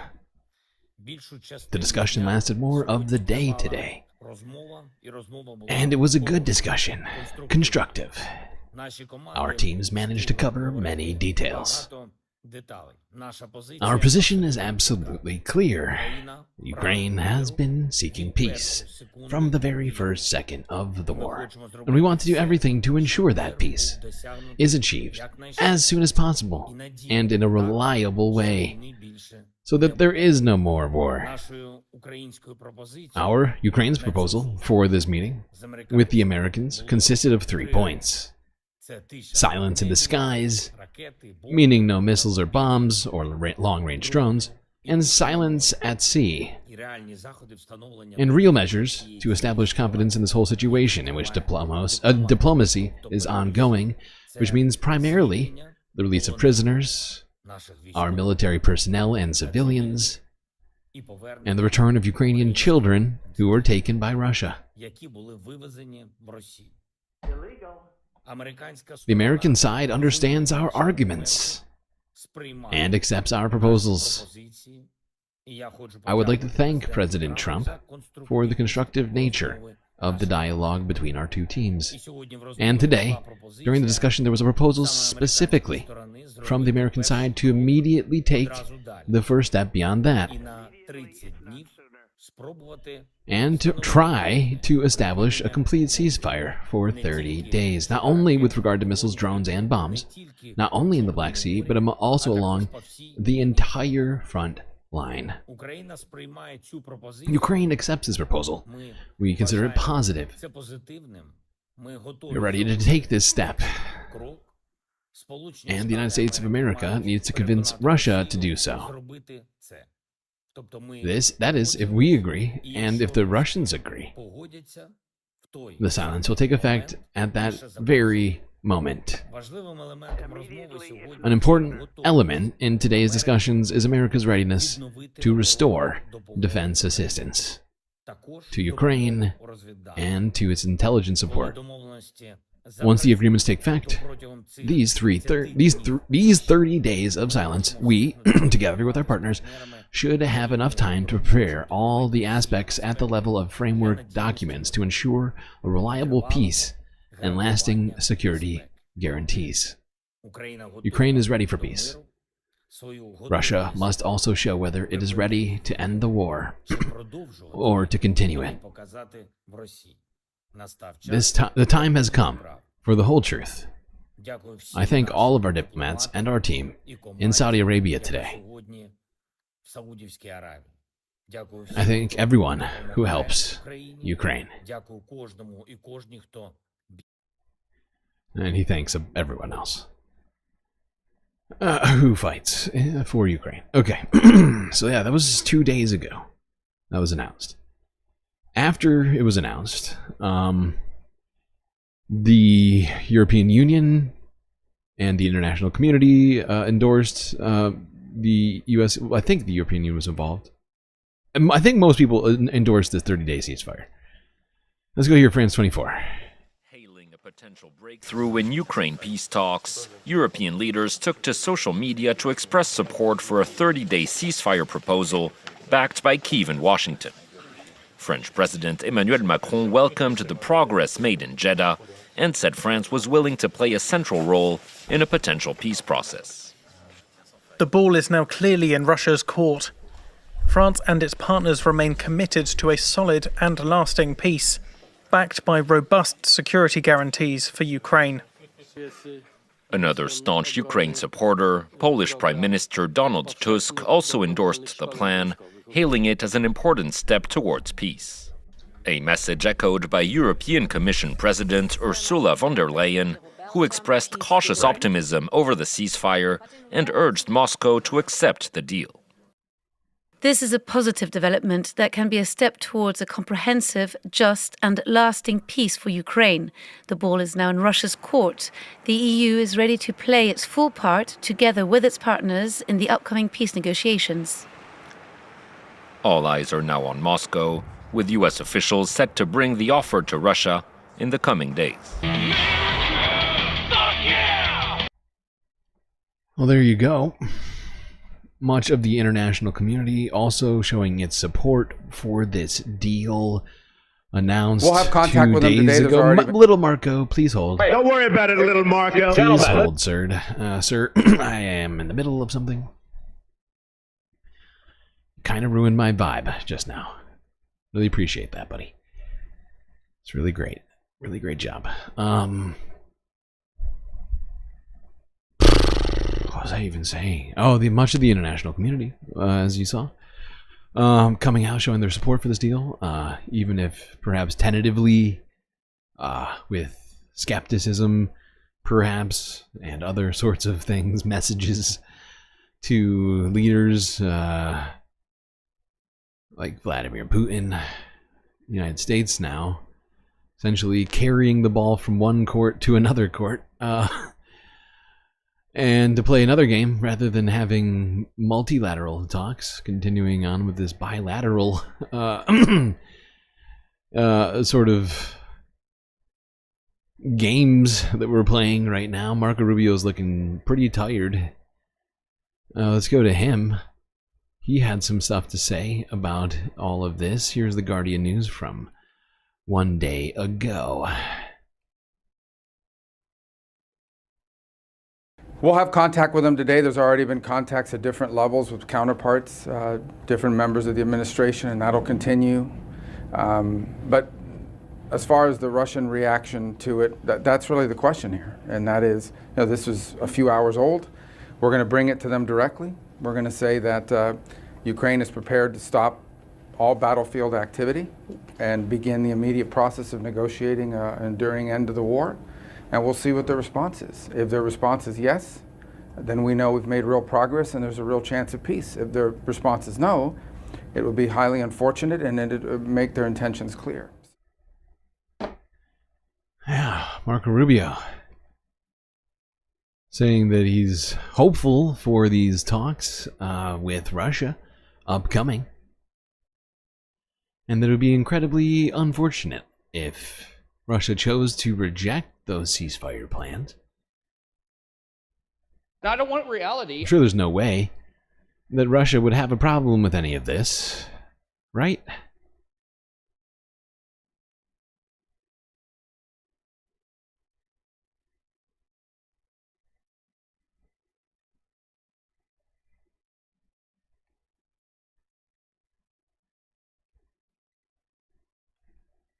Moscow says it's waiting to be briefed by Washington on the outcome of the US-Ukrainian talks in Saudi Arabia before commenting on the proposed ceasefire. This comes after Kyiv said it was ready to accept a 30-day ceasefire if Moscow did the same. The Kremlin spokesman, Dmitry Peskov, also said that he didn't rule out the possibility of a phone call between Presidents Putin and Trump, adding that it would be organised very quickly if needed. Well, American officials said they were preparing for a trip to Moscow with the hope that Russia will agree to the ceasefire proposal.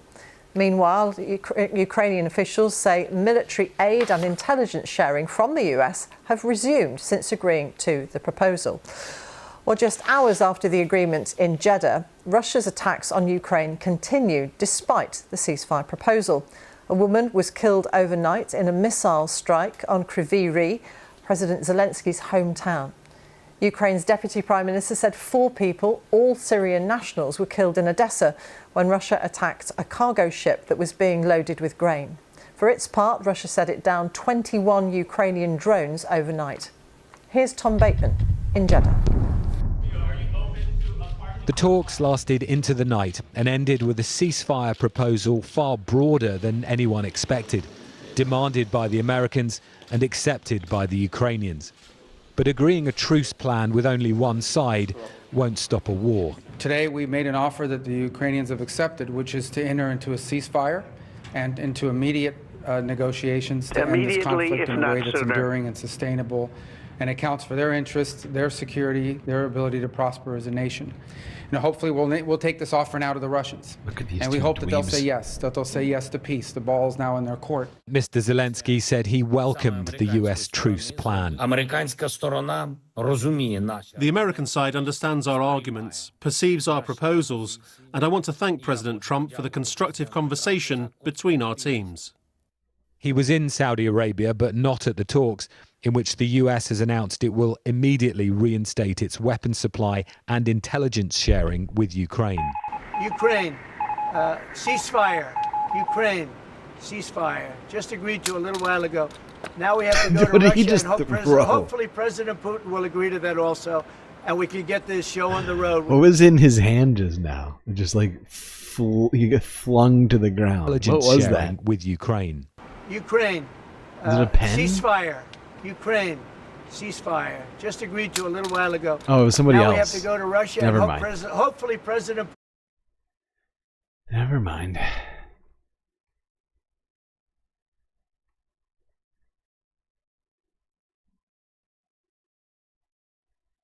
All right, I'm going to skip forward a little bit. There we go. And Trump. I think just hearing the language from the American delegation there, that they would look to put the ball back in Russia's court and apply pressure on Moscow for the first time. The idea that Ukrainian security would be central to this agreement, it seems that, after Ukraine's European allies wanted Kyiv to mend their cooperation, that seems to have happened. And just maybe this could extend into Ukraine having a shot at existing as an independent country, albeit with less territory, in the long-term future. I think it's littered with caveats, but I think the resuming of military aid and intelligence from America will be welcomed. But this is a country used to war, and it's also used to failed ceasefires. And today we've learned that the Kremlin has already had conversations with the director of the CIA, for example. So there is a channel of communication there. But this is all on what Russia makes of it and whether it wants to cooperate with the idea of immediately with the idea of a month-long ceasefire and Russia's. Yeah. It's all in basically Russia's court now as the United States transports the ball from one court to the other. It's very strange. It's a very strange process of negotiations going on. Let's go here to a day ago from the Associated Press. Vladimir Putin says he wants Ukraine forces completely pushed out of Kursk. Oh, that wasn't in the deal. I don't want reality. That didn't take very long. Immediately, if not sooner.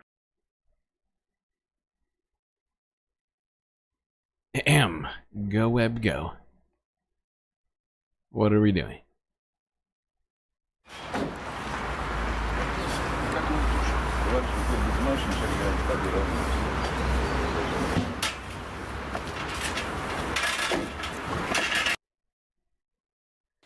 So this was Vladimir Putin in Kursk, where he made a appearance here in one of the regions that have been taken back by Russian troops in the recent weeks since Donald Trump started giving his support for Russia. Let's hold on. I gotta fix the volume. All right, here's I think this is Vladimir Putin speaking.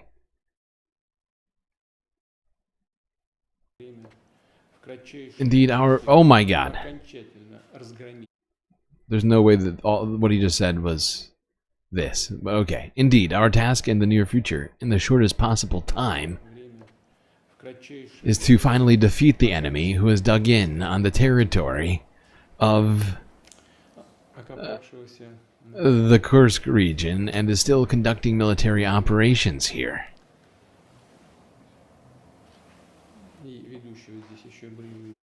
This doesn't sound like a guy who wants a fucking ceasefire.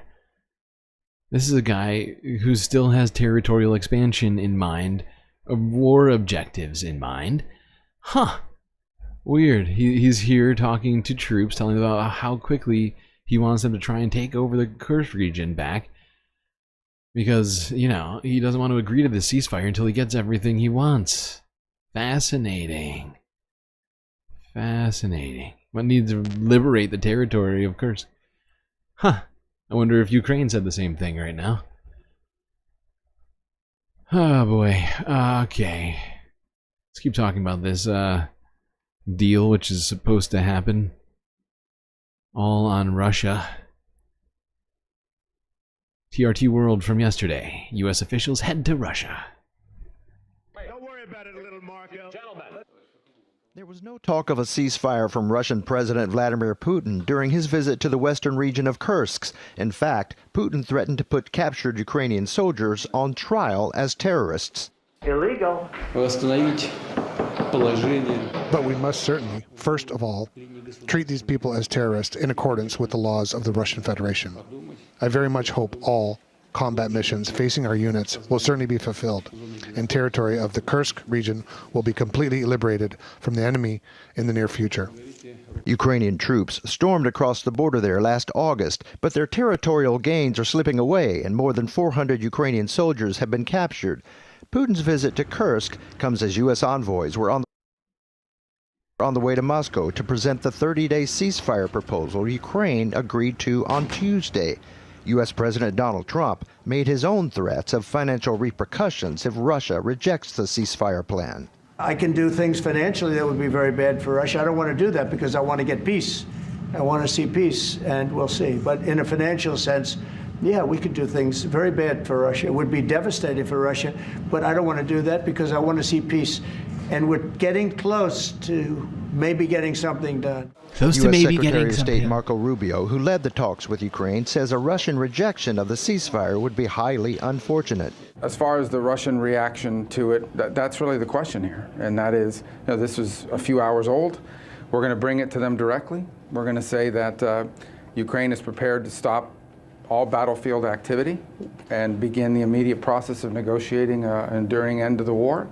And we'll see what the response is. European defense ministers are not waiting idly by for a response. They're actively building a coalition to drive the push for peace.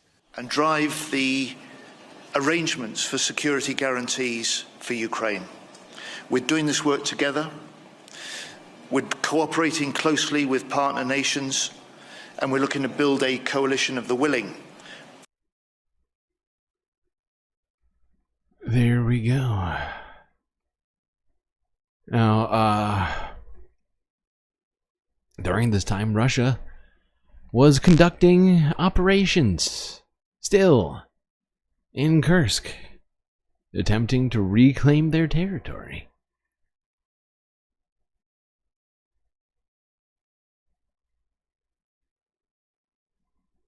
But Trump just loves peace. It's all I want. The Nobel Peace Prize. For being so great, just like Obama.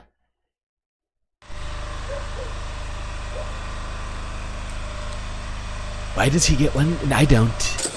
It's DEI Peace Medal.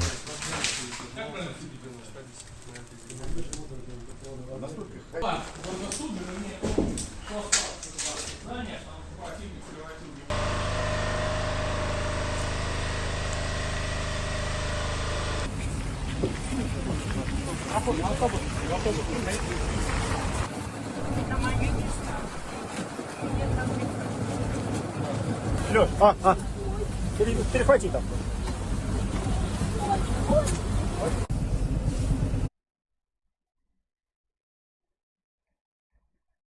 Here you go, people being put on buses.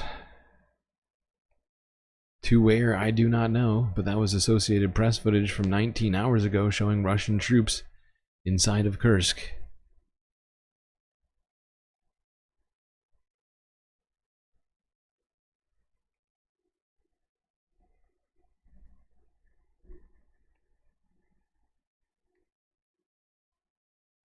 Now, Marco Rubio was asked point blank at a meeting between him and, I think this was Ursula von der Leyen.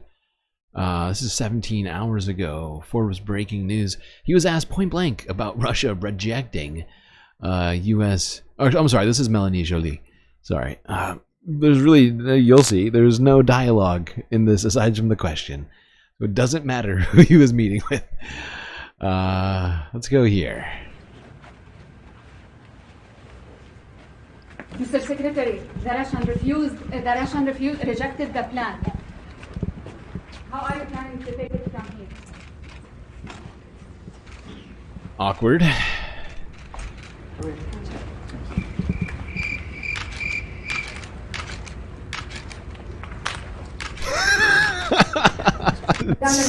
you expect that this crisis would transcend the economical sphere? Oh my god, watching him do that, like, fake ass smile while shaking Melanie Joly's hand. Oh my god, and not answering that question in that fucking ridiculous pose there. So great. Classic Rubio. Wait. Don't worry about it, little Marco. Gentlemen. So no response from Marco Rubio, if you didn't pick up on that, about Russia having rejected the U.S. ceasefire proposal that they put together with Ukraine. Illegal. Here was a quote from Putin about 14 hours ago. Here's the Associated Press. Putin says he agrees in principle with the U.S. proposal. I don't know what that means, but let's try and unpack it. Here we go.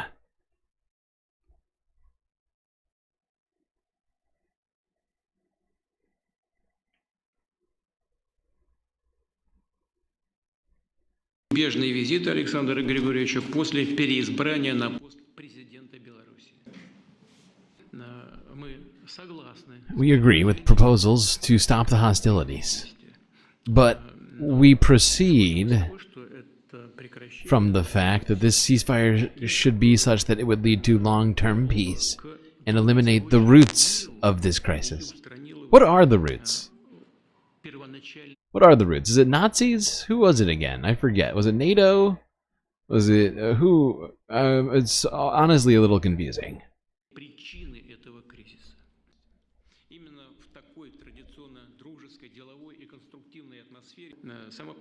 So the idea itself is correct, and we certainly support it. But there are issues that we need to discuss, and I think that we need to discuss it with our American colleagues and partners. Maybe call President Trump and discuss it together. I love that vibe. It's like, we should talk about some stuff, but not now, and not with Ukraine. But we need to figure some shit out, like how we're gonna probably restart hostilities. Immediately, if not sooner. Take back our territory while keeping all of Ukraine's territory that we've taken so far. That's what I'm guessing he's saying, because that seems to be hugely important to him. I think it's been a massive blow to his ego, as well as his sort of popularity at home, having lost part of Russian territory in all of this. It's incredibly humiliating for him, I think. Overall, we support the idea to end the conflict by peaceful means. Really? Wow. Putin just loves peace so much. If they, the Ukrainian forces in the Kursk region, are physically blocked in the coming days, no one will be able to get out. There will only be two options: either surrender or die. In these conditions, I believe it'd be good for the Ukrainian side. I mean, wow.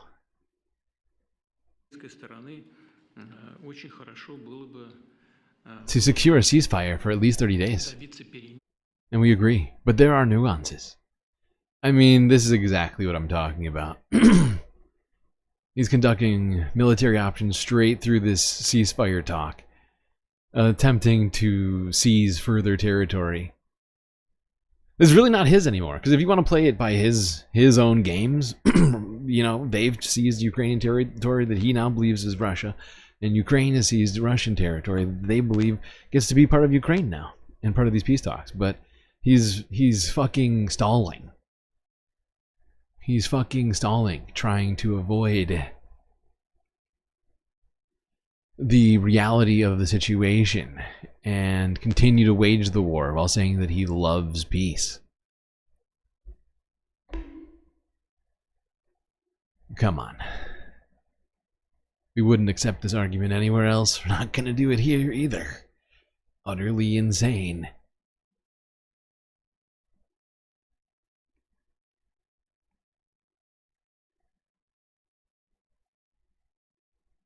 Okay, let's go here to the Associated Press from 9 hours ago. Zelensky, after hearing some of Putin's comments here, accused Putin of preparing to reject the U.S. ceasefire proposal. No way. We didn't see that coming at all. Give me a joke.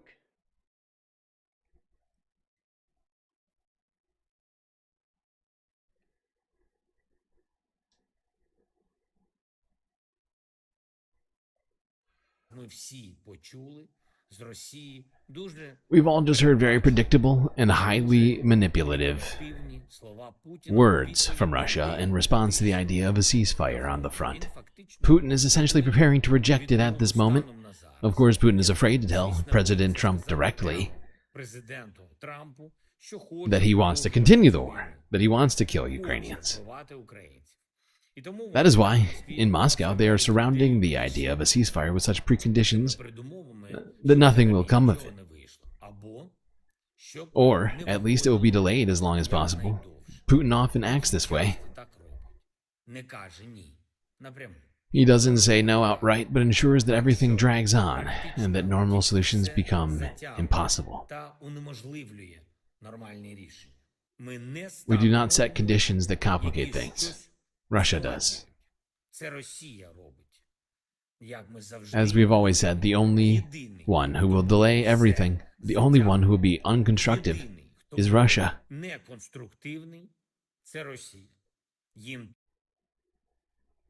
They need war. Putin has stolen years of peace and continues this war day by day. And the fact is, I found this to be incredibly constructive from Ukraine. Considering everything, you know, amidst it all, they're still trying to actually have peace. Actually agreed to this proposal that did not have everything in it that they wanted. I think we all know there's a real lack of guarantees in this agreement. But they still were willing to push forward with it. And I think it does bring to light. Well, at some point, maybe Donald Trump will be forced to actually accept the truth of what's going on here. Because I'm fairly certain these Moscow talks are going to be, well, not super constructive. There's going to be a lot of, well, I guess you could call it constructive criticisms of this one. And it's only going to further delay this ceasefire if ever it comes. Okay. Now let's go on to talking about Israel a little bit and Gaza. As a lot has happened there as well. And the amount of stuff that we have been talking about, I feel like makes it harder and harder for us to even get to this news. I feel like we're getting to Israel later and later in the day now, because of how much stuff is going on. But this is also an incredibly important discussion we cannot stop having. We cannot ignore what's going on here. And honestly, there's some stuff that we have missed. Partially because I think the media has been had their eyes in other places. Stuff like this didn't make it to the Associated Press regular page from about 5 or 6 days ago now. In Nablus, which I believe is in the West Bank, where Israel set fire to a mosque. Illegal. Another crime against humanity of ethnic cleansing. As they amp up this war in the West Bank now committing, more war crimes. Since they've officially invaded, this is officially a war crime. Yeah, here we are. Nablus, West Bank children in a burnt-out mosque. This is the ugly, true face of the occupying force. This is occupation, but as Palestinians, we know it. They want to destroy the West Bank, Gaza, and everything. But the important thing is the resilience, the resistance, and staying on our land. We will move and we will rebuild in the early morning. We will restore prayer to Al-Nasr Mosque.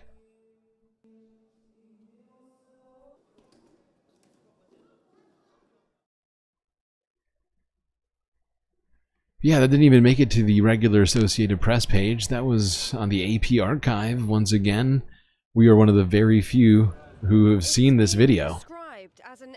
Did not. Excuse me, ma'am. Thank you. I was talking. But this was seen by 530 other people before us. So we've just increased the views on that video by like 10%. Immediately, if not sooner. You know, did it make it to the regular Associated Press page, where it might have traveled on to other places? AP Archive is where these things just go to die. Be picked up galactically. But I refuse to stop paying attention to these continuations of war crimes, while the United States looks the other way on all of it. No press conference from Rubio to talk about that. No press conference from Rubio to talk about the aid that's not getting in. The cutoff of power to the desalination plant in Gaza that provides 60% of all of the water to everyone in North Gaza. Essentially ensuring people will be dehydrated, potentially to a death-threatening level. TRT World's on it 3 days ago. Israel cuts power to desalination plant in Gaza. I don't want reality. It's being described as an escalation in genocide. Israel's decision to cut off electricity supplies in Gaza. A week after its suspended delivery of humanitarian aid to the territory has pushed Palestinians to the brink. We sleep without electricity, wash our clothes by hand, cook with wood, and there is no gas for cooking. Now our lives depend on wood, fire and candles. We went back to 50 years ago to using candles. No electricity brings this drinking water plant in Deir al-Balah to the brink of shutdown as generators will stop functioning. It's a huge problem that the occupation cut off the electricity supply to the only desalination plant in the Gaza Strip. This, of course, signals an environmental disaster and reduces about 70% of the fresh water that reaches the central and southern Gaza Strip. It's triggered international condemnation, including the United Nations and even rights groups within Israel. The stopping of humanitarian aid, the deliberate stopping of supply of electricity, of water, of medicine to the civilian population amounts to a war crime. As the ceasefire is on the verge of collapse, Israel is heading back to the negotiating table in Qatar. Israel has accepted the invitation by the mediating countries, backed by the US, to send a delegation to Doha. Israel is pressing Hamas to accept an extension of the first phase of their ceasefire, which ended last weekend. Hamas says no and wants to move towards permanent peace. Wow, Hamas want permanent peace, not Israel. Fascinating. Who could have guessed? Who could have guessed that? I don't know, anybody paying attention to the situation this whole time? I don't know how many times we've heard about Hamas agreeing to this or that ceasefire in Qatar, and then Israel trying to completely undo it and say, no, we can't have any of this.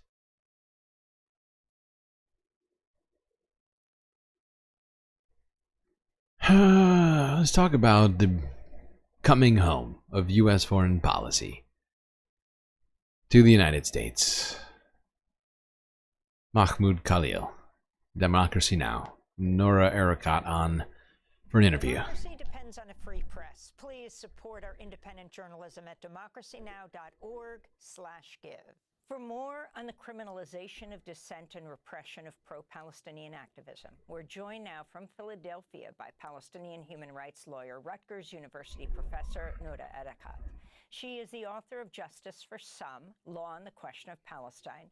Her most recent article for the Boston Review is called The Boomerang Comes Back: How the U.S.-backed war on Palestine is Expanding Authoritarianism at Home. If you can respond, Professor Erekat, to these latest developments with Mahmoud and talk about what you mean by the boomerang effect. Thank you, Amy. By the boomerang effect, I am invoking Amy Sacer, Martinican essayist, author, poet, who in 1950 wrote a searing polemic on the discourse and colonialism, where he pointed a finger at European and Western leaders who were condemning Hitler for the execution of genocide within Europe's shores and telling them very blatantly that they are not different from Hitler, but have little Hitlers inside of them that they have failed to condemn because their violence has been meted out against brown and black and indigenous peoples in their colonial periphery. And in that critique, he was emphasizing... Sorry, everyone. Volume problems.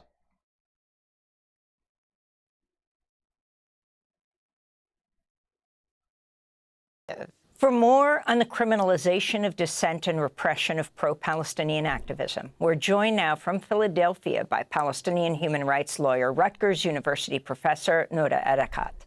She is the author of Justice for Some, Law on the Question of Palestine. Her most recent article for the Boston Review is called The Boomerang Comes Back: How the U.S.-backed war on Palestine is Expanding Authoritarianism at Home. If you can respond, Professor Erekat, to these latest developments with Mahmoud and talk about what you mean by the boomerang effect. Thank you, Amy. By the boomerang effect, I am invoking Amy Sacer, Martinican essayist, author, poet, who in 1950 wrote a searing polemic on the discourse and colonialism, where he pointed a finger at European and Western leaders who were condemning Hitler for the execution of genocide within Europe's shores and telling them very blatantly that they are not different from Hitler, but have little Hitlers inside of them that they have failed to condemn because their violence has been meted out against brown and black and indigenous peoples in their colonial periphery. And in that critique, he was emphasizing that the Holocaust, the Jewish Holocaust that happens at the hands of the Nazis was rehearsed on other indigenous black, brown, colonized peoples, and emphasizing that there is no violence in a colonial periphery that does not boomerang back home into the domestic sphere. And my emphasis here by invoking that was to show that there is no way to defeat fascism at home without combating empire abroad. In order to defeat U.S. state violence at home, it has to be confronted on both fronts of its domestic and its foreign image. In this instance, we have seen that boomerang come home especially quickly as the United States, under the Biden administration, continued, fomented, supplied, made possible a genocide against the Palestinian people in Gaza for 16 months straight. In order to do that, repressed speech at home, fomented the attack on students, expanded presidential authority, refused to apply U.S. law, denigrated international law, and basically spread a red carpet for the Trump administration to come now and expand that repression to all other vulnerable communities. And I want to emphasize that this was possible because of the thorough dehumanization of Palestinians, because of the desensitization to their suffering, because of the racialization as violent and dangerous. There was not a blink amongst the Democratic establishment that children were being slaughtered, and asking for Americans not to slaughter them. Somehow, do not kill children became an exception when it came to Palestinians. There was actually supporting the repression of universities, of their students, because they were described as violent and dangerous rather than celebrated as anti-war protesters in the tradition of university protests in this country. I have quotes from the Biden administration, from Biden himself, where he says, let me be clear, violent protests will not be tolerated, but peaceful protest is, suggesting that the student protests were violent when 98% of them were nonviolent, and the violent ones were violent specifically because of mob violence and because of police violence, because of drones, because of law enforcement that was sent out to the universities. It was Biden who said this blatant anti-Semitism is reprehensible and dangerous. It has absolutely no place on college campuses or anywhere in our country. It was the Biden administration, it was the Democratic establishment that has created the conditions that we are now seeing taken advantage of. The Trump administration before has tried to gut women and gender studies, DEI, critical race theory, but could not do it. But in this moment has been able to do it because all of the guards have been let down as the supposed liberal establishment allowed for these repressive regimes to be mobilized against Palestinians once again, understanding us as the lowest hanging fruit to sacrifice rather than as the canary in the coal mine that has been telling you danger is here. Those Palestinians and their allies here on university campuses heroically at points struggled to save some sort of core humanitarian principles in the United States, and instead were expelled, were suspended, were doxxed, were denied graduation, and now there can be no surprise that the Trump administration is mobilizing with ease as they continue to use Palestinians as their Trojan horse in order to gut the welfare state, in order to defund universities, in order to go after minority communities. And so this message... Yep. Yep. Rather than defending free speech, anti-war protesters, students, and embracing that, the Biden administration decided to fight all of that, literally and figuratively. And the Trump administration, because of all that, has been able to do this stuff with ease, putting people like Mahmoud, Khalil into detention, even though he has a green card. All this has basically been normalized now. And it needs to be unnormalized.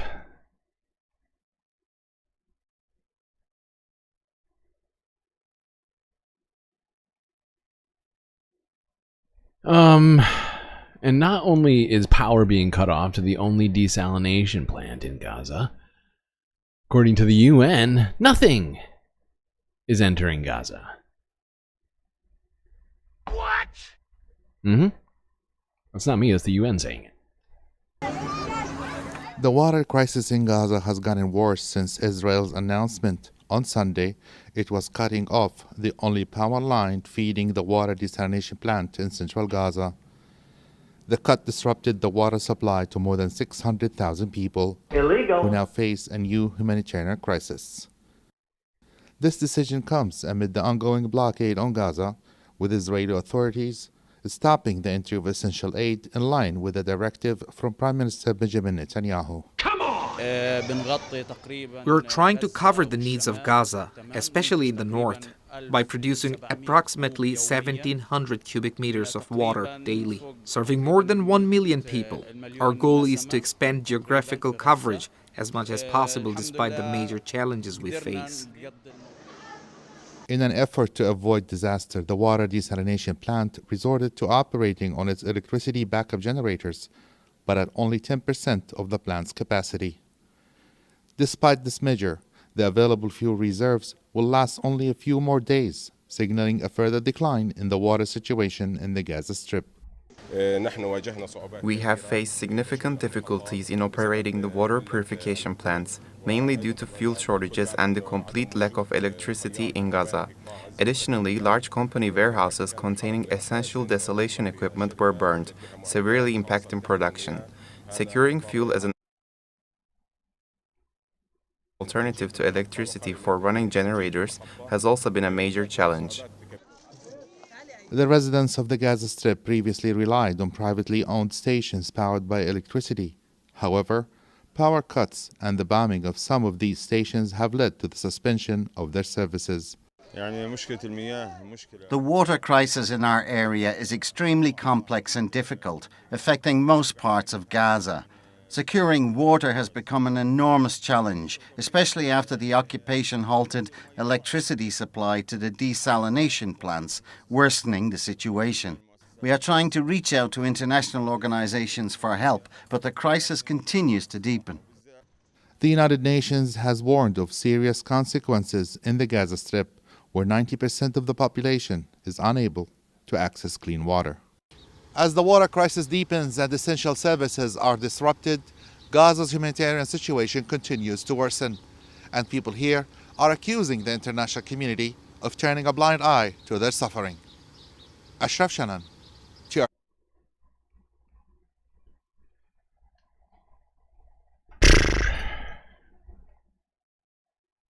Totally fucked. Totally fucked. Alright, let's go to this. Amidst all of this horrifying stuff Israel is doing, I guess I shouldn't have been shocked by this, but Israel has decided to attack Syria, claiming that they targeted ISIS in Damascus, a place that ISIS, my understanding, didn't have a stronghold in. They had more camps in the center of the country. But Damascus was a former Assad stronghold where ISIS did not have any influence or like anything, in my understanding. But Benjamin Netanyahu here to tell us stuff. How great. Let's hear it. This morning we struck the headquarters of ISIS in the heart of Damascus. We are doing this because we have a clear policy. Whoever attacks us or plans to attack us, we attack. Anyone who attacks us or thinks about attacking us, we're going to attack you first. Thinking about attacking Israel is apparently a war crime, and therefore Israel is justified in attacking you for thinking about it. How rude. This is fantastic, and I'm sure the U.S. will have nothing to say about this. Not a word. This applies not only in Syria, it applies everywhere. It applies in Lebanon. Just last week we killed 5 Hezbollah members because they violated the agreement. And we are enforcing this agreement very firmly. That's fun. Anybody think about violating that agreement? You don't have to even violate it. All you have to do is think about it, and Israel will attack you. Immediately, if not sooner.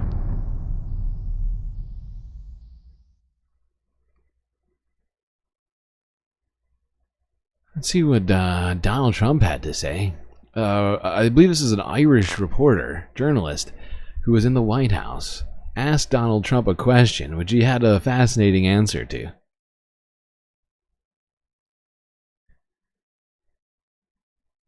Here's Forbes breaking news.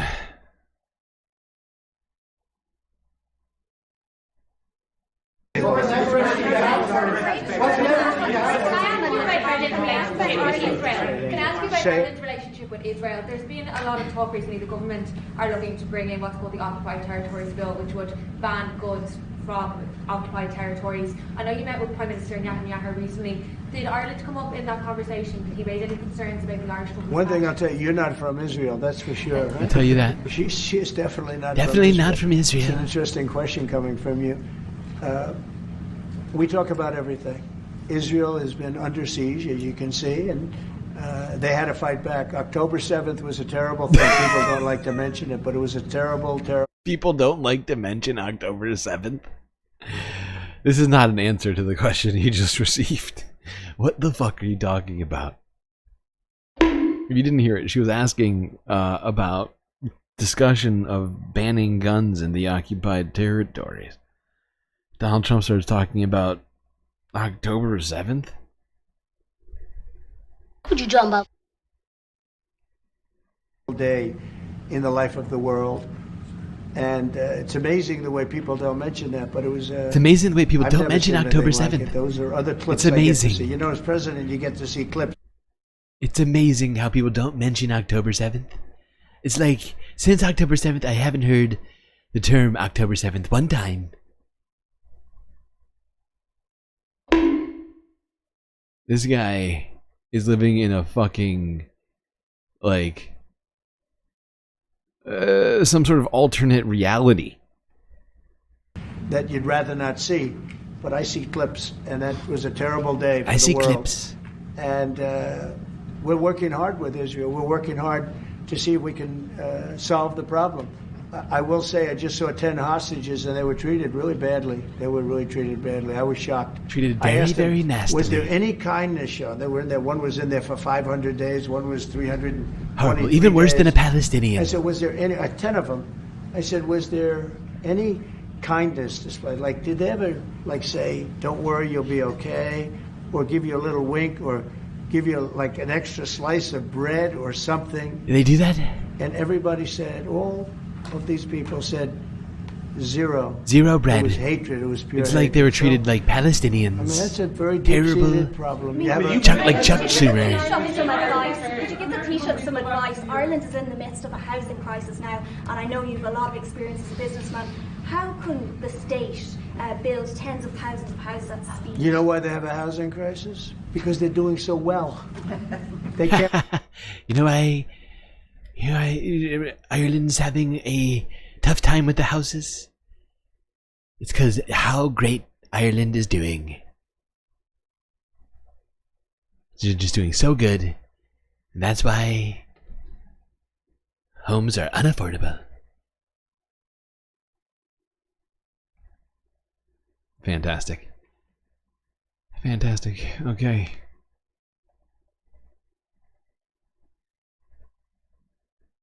But yeah, Donald Trump saying, you're not from Israel. That's for sure. And he's like, nobody ever heard about October 7th. Completely unheard of. It's incredible. It's like it never happened. But I saw it. It was bad.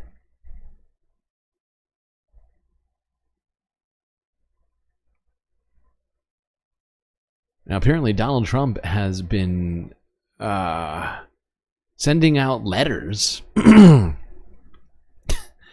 somewhat antiquated form of communication for Donald Trump, you know, who's such a lover of social media, was apparently sent at least one letter to Iran to extend the olive branch on nuclear peace talks.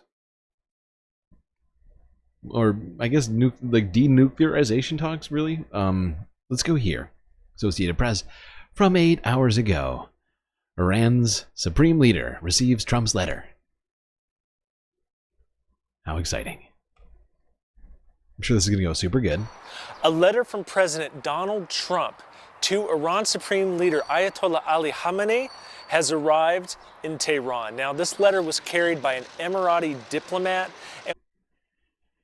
Hold on, I'm not going to say it. I'm not going to say it yet.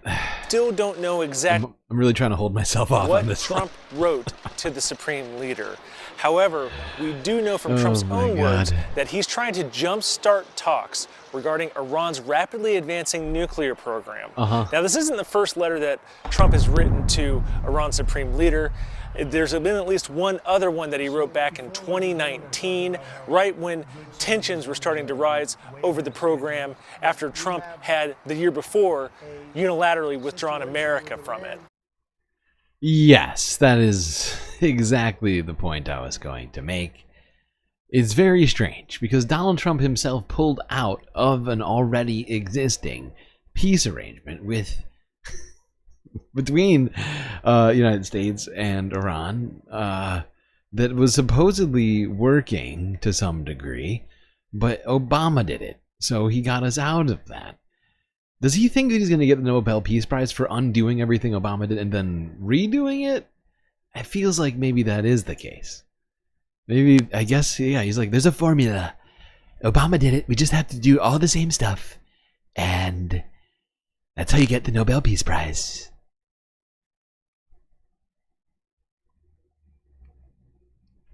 If I just re-enter us into the agreement I took us out of, those Nobel Peace Prize people, they'll see how great I really am. Actually, much better than Obama, because I didn't get the job from DEI. Got it on merit. Speaking of merit, let's talk about all these fucking tariffs again. Let's go to China. South China Morning Post from yesterday. China vows to retaliate as U.S. steel tariffs take effect.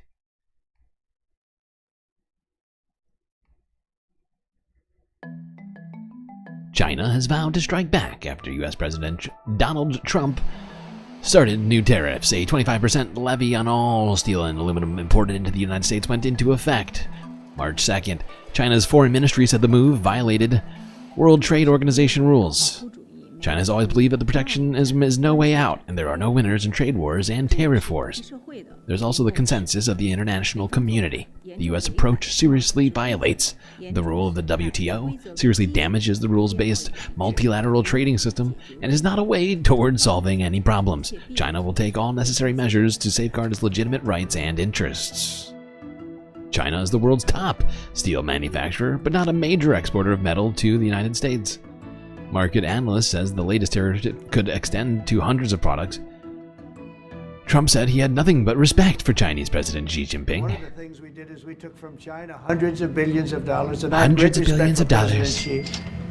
But he understood that. He understood it was a one-way street, and you can't have a one-way street. Trump has already imposed tariffs on China, Mexico, and Canada. In early March, the U.S. leader raised blanket tariffs on all Chinese imports. The U.S. has also slapped a 25% tariff on most goods from Mexico and Canada. Here we go. Donald Trump causing more problems for mostly U.S. citizens than anybody else, but not nobody else. Let's go to this problem, which was definitely not. Well, actually, maybe it could. I guess it could have been caused by Donald Trump. Probably not, though. But this is a horrifying situation, of which I'm still trying to gather. Rescued from a train hijacked by separatist militants. Still trying to gather all the details on what the fuck happened here. But within a day, a hostage situation involving hundreds of people on a train were started and then ended. Let's go here to Reuters from 21 hours ago. Pakistan train hijack. Hostages end ordeal with rival in Quetta. Dozens of people rescued from a train hijacked by separatist militants in southwestern Pakistan arrived on Thursday in the city of Quetta. That was hours after security forces killed all 33 attackers to end a day-long standoff. Insurgent group Baloch Liberation Army, the largest of the region's armed ethnic groups battling with the government, claimed responsibility for the attack, which left 21 hostages and 4 security troops dead. The militants blew up rail tracks and opened fire on the train on Tuesday as it made its way to Peshawar from Quetta, the capital of mineral-rich Balochistan province. Several of the 440 train passengers were taken hostage. Surviving hostages requiring medical treatment were transferred to a hospital in Quetta. Muhammad Tanvir told Reuters that he was returning home from Afghanistan when the attack happened. The situation was terrible. We didn't eat anything for 2 days. Our last meal was at sunrise, and after that we survived only on water. We even had to drink water from the train's washroom. Then last night our army arrived. By evening they had cleared everything. They gave us protection, served us food and water, and took care of the situation. Another hostage, Aslan Yusuf, told Reuters that the militants grouped the passengers by their region of origin. Yeah. Horrifying situation. One which I'm still, like I said, trying to get my bearings on. I'll probably be talking about this tomorrow quickly. We'll be doing a Friday weekending report. That is on the docket. So long as nothing crazy happens between now and then. But the Baluchi, or whatever you call them, separatists, are, basically doing terrorism here in Pakistan, holding dozens of people hostage. Not a great situation. Let's go south to India now, to a much less unfortunate situation. Let's talk Holi, as spring is here, almost here. Holi marks the beginning of spring. Every year, the festival of colors.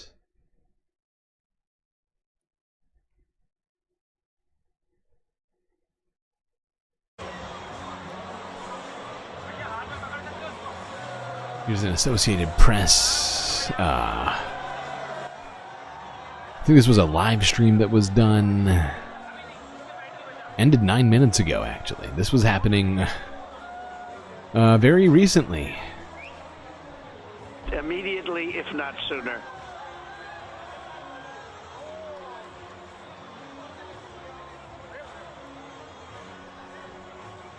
You can see people throwing powdered colors into the air. Orange, pink, yellow, green. I don't see a lot of blue right now, but most of the colors at least being thrown into the air. People celebrating this holiday, this tradition.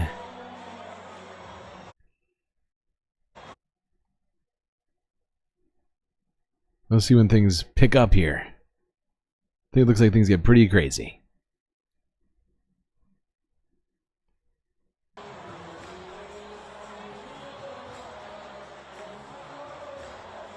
Looks like they bring out the color cannons or something.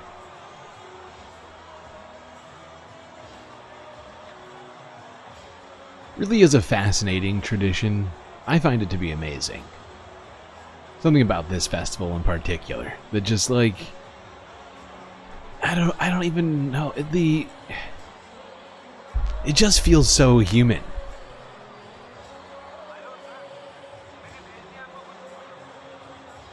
And it's just this, like, I don't know, the celebration of color. So vibrant and dramatic and sort of like a little messy. And like all of it is just so great, you know?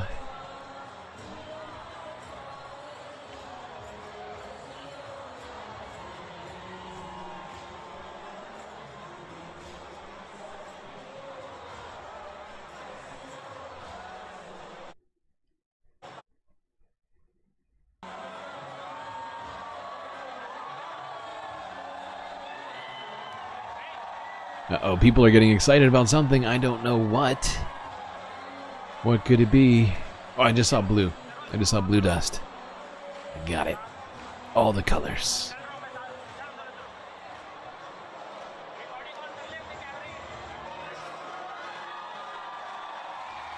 A lot of screaming going on.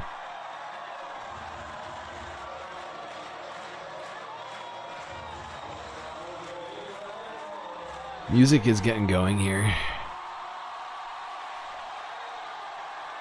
Oh boy. Oh boy. They brought out the color cannon. Multiple color cannons. Oh my god.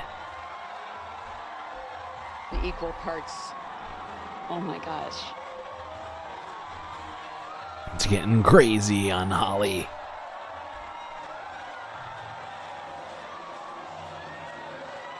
This looks wild. There's no breathing room down there.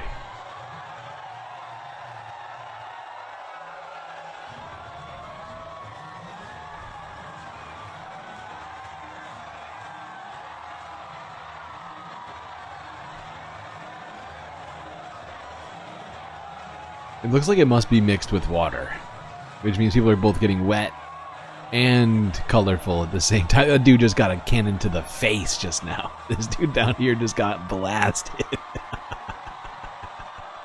I saw his reaction to it. It was fucking hilarious. Oh my god. That's a good question. Where is this? Is this Mumbai? I don't know. It doesn't say back here. It's just India. I don't know what city this is. It doesn't tell me. It's very rude. How rude. It does look fun though. It does look fun, gotta say. People are getting crazy down there, dancing, throwing confetti, it looks like. Having a good time. Welcoming the spring. We'll probably watch some more of this crazy festival on Sunday. That feels like very Sunday fun day vibes. And I'm pretty sure the Holly Festival continues through Sunday, doesn't it? It's like a multi-day thing, isn't it? I could have sworn.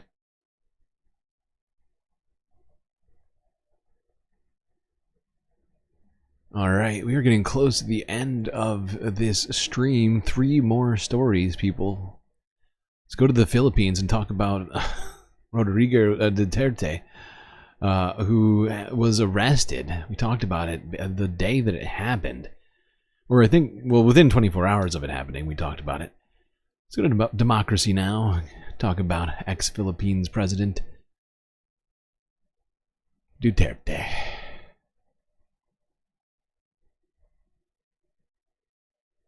Democracy depends on a free press. Please support our independent journalism at democracynow.org/give. This is Democracy Now!, democracynow.org. I'm Amy Goodman with Juan Gonzalez. We turn now to the Philippines. Former President Rodrigo Duterte is being flown to The Hague after being arrested in Manila Tuesday for crimes against humanity on an international criminal court warrant. The ICC has been investigating Duterte since 2018 over his extrajudicial so-called war on drugs that the UN estimates killed over 8,600 people. Human rights groups in the Philippines say the death toll is more like 30,000 people. Many children are among those killed. Last year, the former president admitted under oath that he oversaw a death squad of gangsters while he served as mayor of the southern city of Davao. I have a death squad. 7 of them. Illegal. They are not the police. They were gangsters. I command one of the gangsters, kill that, because if you don't, I will kill you. Duterte, now 79 years old, served as prosecutor, vice mayor, then mayor of Davao before serving as the president of the Philippines from 2016 to 2022. Back in 2016, he compared himself to Hitler, saying he'd be happy to slaughter 3 million drug addicts. Hitler massacred 3 million Jews. Now, there is Jesus. 3 million, there's a 3 million drug addicts. Christ. I'd be happy to slaughter them. At least, if Germany had Hitler, the Philippines would have. But what? My victims, I would like to be all criminals. The ICC's arrest warrant relates to alleged extrajudicial killings that occurred between 2011 to 2019. Although the Philippines withdrew as a member of the ICC in 2019, the court retains jurisdiction over crimes committed before that date. Illegal. Duterte's family has condemned his arrest, demanding his return to Manila. The former president's daughter, Sara Duterte, is the current vice president of the Philippines and political rival of the current president, Ferdinand Marcos Jr. She's headed to The Hague to support her father. Speaking outside the airbase in Manila Tuesday, she described his arrest as oppression and persecution. Help! Help! I'm being repressed! To turn over or to endorse the president, No. the former president. No reasons. So, No reasons at all. If they're looking for justice, there's no justice here. Meanwhile, families of the victims of Duterte's so-called drug war organized candlelight vigils, prayer meetings, gatherings to mark his arrest. Emily Soriano, the mother of a 15-year-old boy who was killed in one of Duterte's crackdowns in 2016, called for more accountability at an emotional news conference earlier today in Manila. Duterte was able to get due process, but when my child was killed, there was no due process. He sleeps in a nice bed while my child is rotting at the cemetery. It's been 8 years, almost 9 years, since my son became a victim of Duterte's war on drugs. For more on democracy now, it is really a monumental step in the dispensation of justice. I mean, we are talking about a killer, a person who killed at least 27,000 people over his 6 years, plus many more, while he was mayor of Davao City down south. So the ICC is, measure, of issuing this warrant of arrest and flying Duterte to The Hague is very important, not only for Filipinos and the families of those whose lives he took, but it is a warning to others, that eventually justice will catch up with you. And I think there are outstanding warrants of arrest that are aimed at Netanyahu of Israel as well as the dictator of Burma. So it's a very important step that we have seen in terms of Duterte. It is. I mean, we need to see this step in a lot of other places too, for sure. Is it lagging? I don't see it lagging. Sorry, I wasn't paying enough attention. I did not see it. I was looking on a different screen over here.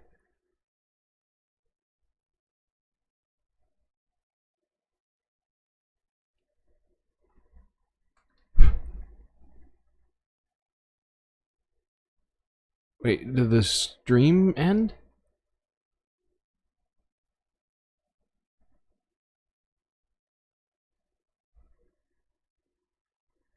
Huh.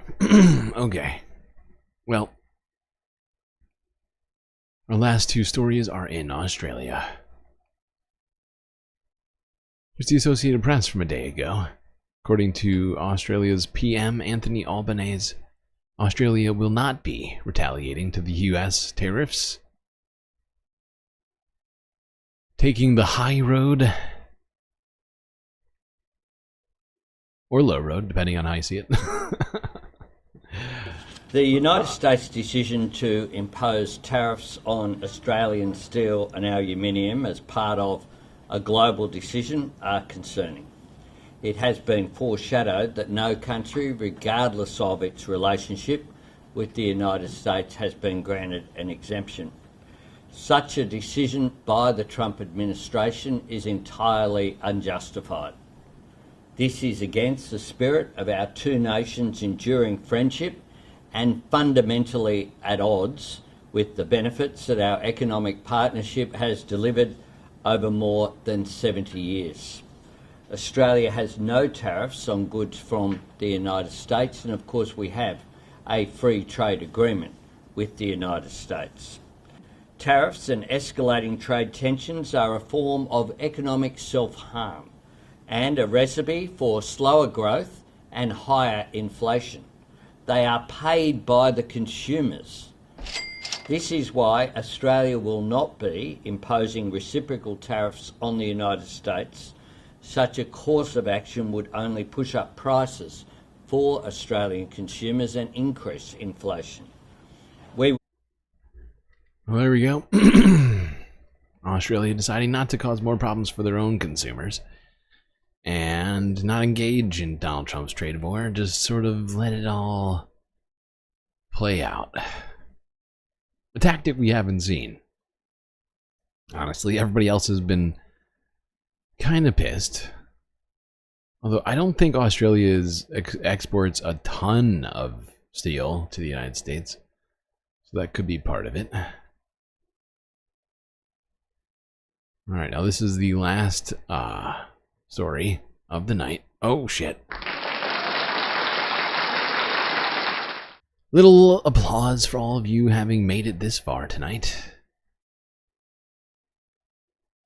This could have been in the environmental half, but it also is just something, you know, that also is an ongoing problem.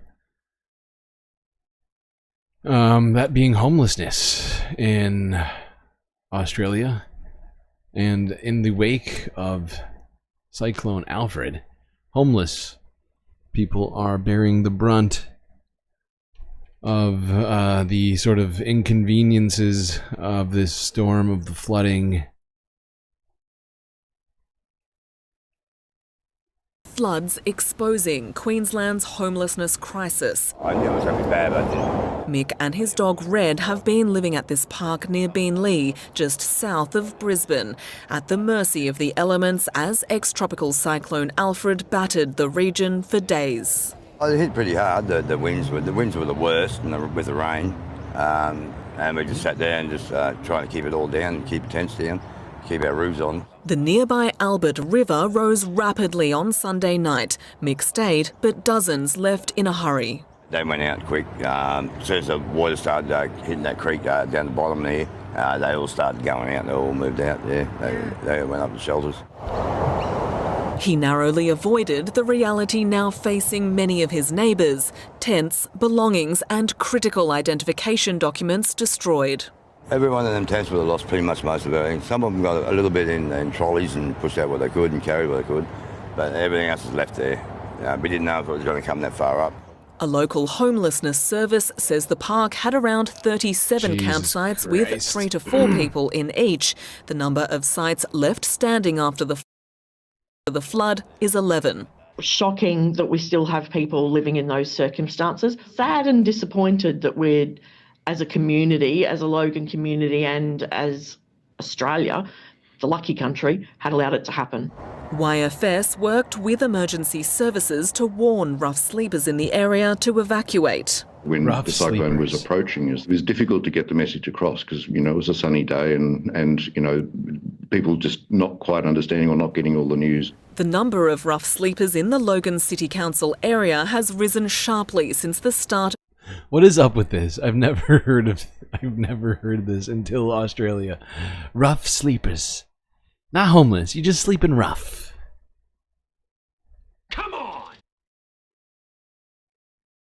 COVID pandemic, up 277% as median rents skyrocketed by $200 since 2021. So we're the fastest growing city in the state. As the situation got worse, our council gave some consideration to it and essentially decided that we would take a compassionate approach where as long as people were looking for housing, we were happy for them to camp there. We have people who are working, who are living in parks and in their cars in Logan. A new approach today announced by the Brisbane City Council, moving to clear out encampments, saying many have refused offers of crisis accommodation. We'll give 24 hours notice once.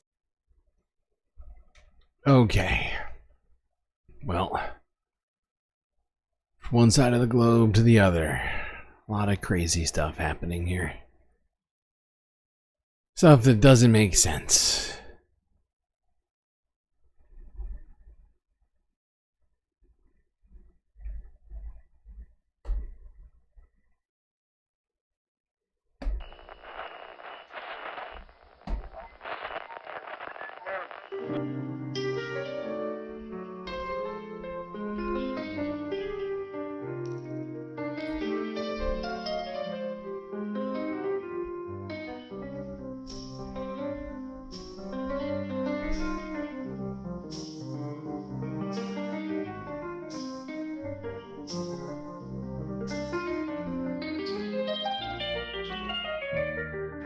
Well, looks like that's gonna be it for us tonight.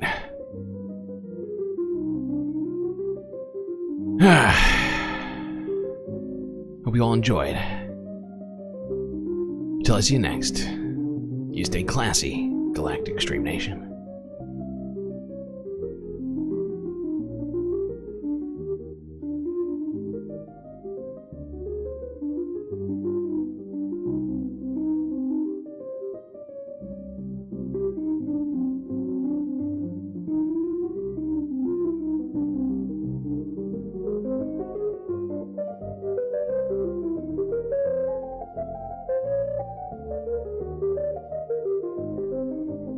Can't forget this. These are your galactic patrons: Gabby, Goth Dogs, Aaron W, Schmegley, PB, Mitty, Afroponics, Normal by Nature, Peter Planet Janet, Godcat, Robot Cat, Disco Wolf, Calibrating, Decipher, Geodragon, The Anti-Corporatist, Obsessive Audio, Moanoip, Nadia, Choki, Skelts, Tracy Eva, Mrs. Jen, Omega Star, Sasha G, Pitchforks Dragon, Vincent Morales, Donald James X. But wait, there's more. Evan from Portland, Impeccable Living, McGoggles, and Lovely Pariah. That's right, all these people here have helped to produce the show which your eyes and ears just got done enjoying.